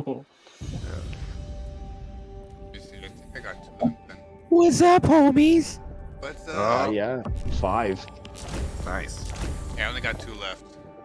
Be Titan. Are you guys playing Destiny? We're playing Destiny. That we are. I'm just eating pizza, watching Salty Cracker. Salty Cracker. Is that a person? I think so. I think it's the food he's eating. Also a tasty snack. Yeah. Yeah, I got 2 out of 4, so I just got to do my super a couple times. Hey, Kanga, Kill a this couple is more guys. Don Rosavelli. Don Rosavelli. The guy that just came in. Yeah, you guys know each other. Cool. What's up? Yeah, so I still got 2 to do. You guys want to go again, or?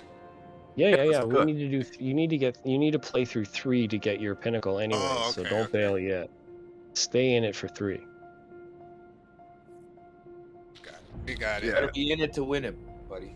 That's right. I'm trying. I'm All trying my about- best. All about that loot. Gotta win Destiny. It's like trying to win D&D. Well, I keep rolling ones, so you know. Yeah. Story of my life, man. My whole life is a natural one. Critical. It's critical. It's That's getting right. real critical now. Think critically. You're lucky. Yours are natural ones. Mine are modified ones. I roll a 20, but somehow. Somehow my fucking stats are so shit. Oh man. Damn. All right. So what you been up to, Dan? How you been? I went for a drive. I was bored. Oh yeah. Yeah, we hung out today a bit. Mayhem Nice. is a coming together of friends. Oh, excuse me. Now do as friends In-person do. human contact. Incinerate Jesus. each other with Yep, it love. happened. It happened. Yeah, we're actually friends in the real world. Yeah, Oh, right. damn, this is the new. Oh shit! They brought this Crucible map back. Damn. This looks like King's Fall, no? It is, yeah, because of the new raid. They They brought it back. They brought it back for. Wow, that's cool. So you just need a corpse of Oryx hanging out somewhere. Yeah, oh, he's probably out there somewhere. There's a whole bunch of like damaged, fallen, or awoken ships. So. Nice. Oh, I got a golden gun to the face. That's nice.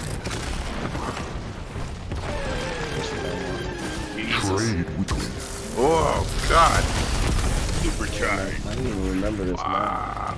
Yeah, it's, I'm pretty bad at Oh, there's wow. Yeah, I'm dying like crazy. Hold on. So in this game, you respawn right away, right? In this mode. This game mode, yeah. Yeah, it's usually like standard is like 5 seconds, I think. Yeah. Okay. Yeah. It's like a 5-second delay, and then you can respawn. Then there's certain respawn restricted areas where you can only respawn once every 30 seconds, or even more so limited, like you only get 3 lives, and then you're out.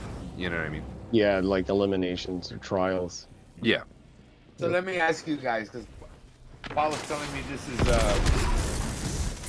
like an MMO, like an RPG. What are the RPG elements? Armor mods, weapon mods, story, the lore. Yeah. Oh, the gear. Also. Oh shit. Yeah. I was toast. Like, so you bring your weapons and armor with you. There's no like boxes like to unlock them. Yes, there is. Yeah. You can all missions unlock chests for loot and gear. You can exchange and craft and level up and modify. Yeah. This game is like a min-maxer's dream, basically. Like. Yeah, like modifying and changing stats and finding the perfect build or perks and setting up your special to be just so like to fit your playstyle. Yeah, loadouts, stuff like that. They're bringing loadouts and LFG in the new season. The new DLC. Yeah. Wow. In the game, built in instead of going online. Yep. Wow. Pretty cool Guys, stuff. I haven't gotten a single kill, guys. Me neither. Don't worry. Die. That's why they're up 100 to 20. This fucking guy. Wow. Well, it's because there's a dude just posted up and he's just sniping people. Yeah, they're good. This map is, like if you know what you're doing, then. Yeah. Hey, I got a shutdown though because I did damage. Woo. That shut them down. Come on, guys, just let me kill you. I'm not asking for too much. Jesus Christ! I'm just gonna throw shit. I'm just throwing shit. Throw grenades. That guy on that little pedestal. He's like always there. Yeah. He's the guy that's getting all of their points. Yeah, just challenge him till he dies. Okay. Yeah, right. Golden gun, right? Yeah. Yeah, I think so. Yeah.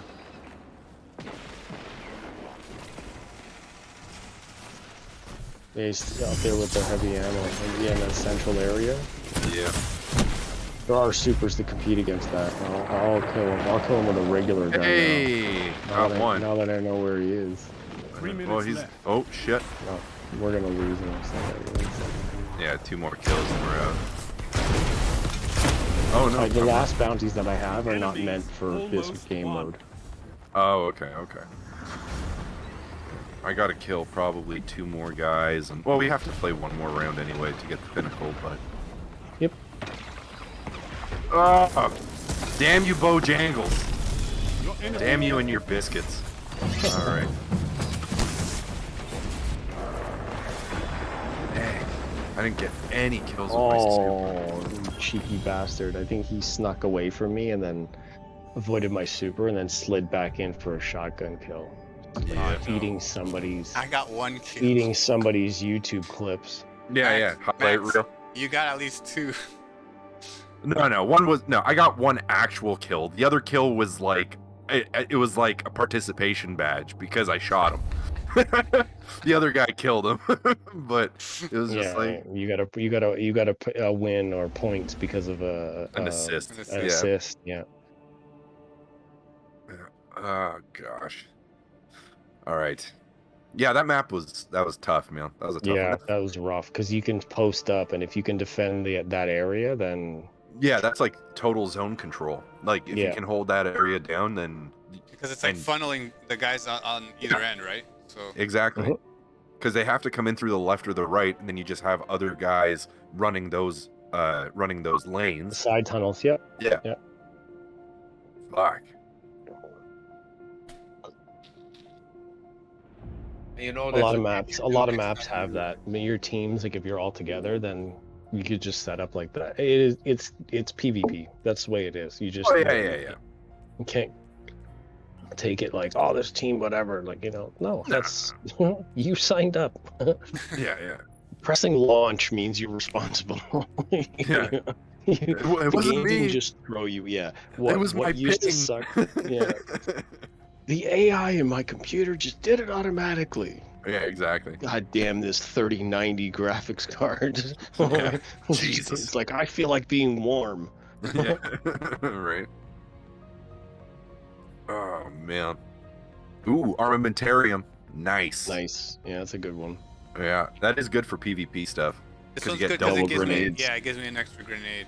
That's why I put it on. That's why I'm surprised. Like, I don't know which aspects of the subclass you have on to not get jolt, but with that chest piece and not getting jolt kills, like, it sounds like something's wrong. I don't know. You should be getting them hand over fist. I have this activated here, right? The striker. Mm-hmm. So. But if you haven't slotted the mods into the subclass, like in the other area of that selection screen, then that means you're not benefiting. Yeah, so when you go into the details, if you go to the right where it says aspect. Let me put the stream on. Once we get out of the third match, then. Yeah, I only have one. I have the circle. If you go over to the right, to the right stage one. Like you have 2 sections there. I have fragment and aspect. Yeah. Oh, so your thing is blocked out for some reason, because that bell-looking one will give you jolt. Oh, okay. Yeah, jolted. So you have one aspect in. You can only pick one aspect. You need to work for the other one, but you still have an open. You have one fragment in place. You can put another one in. I only have one though. Yeah. No, if you go down to the bottom, those other ones are not unlocked. Like, check it afterwards, but. Oh, I didn't realize that I could see what you're doing through the stream. It is not yet unlocked. Woo! Got 1 kill. And also the Juggernaut arc aspect. Yeah, that's the story. You need to go through the story. Yeah, campaign. for sure. All right, guys, I'll leave you to it. I'm gonna hit the sack. All right, man. All right, sounds good, man. Good one. Have a good night, man. See you later. Yeah. Yep. Catch you later. Down. Ciao.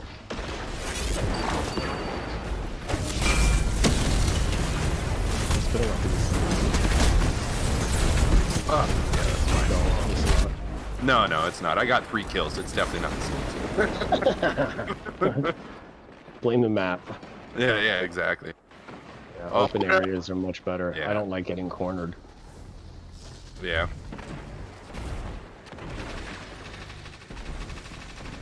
I gotta get some kills with my super. You know, the most insulting thing in Mayhem is getting killed by a weapon. Oh, really? That's Well, probably of why. course. That's probably why there's all that revenge shit. Like people are just after me because I'm just killing them with my shotgun. They're Yeah, like, "You yeah. fucking-" Shotguns too. The shotguns will get you hated. Yeah. This guy's trying to get sidearm killed, I guess.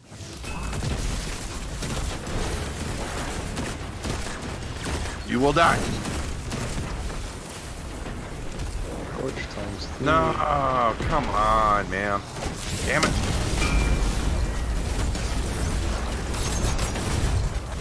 Oh, he got it. Look at that. So I didn't see what he was. 5 minutes. Oh, he didn't last long. Let me get at least one kill. Just so I can finish that bounty at least. Finish the super one tomorrow or something. Oh, yeah. Come on. Ah. Killed me from behind. Iron Banner's fun.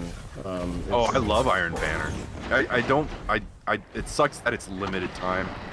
Yeah, it's only 2 times per season now. They limit it even more. Wow, really? Yeah, it used to be once a month, and now it's only twice a season. Jesus. Well, So because at the end of the last season, because of what happened in story, like Crow accidentally killed one of the Cabal Scions. And because of the honor system, like Crow was responsible, and Kaido was like, "Well, you owe me a life for a life." And Saladin stepped up and protected Crow and said, "You can take me. You know, don't kill him. He's being like the big brother mentor, even though he didn't like what Crow was going through." It was a big emotional thing. Like, too, they've been writing some really cool shit. Oh, is and that... so anyway, so Saladin's like, "I will join your crew." Yeah. And that's the payment. So nobody dies. So is that why friggin' is that why there's so much contention between Saladin and Kaido in that cinematic then? Because they're like... Maybe, I don't remember which one that was. But it's yeah, like maybe. one of the original opening ones. It's like they're just talking smack to each other about how, like, basically she's like, "Oh, you want my help? Like you need or she's like, "You want the help of my armies?" And he's like, "Want is a strong word." She's like, "Oh, yeah, you well, need Saladin's, the help." yeah, he doesn't like the Cabal. Yeah. Well, yeah. Most of the story, he's like, you know, he sounds like he's the very, like, my crew only. Yeah, he's very much so like this. Yeah, not racist, but like speciesist almost. Speciesist. Speciesist, yeah. Yeah, he's very much so the hard edge. Because he was around during the time of the warlords, right? Like that's why. Right. Yeah, he remembers what like the old Cabal would do, and like how many people, like his people died, and. Yeah, you know, and like even him and Shax, like he's Lord Shax and Lord Saladin because they were warlords, like they had tribes, you know what I mean? Like, so yeah, they're old guard. They're old guard. So like, yeah, there's issues, of course. Yeah, you know. Yeah. Very so much. yeah, I think like maybe in one of the cutscenes early in the season, yes, you have like "want is a strong word," blah blah. Yeah. Yeah, and towards the end though, because of all of the things that happen at the end of like Season of the Haunted and whatever it is, they kind of make amends and they see eye to eye because a lot of them go through their changes and stuff. Right. So they resolve some of those differences in order to like protect the bigger picture. Right. Like it's all the whole theme of their the game and Destiny in general is to bring people together. Their aim is to resolve differences and bring people together. Yeah. Which is a pretty I don't see Call of Duty doing that shit. No, it's a pretty commendable task to aspire to, and it's quite a feat, you know. But it is cool that they're going for it. You know what I mean? I have an exotic in my Seasons Pass to open, but I'm not opening it on my hunter. Nope. I see you blinking, but I'm not doing it. Yep. Ooh. Oh well. That's okay. Quest. I still have to do scout rifle, sidearm. I just need to submachine gun. defeat one more Titan. Did you get your pinnacles yet? Is that 3 or no? I don't think I had any pinnacles for this. No, yeah, No, you would have. if you do your three matches, you get a pinnacle. So I don't remember if that was 3 or not. Yeah, well, I got the 3. I got the That reward. was 3. Okay. Yeah, I wasn't but- even counting. Because I think I only get it for survival right now. I only have the story thing, the yellow things around. No. Yeah. Okay, so you already did Crucible. It's already been done. So the pinnacle's done. Yeah. Okay. Yeah, getting a Titan kill will be easier in Mayhem. Just wait for it. Yeah. Wait for a fat ass to come around the corner and stomp on him. Yeah. Mayhem. Oh, player left. What? Yeah, that's me. I'm gonna jump back in anyway. Oh, I can't. Yeah, I Just got it. matchmaking. I'll come Yeah. back out. Sorry, guys. I don't know what's going on with my internet right now. If you Like, lose here, I'll tell you what you did wrong. You Frustrating. didn't No, throw that's okay. enough grenades. Kill You a should be Titan then throwing leave. grenades as yeah, I yeah, say yeah. this. You guys can Okay. play. I'll Alright. watch the stream. Yeah. Play. Don't worry about it. Like, dude, they're gonna come for you anyways. Just wait.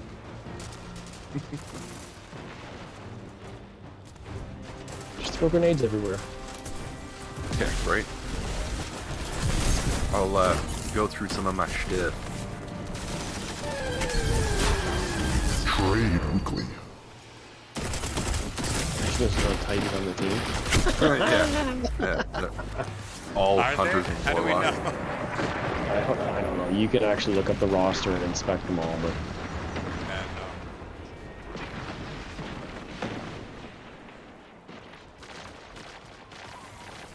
it's a warlock, that's for sure. That was the assassin that killed our team, so yeah, he's definitely a Titan.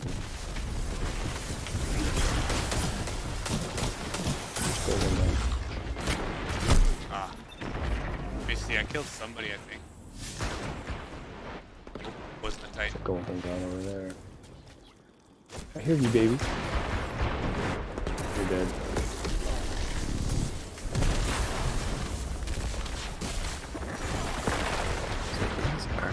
Deep sight resonance that can be progressed. Oh god, I killed a guy from out of his super with a gun. Nice. Someone's gonna write their mom. Yeah. This is why I'm running away for good this time. Yeah.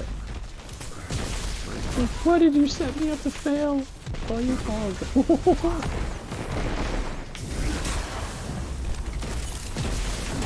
This guy hated me. 5 minutes remaining. Oh shit, he got me back. There. There, I did it. Nice. Hey, game types. Look what I can do. Let's see word.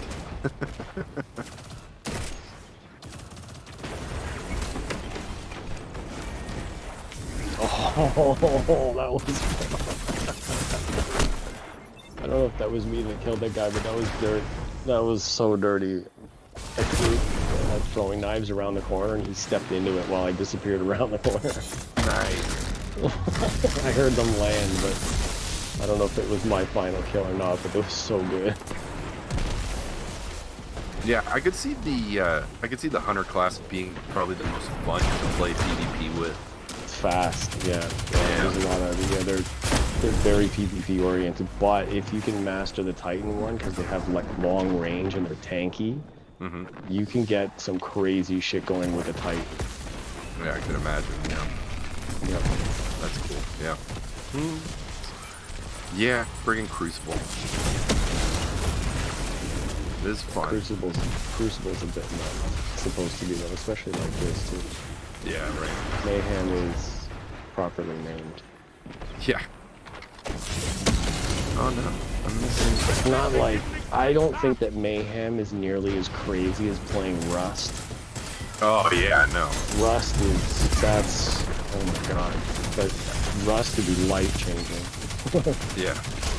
Rust is pretty insane. Like, Yeah. I remember I played it for a few weeks, maybe a month, with a buddy of mine while I was in college, because he was really into it.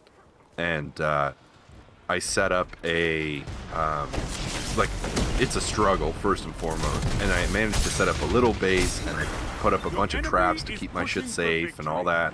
And I went in and I saved in that spot. I went to sleep or whatever, and it was like one weekend. The reason I stopped playing was because like one weekend I went with my wife out to like her sister's house, and we stayed over for the weekend. Like, we just hung out there, and I came back and I was dead. It was like I had to start over from the beginning. I was like, okay, I'm not doing this. Yeah, you start off at the beach naked. You're like, okay, fuck this, man. Like, you know, I can't even take any time off. You know, but So yeah, like, it doesn't pretty... pause like when you've stopped the game, or? Nope, no. Oh, if you log out and you're sleeping, or like your character is somewhere in the game sleeping on the map, someone can load into that map and find you and find your base and kill you and steal all your shit. Yeah. And just take everything. Are you coming back in, or? Yeah, I can. Sorry, I didn't know if you guys were done or not. Oh, no. Yeah, we just got, yeah. Sorry, I was going through my shiz. Nope, not inspect details. Damn. The screen captures go straight to the Xbox thing? Cool. This guy that was in that game, his name was FaZe, like the clan, Cumsock. FaZe Cumsock. I don't even know that that's like allowed. I felt like, you know, I'm pretty sure that's outside of the community standards. Probably. It's not necessarily offensive, I guess, but I suppose that's pretty. I want to say that that's pretty borderline. I mean, if you can't put ass in your name, you know, right? Like... You're gonna, yeah, exactly. And the only reason why, like, I screen captured it, and now I'm realizing that the Xbox has automatically loaded it to the network. So nice. now I've shared that picture. Nice. In HD, for fuck's sakes. Yeah, I remember we were playing, what game was it? My buddy Matthew and I were playing Knockout City when it had just come out, and so you can make like a clan or a group or whatever, and so we named our group the Fornicators, and that lasted for, I mean, it's that's not offensive. I mean, that's it's a pretty concise, correct term for it. It's not vulgar, you know. Yeah. And we had it up for about like 3 days, 2-3 days, and then they were like, "Your clan has been disbanded due to violation of terms of service." I was like, "Come on, you can't have that up. I don't think that player should have that name either. Just just based on principle. Like, the only reason why you would do that is to see how long you can get away with it. Yeah, pretty much. Like, Jesus, there's a lot of people that do stuff like that too. They make like all these innuendos and spell things with like different, different spellings and different letters, and they're just trying to get away with stuff that they know is not, like, it's not in the rules. Yeah, just to see how far they can go, maybe to sate that burst of rebellion. I'm a badass. And this one here, Horny Primeval Envoy. Yeah. Primal Envoy, which is like a character from Gambit. Oh, okay. You can't have horny. Like, you're on a system where like there are 15 and 14-year-old kids. Yeah, right. Well, unless it is a 13 or 14-year-old kid. I mean, it could be. I have a feeling that I'm going to report that name. Yeah, it's kind of tough when, the rating of a game is Vorpal. Interesting. Put that in storage. I'm gonna have to clear out my vault too. Eventually.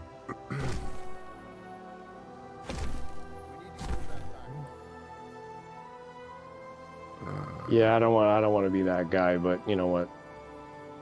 There's a line to be drawn for those things. Sock 1, like that's pretty damn close to. Yeah.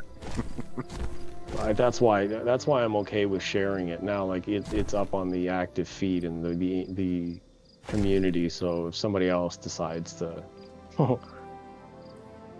yeah, maybe somebody else will make the effort on that one, because I know that clan's big and they have like a lot of supporters, and Phase. that still doesn't justify you being. Yeah, Phase is a big group.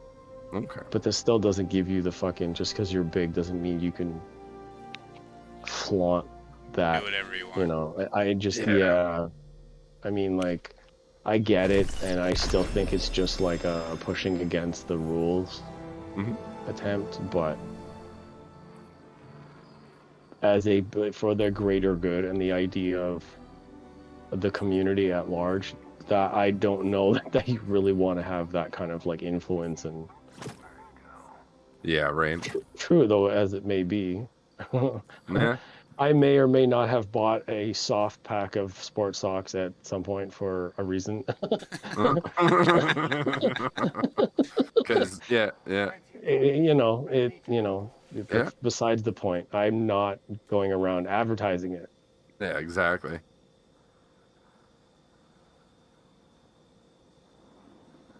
Anywho. yeah. On that note. So for to get those things from the weapons that have the red box around it, you just have to use it, or do you have to do a particular quest? Nope, just use it. If it has a red box, you use it. It levels up. You get the material. Oh, okay, cool. You have one. I saw. Yeah, I'm seeing you have to use that bow. Yeah. But you had to go to your quests for a second, because I'm like, I think it's like 10 or 15 seconds behind, but yeah, it's on the stream, if you have two things available. I can see your artifact is flashing, which means you can unlock mods and go to quests, and you see it says shaping extraction. Yeah. The first one. The first. Yeah. Yeah, relic. There's a couple seconds there. Yeah. It says return to relic conduit on the Enclave. The Enclave is a location. If you go there, you can progress that. Okay. And that will help you unlock the next step in crafting a weapon. I think that's going to give you that legendary linear fusion rifle, the one that everybody's after now. Okay. Yeah, so there's one step finish with that. If you do the next step, then you'll unlock the next. Yeah, I would stick to this list of quests and try to do as many of those as possible while facilitating bounties. So like if you have to go to Mars, but this location has no enemies, but if you could bring like a gunsmith or other bounties or whatever on your way, then while you're doing the campaign, do the bounties too. Yeah. So if it asks you to do crucible stuff for a quest step, then bring crucible bounties so you can do it on your way. Like, yeah, don't sit and be like, okay, and now I'm going to do crucible bounties and then like do one set. That's not a good use of your time. Yeah. Yeah, usually bounty hunting is like typically done like way at the end once you've hit like max cap and you're like yes, because you have more opportunities, you're higher light level, it all becomes easier, because trying to run through like that other level Nightfall, which I still want you to do,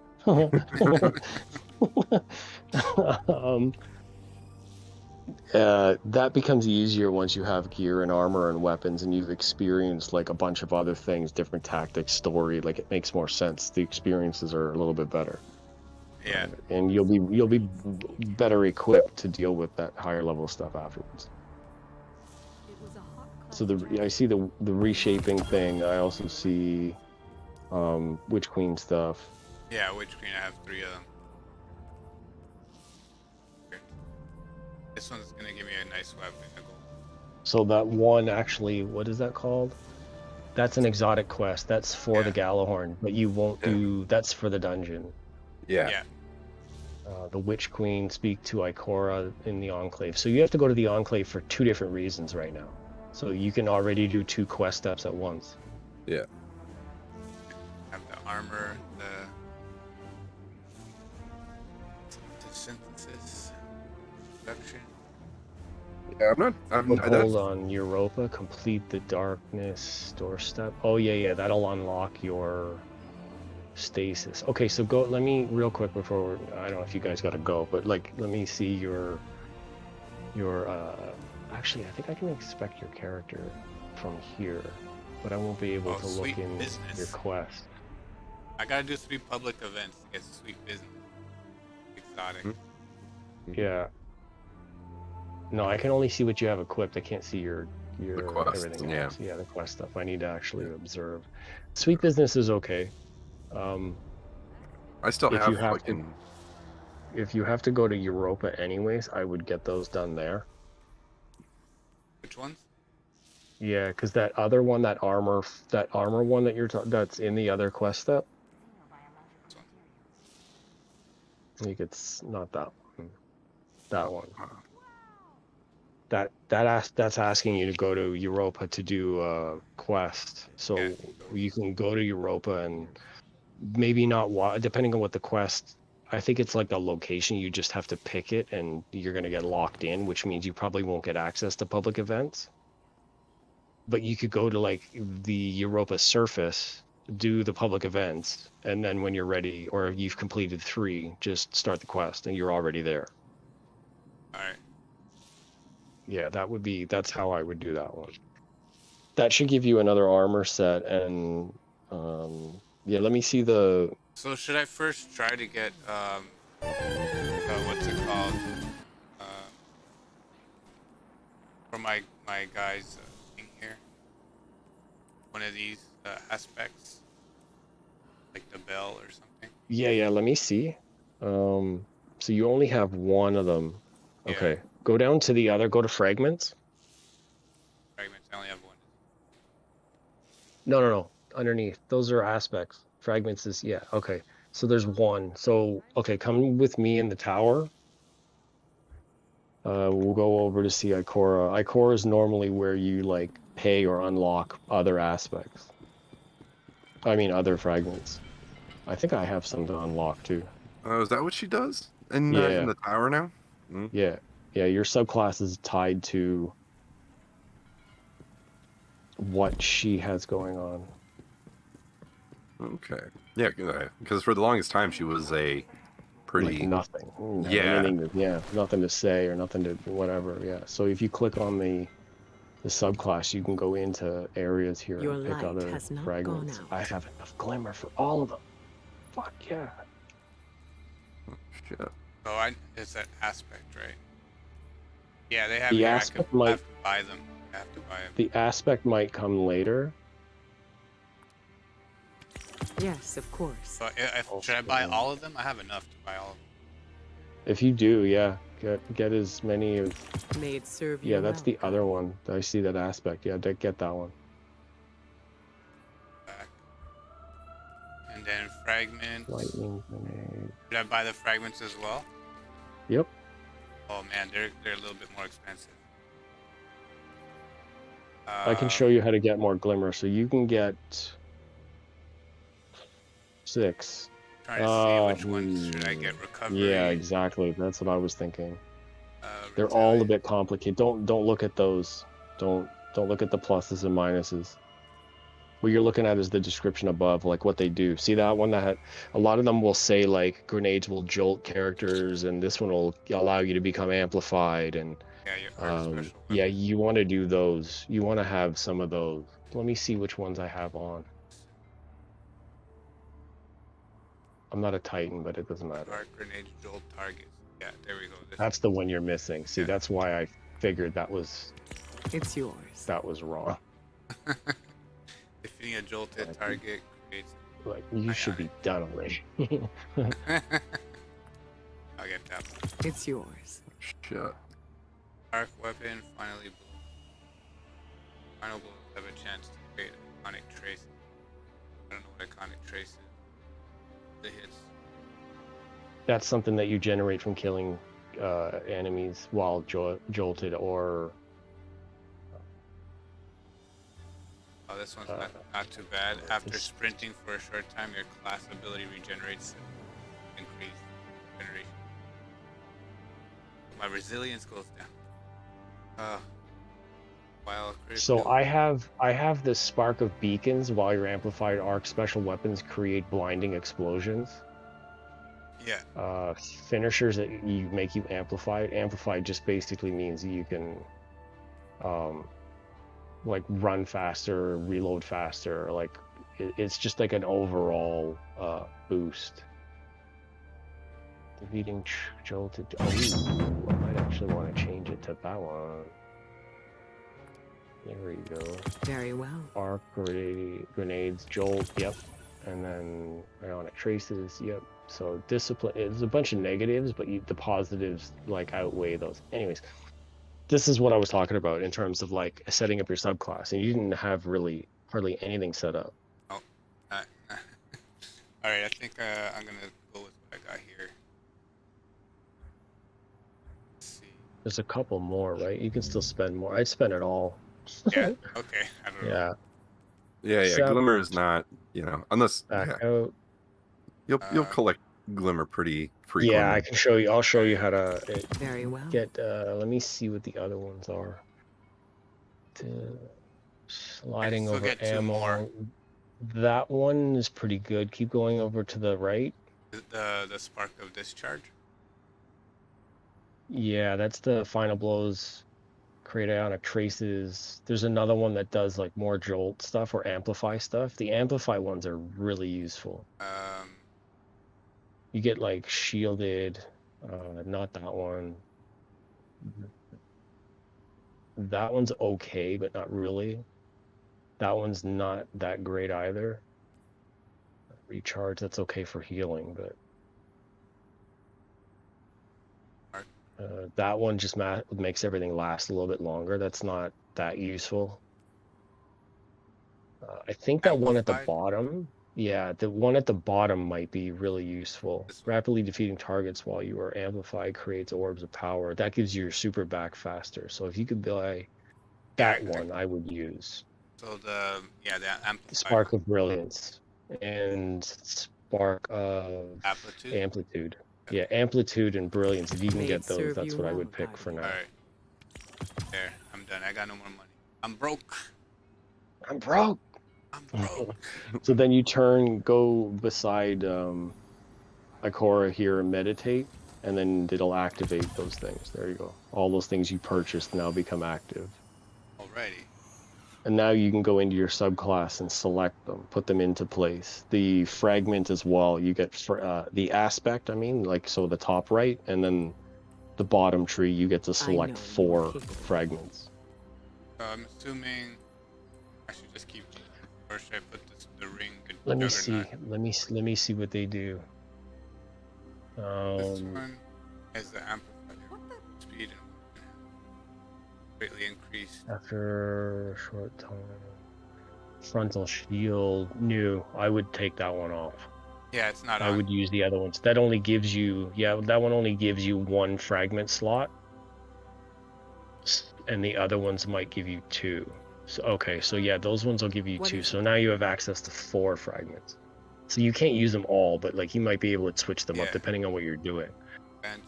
So the surrounded one's okay. It gives you a boost to strength, which is melee. So you want to combine that one with something that gives you also like melee abilities. So not that one. We need not the sliding over ammo. You're not going to remember to do that. Use that one, jolting targets for sure. Yeah, jolting. Excuse me, my mind. So that's Spark of Shock, yeah. And then go up and click the next one, yeah, and then put that one back in, then click, and then use Shock you already have. Use the first one, I think. No, that removed your first one. Yeah, you can't use multiples. Oh, yes.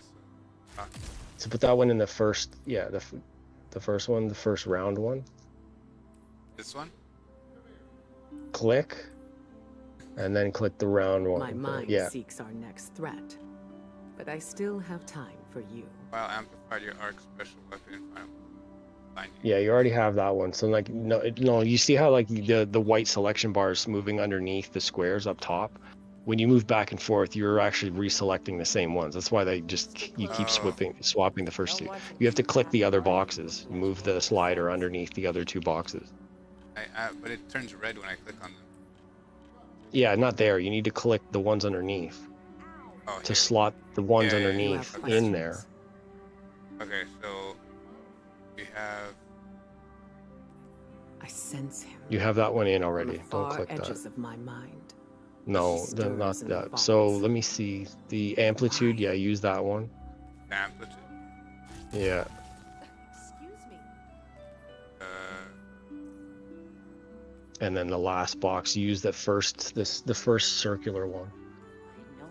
What's that? Brilliance, blinded targets, blinded explode. Yeah, that one's okay. Or the first one.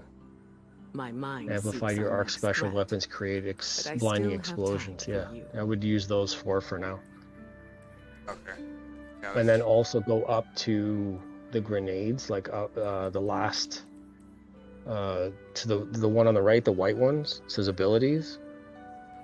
So there's different grenades underneath you can unlock as well. So that one's pulse grenade. So that's like when you throw it, it just see those are all not purchased, but you can come back here and spend money to unlock more of those. Okay.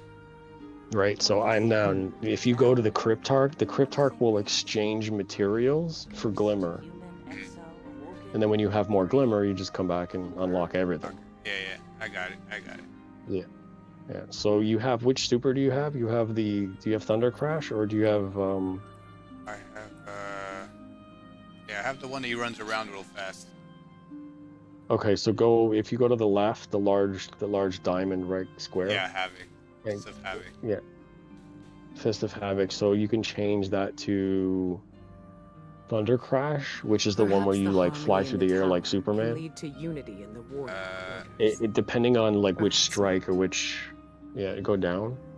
Yes, they're not unlocked. Oh no. Quest steps, man. Quest steps. Yeah. Don't worry, I'll get You're there. like that's like playing with crutches. It's not exactly fair when you jump in, but like that's part of the story. But like now that you have this one, Fist of Havoc's good. Like I like that one. And the other one is, what do you have? You have a frontal. Change go back to the abilities. You have the shield, you have the jumping. That's the shield, that's okay. The next one's your jump ability, which I think is okay. You still have to unlock the other ones. The next one I think is the charged fist. Yes, the thunderclap. Yeah, I don't think I would use that. So when you can, you can unlock the shoulder charge. Or the plastic. A little closer, guys. Seismic charge. Seismic strike is the one like when you're sprinting, you click the button and you shoulder charge into people. Oh, nice. The other one, when you're in the air, like when you just jump normally, you can actually like do like a mini arc dive on the ground. Oh, nice. Yeah, wow, you have to unlock so much shit there. Yeah, man, oh I just my started, god. Bro. I know, but I didn't like I didn't realize like that's how it was. Like when you got subclasses before, like everything was just there. Now they make you work for it. Oh no. That's why it's free. It's a free game. Yeah. The grind is ever present. Yeah. So okay, so at the Cryptarch you can come over here and he has an exchange. Where is it? Where is it? Cryptarch? Other end of the tower where we spawn in. Oh, okay. Yeah. Master Rahul.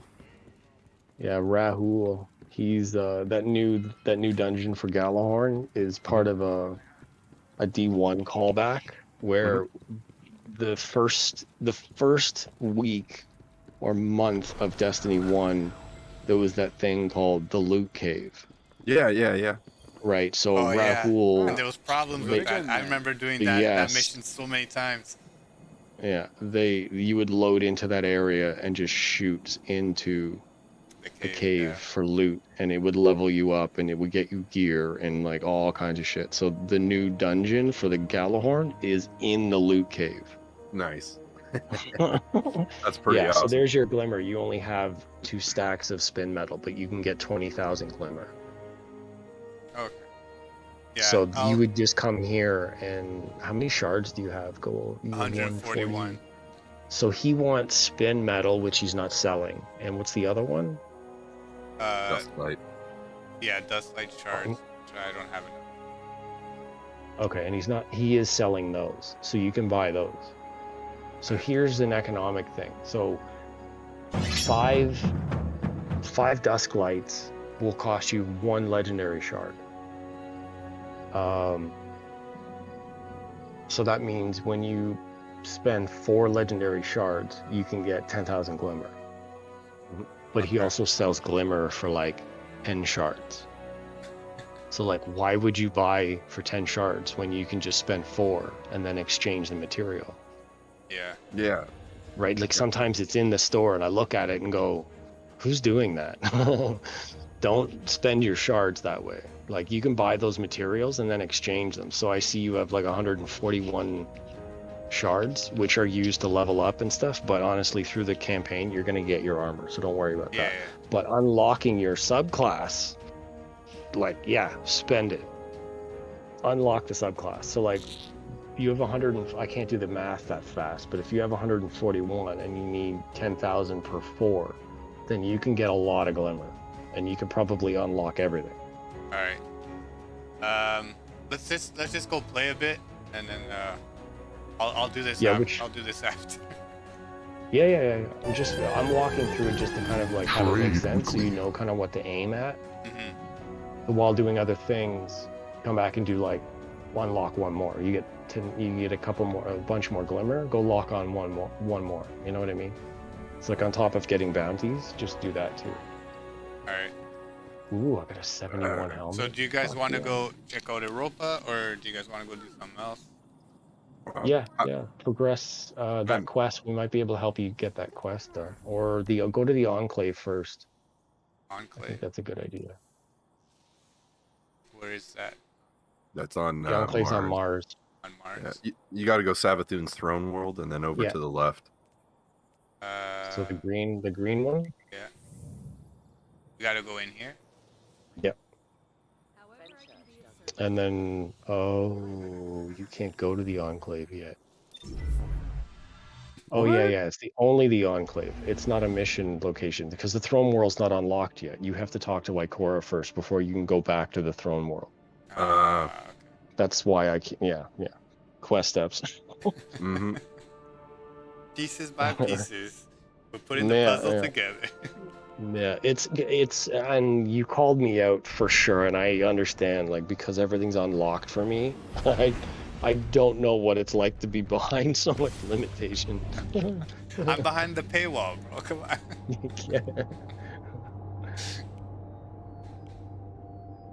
Don't worry, I'll get to a point where you guys won't have to tell me where to go and how to do things. Okay, I'll get there. It's just gonna take me a while. Yeah. Don't sweat it, man. Don't sweat it. Eventually, we'll all just jump on and we'll be like, all right, what are we doing today? Not sure. You know? Yeah, and we'll just know. Yeah. Be like, all right, hitting this dungeon. You want to try this raid? Or not raid, but we would need 3 more people. But yeah, it's true. You need 6. You could do it with less, but No. Not for a while. Bemoaning the fact that we now Yeah, I was looking at my exotic quests, and I still have a bunch of the, like, legacy quests that Legacy exotics? Yeah, like I still have the quest for Darkness in the Light, like for the corrupted. Oh my god, Thorn, I think. Yeah, you can still. I think you can still do that. It's still, I have a bunch that I haven't done yet either, but I've unlocked a bunch. I think I have a bunch of like catalysts to do. Yeah, I don't even bother. No, yeah, you can get them in chests and shit. So why would, you know? Like I just got the catalyst a couple days ago. I was playing with Jack. I just got the catalyst for Jotun. So I was like, all right. Jotun is a pretty good one too. The original mission is not around anymore though. Yeah. Yeah. What else is there? I gotta kill Guardians. 75 more Guardians with auto rifles. Again. That sounds like a catalyst unlock, which are worth it. Yeah. Same with that. Gotta kill 75 more Guardians with duality. I gotta do grenade launcher eliminations. What else? Oh, I gotta finish my chaperone quest. The vow. Yeah. There's a lot of stuff. Yeah, honestly, I would have thought that those were removed by now. I'm surprised that I can still try to achieve them or like complete them. You know, figured a lot of that stuff. I'm surprised by that as well, that they're still available, because a lot of those locations are not available. Yeah, right. So it's like, how am I gonna how am I supposed How are to... they gonna progress that when it's behind, like, you know, it's on a planet that doesn't exist? Exactly. You know, like, I get the ones that are like crucible oriented, you know what I mean? Like, yeah, that's pretty easy. Yeah, you know, it's just the quantity, you know what I mean? It's like, want to go do the mission investigation? Yeah, progress the Witch Queen stuff. Yeah, I'll craft this shit later. Yeah. This will probably be the last one for me though, boys, just saying. Right. It's late. I know. No worries. I understand, you daywalkers. Yeah, it's probably gonna be the last one for me too, man. It's already it's almost 2 o'clock. It's almost 2. Yeah. I gotta. It's all good. Gotta be up, shite and briny. Definitely when I get up tomorrow, like probably I could come back on around 5-ish. PM or in the morning? Yeah, I was going PM. Because you're like, when I wake back up, I can get back on at around 5. Well, I'm probably gonna wake up around 12, going to bed at 2. Oh shit, yeah. Fair enough. But I'm gonna force myself to wake up early tomorrow too. I got a bunch of shit to do. I got groceries, have to decorate my space, I have to prepare for work, laundry, all those domesticated male shit. I suppose the desire to throw world made of light. Responsibility sucks. Yeah, exactly. I think it's on legendary. Is that she's vulnerable here? I think it is, yeah. Yeah, because I'm seeing like swords. Yeah, me too. Characters. Yeah. Because we did the first one on legendary, probably. Yeah, I guess it might have like auto to legendary. Yeah. Not too late to turn back now. Yeah. Because this is gonna be a while. Yeah, this is gonna be tough. Yeah. Yeah. It's not like a boss finishing like the other one, but they're all a little tricky. Yeah. Especially legendary. If you want, dude, like you can switch it to regular or heroic or whatever it's called. And then we can always do these again on legendary. Yeah, you can come back and do them later. Yeah. You're not, you know, if you want to do another character like a hunter or whatever, you can experience it after you've got like, because you can bring all your weapons with you. So how do you change the difficulty? You'd have to back out and reapply it, unless you just started it and this is what it gave you. Yeah, this is what it gave. Like I didn't select the difficulty. I don't know. Interesting. Should I go back out or? Yeah, give it a shot because I don't think you would be lost. Yeah, because we haven't gone anywhere yet. This is still the beginning. Yeah. I think you can maybe back out and try it again. See if there is an option for difficulty. I can't see the stats, so I don't know. But, if you want to exit, just return to orbit. So just open up your ghost and return. Yeah. You open it up and it'll say abandon activity, and then you'll go to orbit.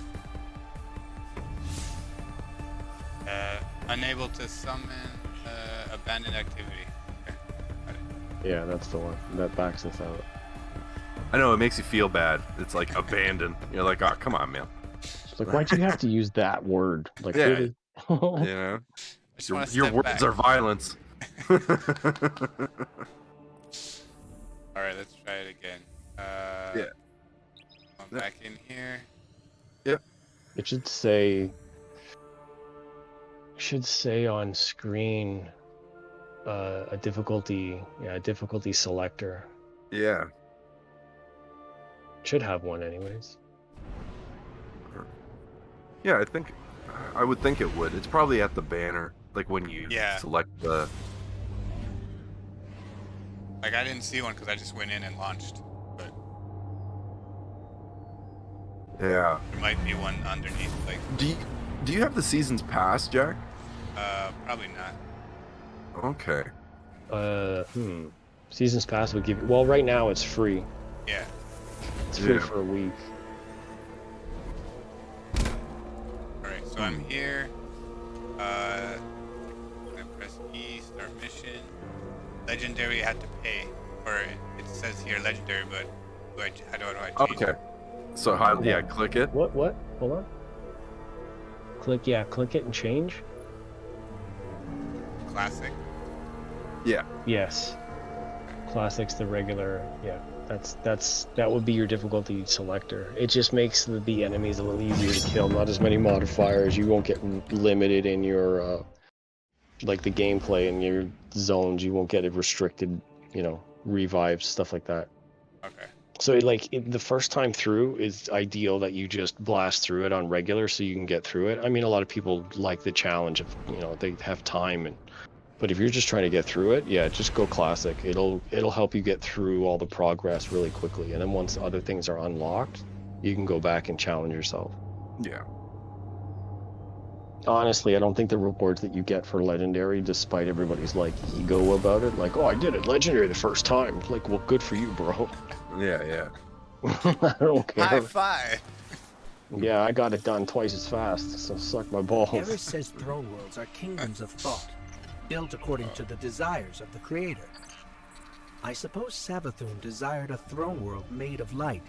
Yeah, that's another. They're explaining in this iteration of this that this throne world looks very different from like Oryx. Yeah. Yeah, this is all bright and shiny, and oh my god, they're so much easier to kill. Oh yeah, like one Doesn't shot, two doesn't that shots. feel so much better? Yeah.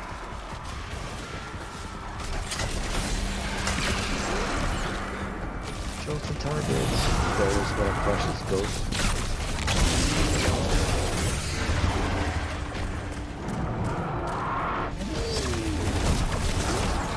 Oh no, you did not shoot that green shit at me.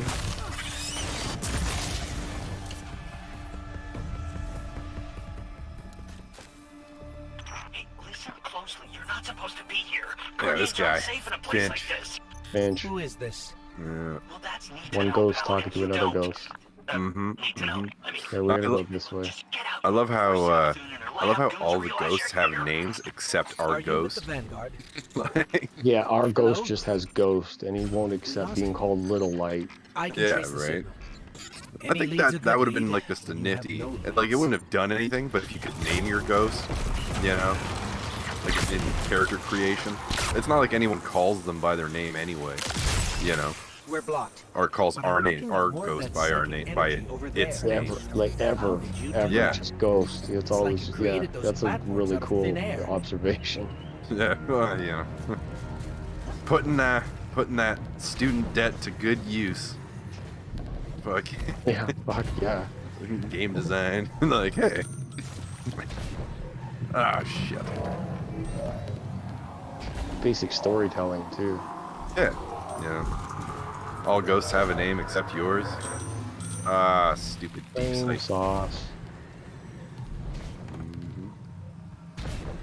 I'll slow down a little bit. No, it's all good.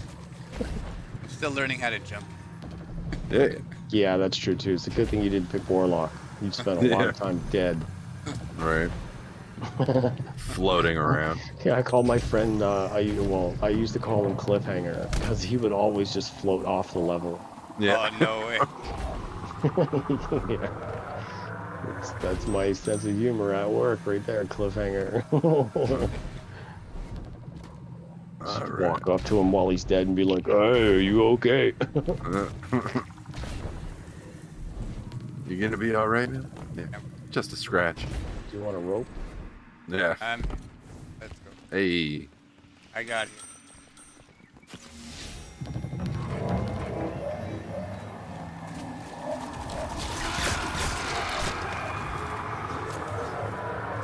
Oh, is that not the way?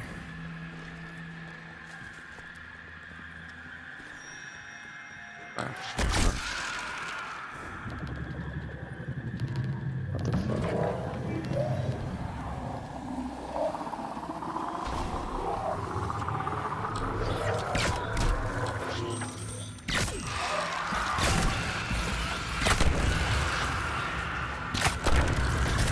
Oh yeah, let's go around the other corner. Yeah. I got stuck there for a second too. I was like, is this door gonna open? Yeah. Check the radar. Like wherever there's enemies, you're going the right way. Yeah, exactly. Up there. Remind myself that about navigating through social media too. Yeah. When you got haters, you're doing something right. Yeah, exactly. It's applicable in most of real life. Or most aspects, rather. Oh, shit. Yeah. Fucking deep sight. Come on. I see you.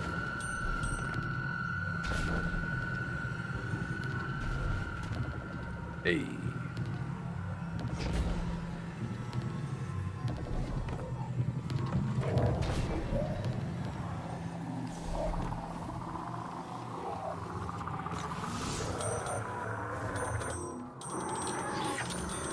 Hello.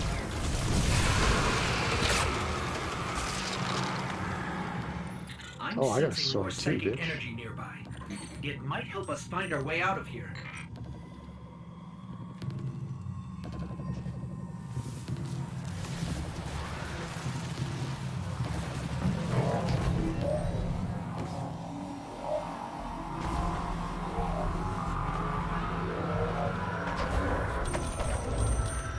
Oh, cursed thrall.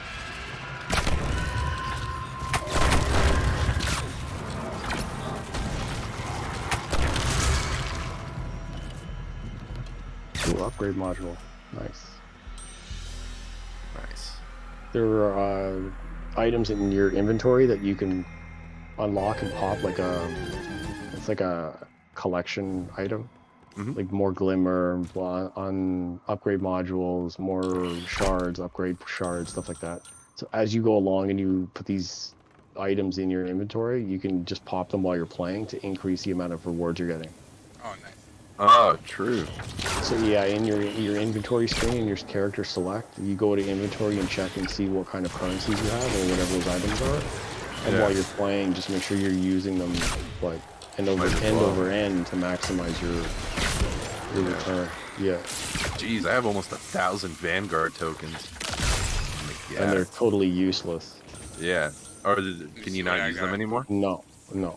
You can't use Vanguard tokens anymore? No. I have an exotic cipher. Yeah, that's okay. That's okay for buying exotic weapons, which you probably don't have access to yet. Using the light? Upgrade modules, I got 19. That's need to know. Enhanced Yeah. cores. Yeah. All those, yeah. When you see those, you just use them, like, because you're gonna need them to level up anyways. All of mine are like in the hundreds. Wow. The upgrade modules, you can't use them until you're upgrading armor, so just stack those. But you want to be looking for like Rainmaker and the Matter Weave red squares, and also like if you get concentrated matter gem. Matter Weave is for the shards, and then Matter Gem is for unlock or upgrade modules. The modules are way more valuable. Wow, I have maximum vestiges of dread juice. I should probably just delete those. Yep. Holy shit. I have a lot of useless shit. Wow. Like ghost fragments. Fucking. Oh yeah, they're useless. This Tangle Shore doesn't even exist. Exactly. Yes. Same with the fucking Seraphite, Phase Glass. Yeah. Some of the planets are gone. Yep. Yeah. It'll tell you on screen that you can delete it safely. Yeah. Oh yeah, that's right. Nessus is still around.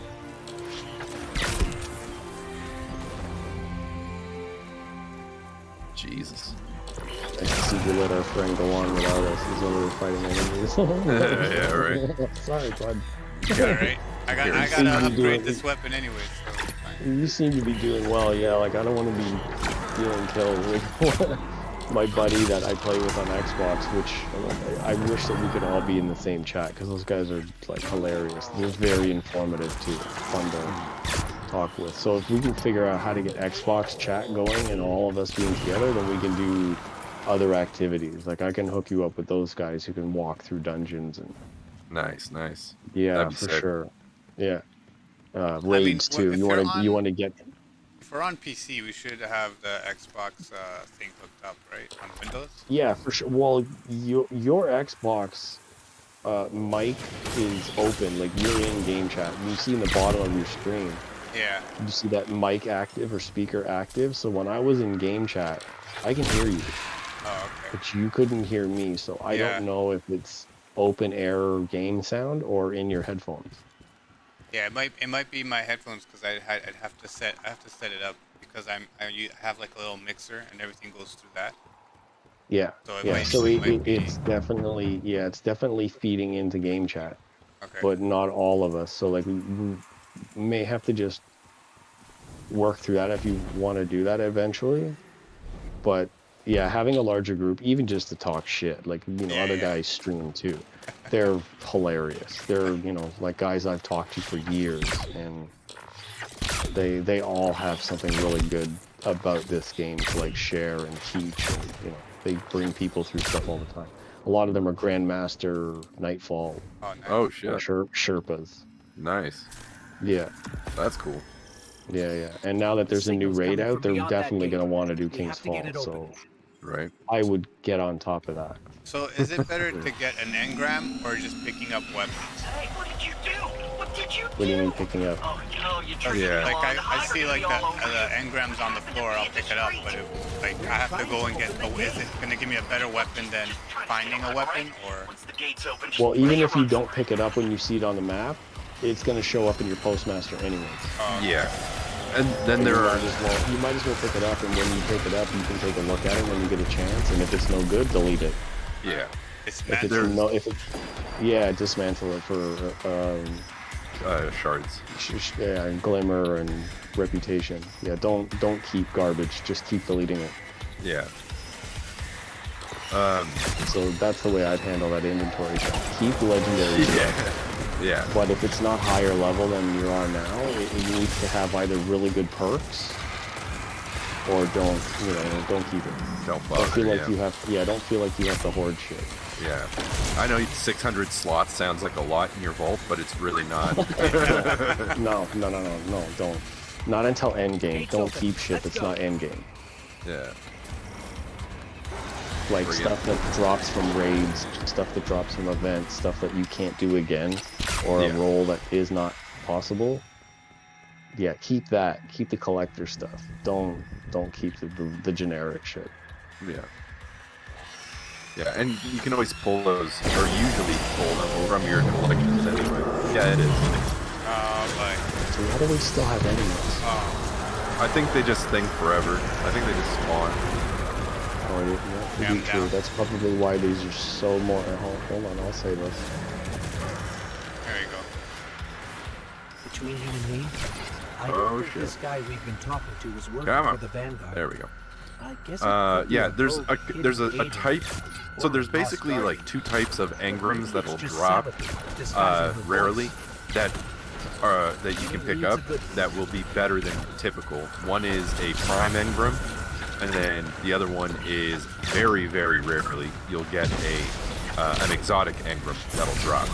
Yeah, yellow. Yeah, it'll be a yellow engram. But of all of the exotic engrams I've had drop on me from like random kills, like random just drops, they've all been bikes or ships. Like I've never really? Yeah, I've never picked up a weapon from an exotic. Run! We don't need to kill him. Just run. Yeah. Use your sparrow. Oh, we can use them. Sparrows. That's what they're called. Sparrows. Yeah, they don't look anything like a bird. I don't get it. Yeah, right. I think they called it sparrows because they always fall off the map. Yeah, it's true. Right. But no, I've never picked up anything other than a fucking. It's either a ship or a sparrow that I either already have or am not interested in. Like the way it looks, you know what I mean? I'm like, I'm stuck outside, guys. That's funny. You're stuck outside? Yeah. You should be transported forward. Yeah, right now. Yeah. Black screen. Yeah. Joining character, or joining players. That's fine. Don't worry about it. You're not missing out on anything, believe me. Yeah. could have just hid in the corner and be like, guys, I can't get in, and just let us kill everything, and be like, oh, okay, look, there I'm in. Oh. Barrier guard. What's up, buddy? You're awfully creepy. I just killed him and all his friends. When he come over there. Nice. My hunter's like stacked. Ooh, you're thick. Let me come over here and help you guys. Oh, you killed him? Yeah. Sorry, yeah, I got him. He was a bit of a thorn in my side, but There we go. got it. I just finished this weapon's progression. Eyes up, Guardian. Nice. Ooh, there's a wizard for you. Go ahead. I'm gonna watch. Where are you? I hate wizards, honestly. That's why I'm watching how you guys are gonna deal with the bringers and everything. This is my way of coaching. I'm the camera. Yeah. Well, you gotta watch the play and then, critique from there. Come on. You don't use your barrier? Yep. There's an exotic engram for me. Yes. No, there fucking I got isn't. star eater legs. Oh my god. Oh my god. I'm standing here doing nothing. Are we giving you some lucky stuff or what? We got a helmet last time. Yeah, I got a helmet the last time I played with you guys, and I just got star eater legs too. What's the roll? What is going No on here? fucking way. 63 with a resilience perk. Those are better than the other ones I right have. over humanity and chose our enemy instead. I can't forgive that. Jesus. Oh, that's so dirt. After that conversation, that is priceless. Yeah, that's Bungie hears us. That's why they're like the only exotics that I've gotten off enemies were ships and sparrows, and I get legs. Yeah. You? Oh man. You brought us here? Wound meets salt. No, it's fine. Man. Pouring lemon juice on your face. Yeah, exactly. We're gonna get a cutscene. Yeah. Are we? Yeah, just hang on. Alright, here it comes. That is a pretty gnarly ghost, though. I wouldn't mind having a ghost that looks like that. Yeah. Just like high fucking horns.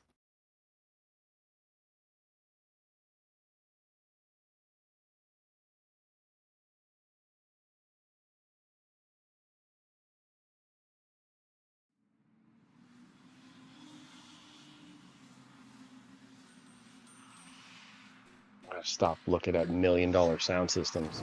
Jesus. Mm-hmm. Can't help it though, man. Just inspiring. Oh, no cutscene? What the fuck? Yeah. I didn't get it. Oh, yeah, I see what they're showing you. Yeah. I gotta buy stuff. Buy. No. Yeah, and it's not just anything, but the deluxe edition. Oh, this is interesting. Hey, get awkward out of the way first, I All the always stuff say. yeah, approach. This pile of ash and bone. Now he's gonna talk to you. I don't get to see that because that's different from. Actually, don't worry about it. I didn't He realize tells you basically where he came, where he comes from. Wandering ghosts gave into the hive, believing. Okay, so Finch is the guy that has all these like moth carrier statues. Also, Yeah, no. The statue. I have all these moths. Can you see the moths? I collected one. I was playing earlier today, and I killed a moth bearer or whatever. I followed like the hive trace, whatever, blood platter. Yeah, I got this one. Three-eyed. Yeah. All I know. The what and the why? They're all in. I see like they're all the same. Okay, yeah, because on these ones I just have the papers where it's like reports of a unique. Oh yeah, I'm still missing one, and I can't get there because it's in an area where I don't think I'm able to get to anymore, or it's part of the story. So. Okay. I haven't figured it out yet. I have one more to go. So yeah, that's the next quest step for Witch Queen. I see. And that's a material thing. Yeah, you'll need to do those before you can unlock anything in his inventory. Like you won't go as you level up, you unlock those rewards. Yeah. The bounties are not available yet either because you're not there yet. But you pick those up when you go through. You get rewards for ranks, and you get bounties per like quest step. So you just got to go through it first before it unlocks. Yep, but this is our planetary dude. Every planet's got like an agent, and this is where he is. So just come back here and collect stuff.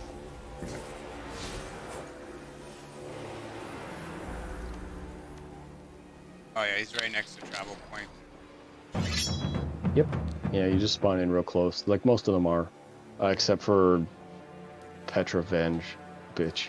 Yeah, Petra's like a distance away. You fucking always such a cunt. She's like, you spawn in and she makes you travel halfway across the zone just to see her. Right. I mean, it's worth it once you see her face and all that, but you know. Just saying. Just, like, force your 3D character right up to her armor. Just like, oh, there's Come a on, gap in collision here detection. somewhere. Yeah, exactly. Yeah. I know I can break this collision detection. All right, Trials guys. Activist? I think that's gonna be it for me today. Yeah, same. I hear you. Friggin', I gotta hit the sack, man. I got a lot of shit to do as well. Is that Fucking. a chicken? You're holding a chicken. Yeah. I'm petting a chicken. This is like a callback to Cade 6. Yeah, man, with the Colonel. Yeah, I have all animals. I have the pet, I have the dog, I have the chicken, and I have the crow, or the bird from Hawthorne. Nice. All my emotes have birds or animals. Alrighty, Cool. guys. Yeah. Good playing. Yeah, man, good game, guys. I'll catch you guys tomorrow if you guys still want to play tomorrow. Yeah. Oh, Well, yeah. I took a vacation, or a week of vacation this upcoming week, so I'll be around, man. All right, sounds good. Nice. I have to get up early and play before I leave for work, maybe, because then that's between noon and 3 o'clock, I guess I can play. But Nice. that's about all the time that I'll have during the day to play. And then I go to work for 4 till like 3 in the morning, 2 in the morning. Oh wow. Oh dang. Okay. Yeah. Sounds good. Friggin', well, yeah, we can figure something out, man. We'll get something going. Yep. Cool. Okay, All right. guys. Yeah. Have a good night, guys. Laters, guys. Later. See ya.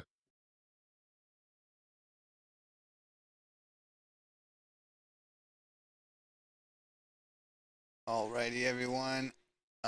Thanks for watching. Thanks for coming in. Let's do the outro here.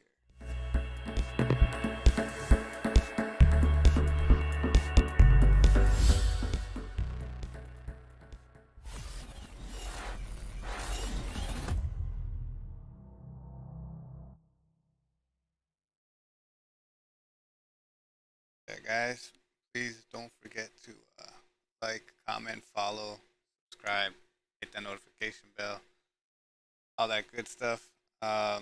Share. You do have an Amazon Prime account. Subscribe for free. Just link up your Twitch account to your Amazon Prime account. Get a free sub every month. It doesn't have to be to my channel, any channel. Help support the channel you subscribe to. All right, guys. Have a good night.